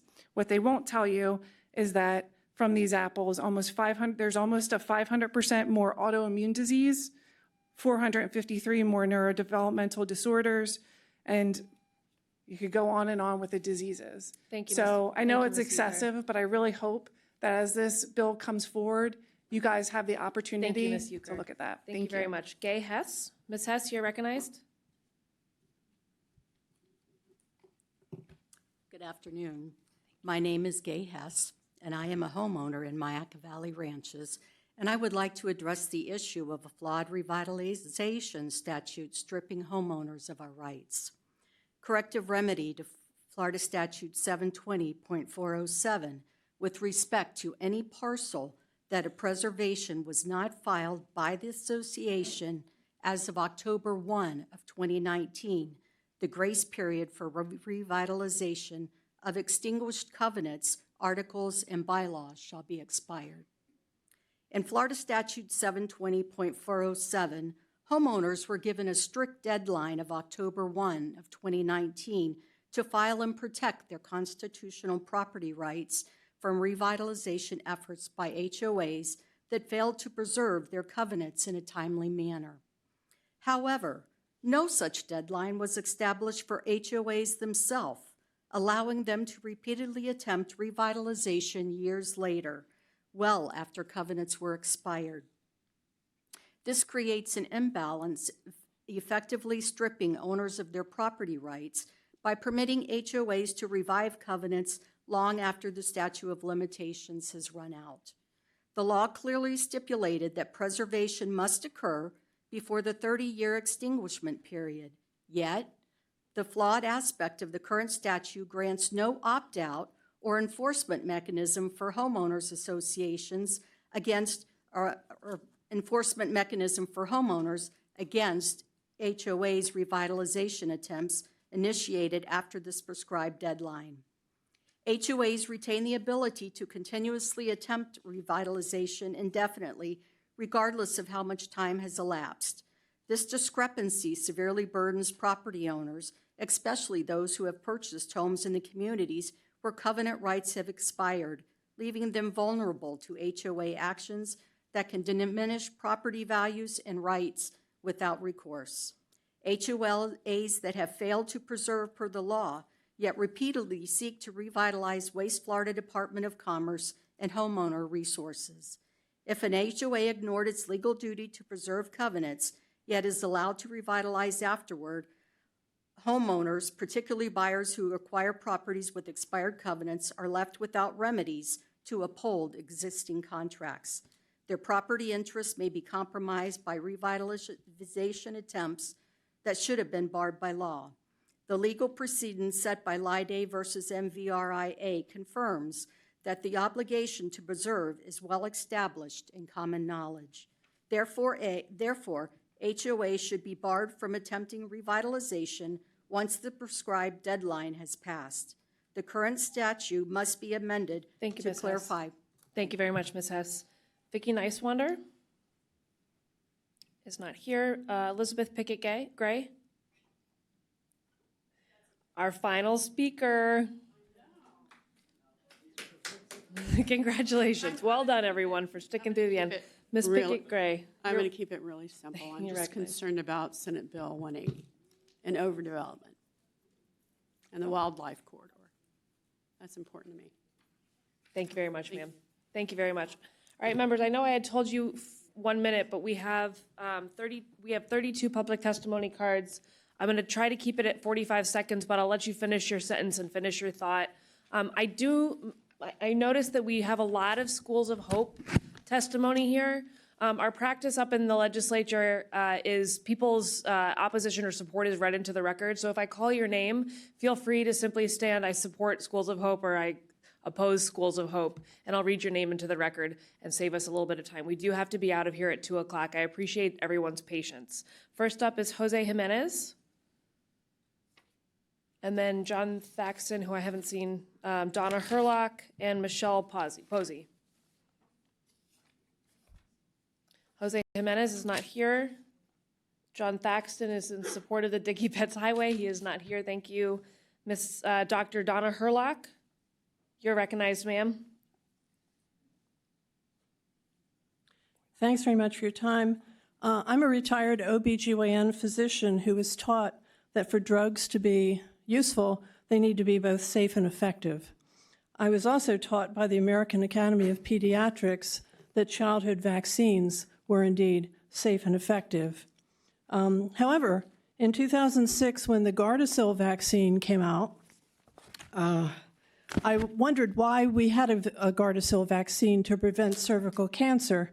The reason I wondered is that cervical cancer was already pretty much eliminated by doing annual pap smears, as you understand. Further, the problem with Gardasil was that it was incredibly expensive, pap smears being relatively cheap and quite safe. And further, when you read the package insert for Gardasil, it was known to cause paralysis and death. So we were asked to switch from safe, effective, simple, easy pap smears to a fairly dangerous vaccine. Thank you. Thank you, doctor, for being here today. I'm sorry to cut you off. I That's it. appreciate your testimony. Thank you very much, ma'am. Thank you. Michelle Posey. You're recognized, Ms. Posey. And then Killian Butler. Corey. You're recognized, Ms. Posey. Thank you, guys. I'll keep it short and sweet. I'm basically in favor of anything that will eliminate mandates and not preempt local government, especially when it comes to building and density. I did want to introduce myself because I'm the new director for our Turning Point USA Club America Sarasota County-wide chapter. We just adopted a Port Charlotte chapter countywide, and I just got a text today. Manatee County's on board, so I want to see if I can work with your departments and your offices to see if we can get these kids to Tallahassee for a field trip. Let them see what you do, how the legislature works. So I hope to talk to you soon. Thank you. Thank you very much. And we love having visitors in Tallahassee. Miss Dorothy Killian. Jonathan Butler.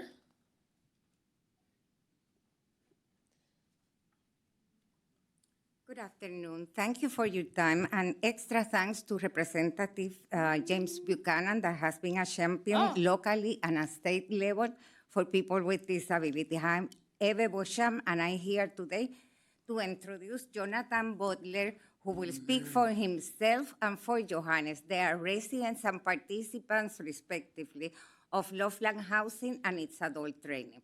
Both housing and ADT continue to be the top 5 priorities statewide.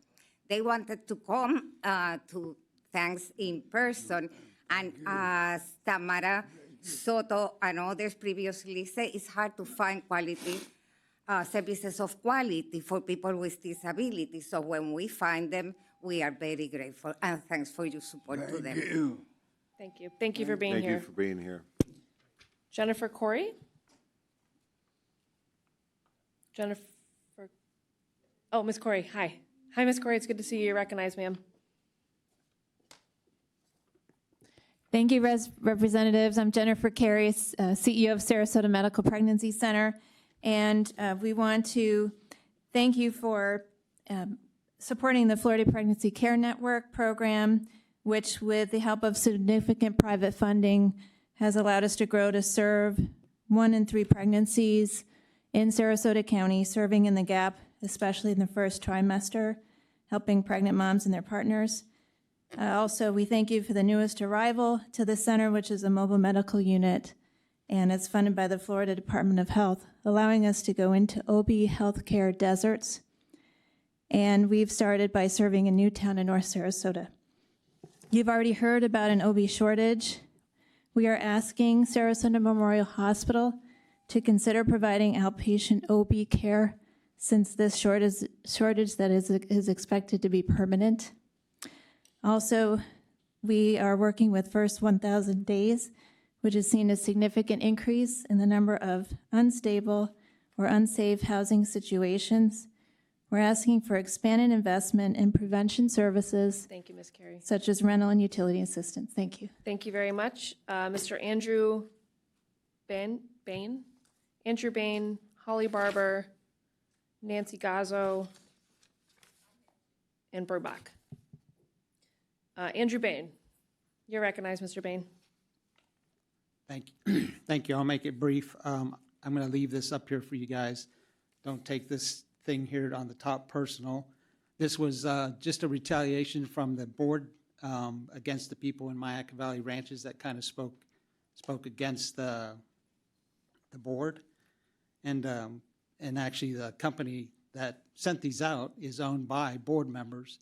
And, so that just shows you kind of the retaliation that can go on. Also, they had enlisted a company called PCM, Progressive Community Management, that when we were trying to find out financial documents, that they should have had, they said that their server was hit with ransomware and that they lost everything and they never could recover it.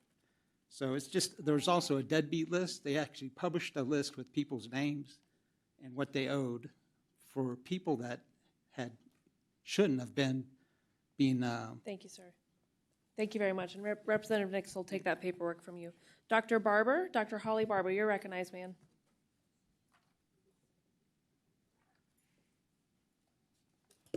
Hello, Holly Barber from Sarasota. Madam Chair, I was delighted to meet you at Humane Lobby Day last winter, and it's good to see you again. I am here to thank you for all the work you've done on SB 180. It's a contentious issue given the diversity of Floridians that it affects, and that's why I ask for the repeal of sections 18 and 28. From its climate to its demographics, from central rural areas to coastal cities, Florida has an entire range of priorities to meet the needs of its local populations, and local governments must not have their hands tied. Sections 18 and 28 will negatively impact land use and development rules that are imperative to our well-being. In Sarasota, stormwater dispensation is particularly crucial, and unchecked growth could eventuate in devastating floods. Thank you, Dr. Barber. Thank you. Thank you. Nancy Gazzo with VADC. Ms. Gazzo, you're recognized. Good afternoon. You've heard from many educators today. Some of them need resources. You can give them resources that are intangible. They need IC or Ike. Ideas, knowledge, empowerment. You can give that to them by a process called EB, end book banning. Directly or indirectly, that can help them do their jobs more effectively. Florida rates #1 in book banning, and trust me, that is nothing to brag about. It's an embarrassment. Thank you. You've been wonderful. Have a great afternoon. Thank you, Ms. Gazzo. Foxley Farm is here. Ms. Birnbach, it's nice to see you. And then Priscilla, whose last name I'm having a hard time reading, Harrison Lundy, and Connie Bruni. You're recognized, Ms. Birnbach. Lori Birnbach, Foxley Farm. We're a nationally recognized horse show facility located here in Venice, celebrating our 43rd year of operations. I'm here to talk about the need for hurricane evacuation centers and a coordinated disaster response for horses, other large animals, and the people that care for them. There are currently no hurricane-safe evacuation centers in Sarasota County, Charlotte County, or DeSoto County for horses, large animals, and their people. Over the past 4 years, Foxley Farm has seen the tragic impacts of hurricanes and flooding on these animals and the people that care for them. We would like to work with the state and county to develop and implement a comprehensive plan for large animal evacuation and disaster response in our area, and we thank you in advance for your support in this. We also thank you for being champions of agricultural and sports tourism. Thank you. Thank you very much, ma'am. Priscilla, you know who you are. Thank you, ma'am. Just help me with your last name here. I see a G and then. My name is Priscilla Gerhold, and thank you for listening to my grievance. But we have a place at Laura Villa Condo Association, and they won't let us tent, and we can't tent on our own. We have termites. So you need to put in more legislation, that'll protect me so I can tent, to make these people let me tent or have them tent. Because we've had it now 6 different times, especially in the bedroom ceiling. The poop is coming through. Can you imagine trying to live like that? Yeah, so we need to please help us, whatever you can do. Thank you, Ms. Gerhold. And I've already gone through the Florida, through Florida, okay? DVPR. And I heard that they cannot enforce the laws. Thank you, Ms. Gerhold. Yeah. Harrison Lundy, Voices of Florida. Hello, Mr. Lundy. Hello, thank you so much. So I'm Harrison Lundy. I'm the Policy Director for Voices of Florida. Firstly, we understand that the filing deadline is quickly approaching, but we do ask for support sponsoring a legislative idea that we have at Voices that we are calling the Human Remains Act. Simply put, this would allow the remains of a person to return to the found family or close connections of a person if the person submits a petition to the anatomical board or the county commission. This just allows someone who's passed on to return to their community with minimal barriers or hassle. We also have bill language that we've drafted on that, so I would be willing to share that with you maybe after the hearing. We also ask that you vote down on House Bill 289 when it comes to your committees, and specifically Rep. Nix, as I know that's coming into yours next week on Tuesday. It's a very covert attack on a person's right to access reproductive care. The Senate Rules Chair already voted down on the Senate companion last week, so we just ask for you to consider that going forward. Thank you. Thank you, Mr. Lundy. Connie Bruni, I saw her. She's left us. Connie Bruni was here to speak in opposition to SB 180. Alliance for Safety and Justice, Katie Bonnell. Hi, Ms. Bonnell. And then we'll shift into the Schools of Hope. So Liz Morris, Molly Young, Jamie Barrett. You're recognized, ma'am. Hi, good afternoon. Thanks, y'all, so much, and those who showed up. My name is Katie Bonnet. I'm the Florida State Director for Alliance for Safety and Justice. We are the advocacy arm for Crime Survivors for Safety and Justice, which represents 14,000 crime survivors in Florida and 250,000 crime survivors nationwide. Just wanted to give you guys a quick update on our priorities this year. We'll be filing a bill again that expands petition-based record sealing. It expands upon one of our successes led by Senator Burgess in 2023. Also, Rep. Maney and Senator Gates are filing a Veterans Treatment Court bill that's already moving that will be supporting our survivor members, and also will be making an appropriations ask for a trauma recovery center. These are 55 nationwide. There'll be one in Tallahassee, and we hope you guys vote up on it. So feel free to reach out if you ever want a victim's perspective, and thanks so much for your service. Enjoy your afternoon. Thank you very much. Liz Morris.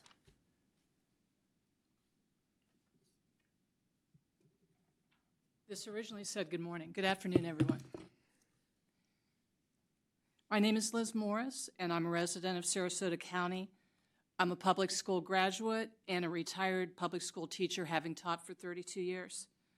Public schools are the touchstone of our communities. They matter.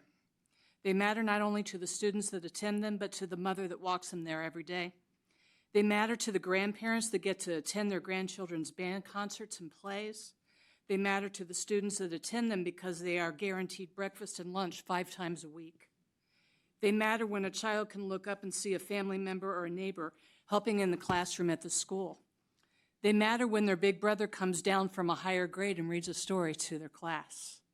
They matter because they are free and funded for all who attend. You can finish your thought, ma'am. They matter because everyone is afforded the least restricted environment. They matter because they are multi-generational. They matter because everyone is welcome, and they matter to me. Thank you, ma'am. Thank you, Ms. Morris. Molly Young. Hi, Ms. Young.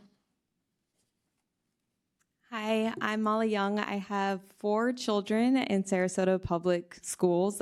They all attend Emma E. Booker. And I just want to start by saying it's been a phenomenal experience we've had at Emma E. Booker. They're thriving. The school is well performing. And even so, it continues to be a target of the Schools of Hope co-locations. And I just wanted to speak for a moment on behalf of myself and many other parents, teachers, and community members, not even at our own school, but all over the county. We're all very concerned. We're not happy with the legislation that would allow these schools to come and take over, and we just want to ask you to repeal that legislation and please protect our students. Thank you. Thank you very much, Ms. Young. Jamie Barrett, I was right the first time. Hi, And first then time here. Thank you for Hayes having me. And Pickett. You're recognized, Ms. Barrett. Hi, I'm Jamie Barrett, a taxpayer in Sarasota. Schools of Hope was already tried and failed in Jefferson County. Is this some brand new plan? No, it's the same blueprint that involves billionaires and hedge fund managers and making a profit off our tax dollars. Listen to your constituents. Repeal the Schools of Hope legislation and pass the SB 464 bill to fix this disastrous plan. Our children's education and schools are not for sale. And it's a pleasure meeting you. It's my first time ever speaking, and you're my representative. Thank you. Thank you, ma'am. You did great. Thanks for your patience hanging on to the end. Ms. Deborah Hayes.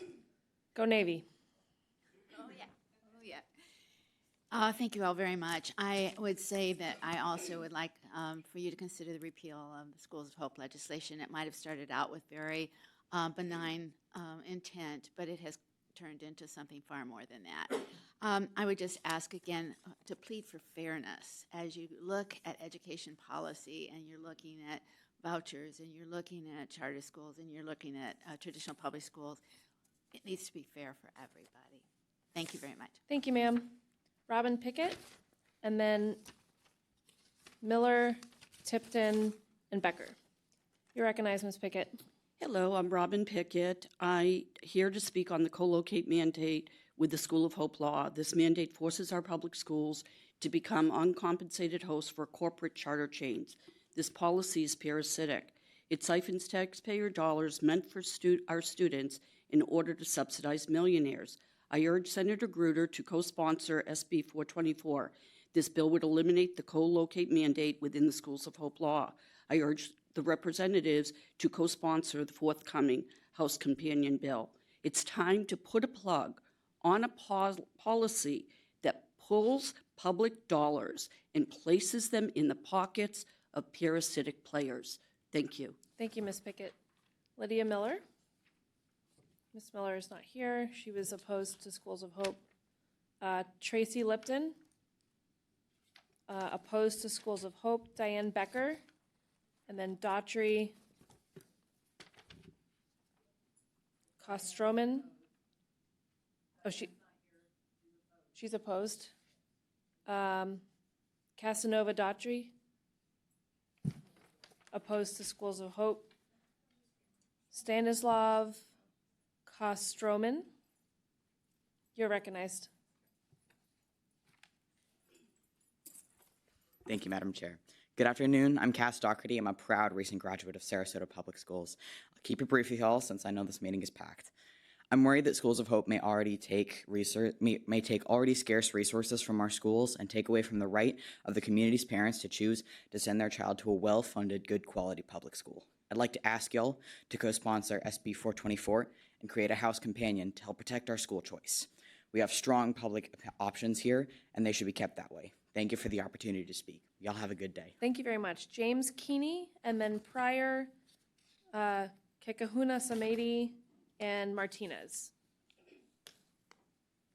James Keeney, you're recognized.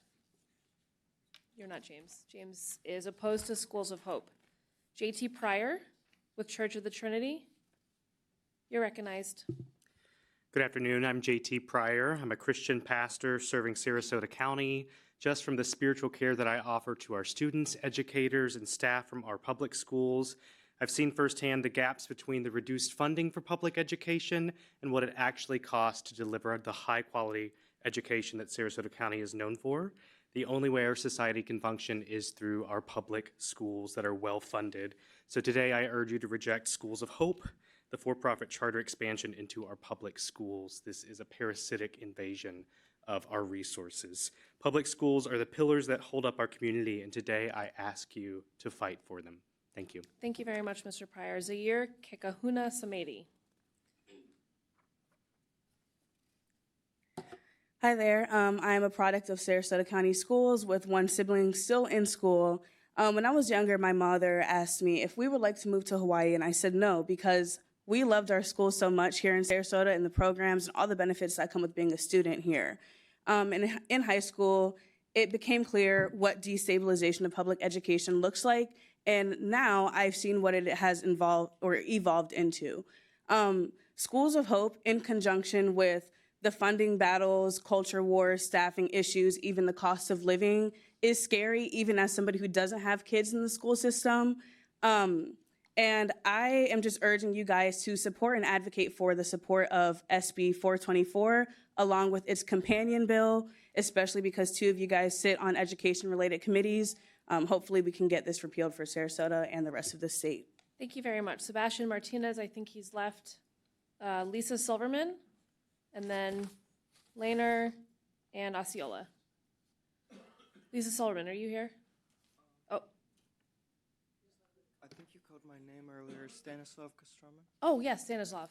You're Sorry, Ms. Silverman, just give us one sec. You're recognized, sir. Hello, my name is Stan Kastroman. I'm from Sarasota County, and I'm a taxpayer. I'm here to speak on Schools of Hope. This matters to me because I used to be a student, and I remember what it's like to be at the disposal of political decisions. I believe students should come before politics. Our public schools can't function without fair funding. Constant state-level cuts and unfunded mandates are destabilizing our districts.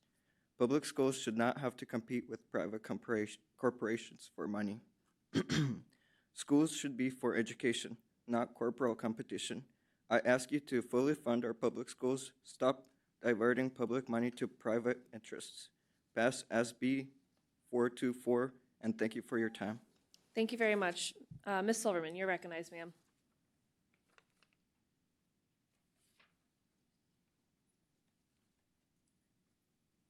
Hello, I'm not a public speaker. The reason I'm here is because I called your office to speak to you about this Schools of Hope, which I'm totally against. And this is the forum I was told to come to. I really wanted to hear what you had to say, why you voted for this law, because I understand that you did vote for this law. So I was trying to get your perspective of why you thought this was a good idea and why this would be beneficial to Sarasota County, because I don't see the benefit. I don't have any kids in school. I moved here 25 years ago, and I've happily paid taxes and happily paid school taxes. And I feel like they are just stealing our things.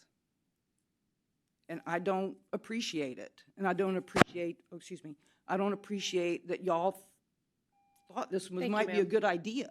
Thank you, ma'am. I'm happy to continue the conversation. Carol Lerner? Well, when? My assistant is right here. I'd be happy to schedule more time with you. Thank you. Thank you. Carol Lerner is on her way up.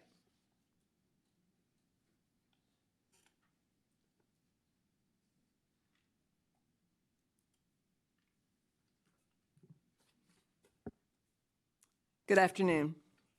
I'm here today representing the over 700 supporters of Support Our Schools to ask you to help fix the ill-conceived Schools of Hope bill that is bringing turmoil to already overly stressed, budgetarily stressed public schools here in Sarasota and throughout the state. You have heard from many people today, and I know you've received a lot of phone calls about the very serious problems with Schools of Hope. You have an opportunity in the 2026 session to correct this. I have a feeling that many of you, maybe the three of you in this room, didn't actually know the details because it was a very last-minute job in June in a budgetary bill. So please, please look at this situation, hear us, and correct it. And please become a co-sponsor of SB 462. Thank you, ma'am. Forgetting the number. We know it, 462. Right. Thank you. Okay, thank you. Thank you very much. That one. 424. 424. All even numbers. Ms. Osceola, thank you for your patience. You're welcome. You're recognized. Thank you, Ms. Buchanan. And Ms. McFarland, Mr. Buchanan, my mother says hi, by the way, Cindy Morris. My name is Jordana Osceola, and I am a directly impacted family from Wilkinson Elementary that felt the effects of the Schools of Hope. I'm here today as an advocate for all our children. Over the last 9 weeks, we united to save Wilkinson Elementary School, Florida's only national STEM elementary. By protecting public education, it means protecting our children's future. We shouldn't have to fight so hard to keep what is rightfully public. The Schools of Hope law diverts our tax dollars into private hands and undermines local control. I'm asking you to stand with Sarasota families, educators, and every parent who wants to protect our public schools. Public money belongs in public schools, and protect our community, schools, and children first. Please support SB 424 and its companion to protect community by repealing SB 180, and thank you for your time. Thank you, Ms. Osceola. All right, members, we've made it to the end. Great job, everyone. I want to thank the county so much for hosting us. Thank you to our sheriff's deputies. You stood with us this whole time. Thank you for everyone who's been in the meeting, and thank you to my fellow delegation. Members, I'll turn it over if anyone would like to make some brief closing remarks. Representative Buchanan. Thank you, Madam Chair. I want to thank everyone that came out today from our community to provide our delegation the feedback that we need going into Tallahassee. For those of you that don't think you had enough time today, we're happy. We have an open door policy. We're happy to have an additional conversation. Just reach out to our staffs. I think there's members of our staff that are all here today. This very well could be, now the chair may call us for another meeting, but this may very well be my last meeting, delegation meeting in my current capacity. So I want to thank everyone here for that opportunity, thank the folks in my community for that opportunity to serve you in Tallahassee over this last 7 sessions. Please don't hesitate to reach out if something that comes up that's important to you, important to our community. I'll always have an open door. It's been an honor of a lifetime. Thank you. Thank you, Representative Buchanan. We know you'll be back, though. Representative Nix, you're recognized. Just thank you for everybody taking the time out of their day to be here. We know it's been long. We know you've waited, and sometimes when you get 45 seconds, it gets to be a bit much, but we are on a time constraint. So please know, as Rep. Buchanan said, our door is open. If you want more time with us, please do. Know that I'm grateful. I can't say that I agree with everything that I heard today. I'm an honest person when it comes to that. But I love the opportunity to have the dialogue so that we can maneuver through and make sure we fully understand how you feel. So know that we have reached out to a few people that have came up, say we want additional meetings to get more understanding of your viewpoints, to try to find that common ground. So thank you for what you do, and thank you for the honor of letting me be here. Thank you, delegation members, and thank you so much to Andrew Parker, who's put on a great show here. He's worked tirelessly over the last 6 months on this meeting. Thank you all for being here, and seeing no further business before the delegation. Representative Nix moves we rise. Meeting adjourned.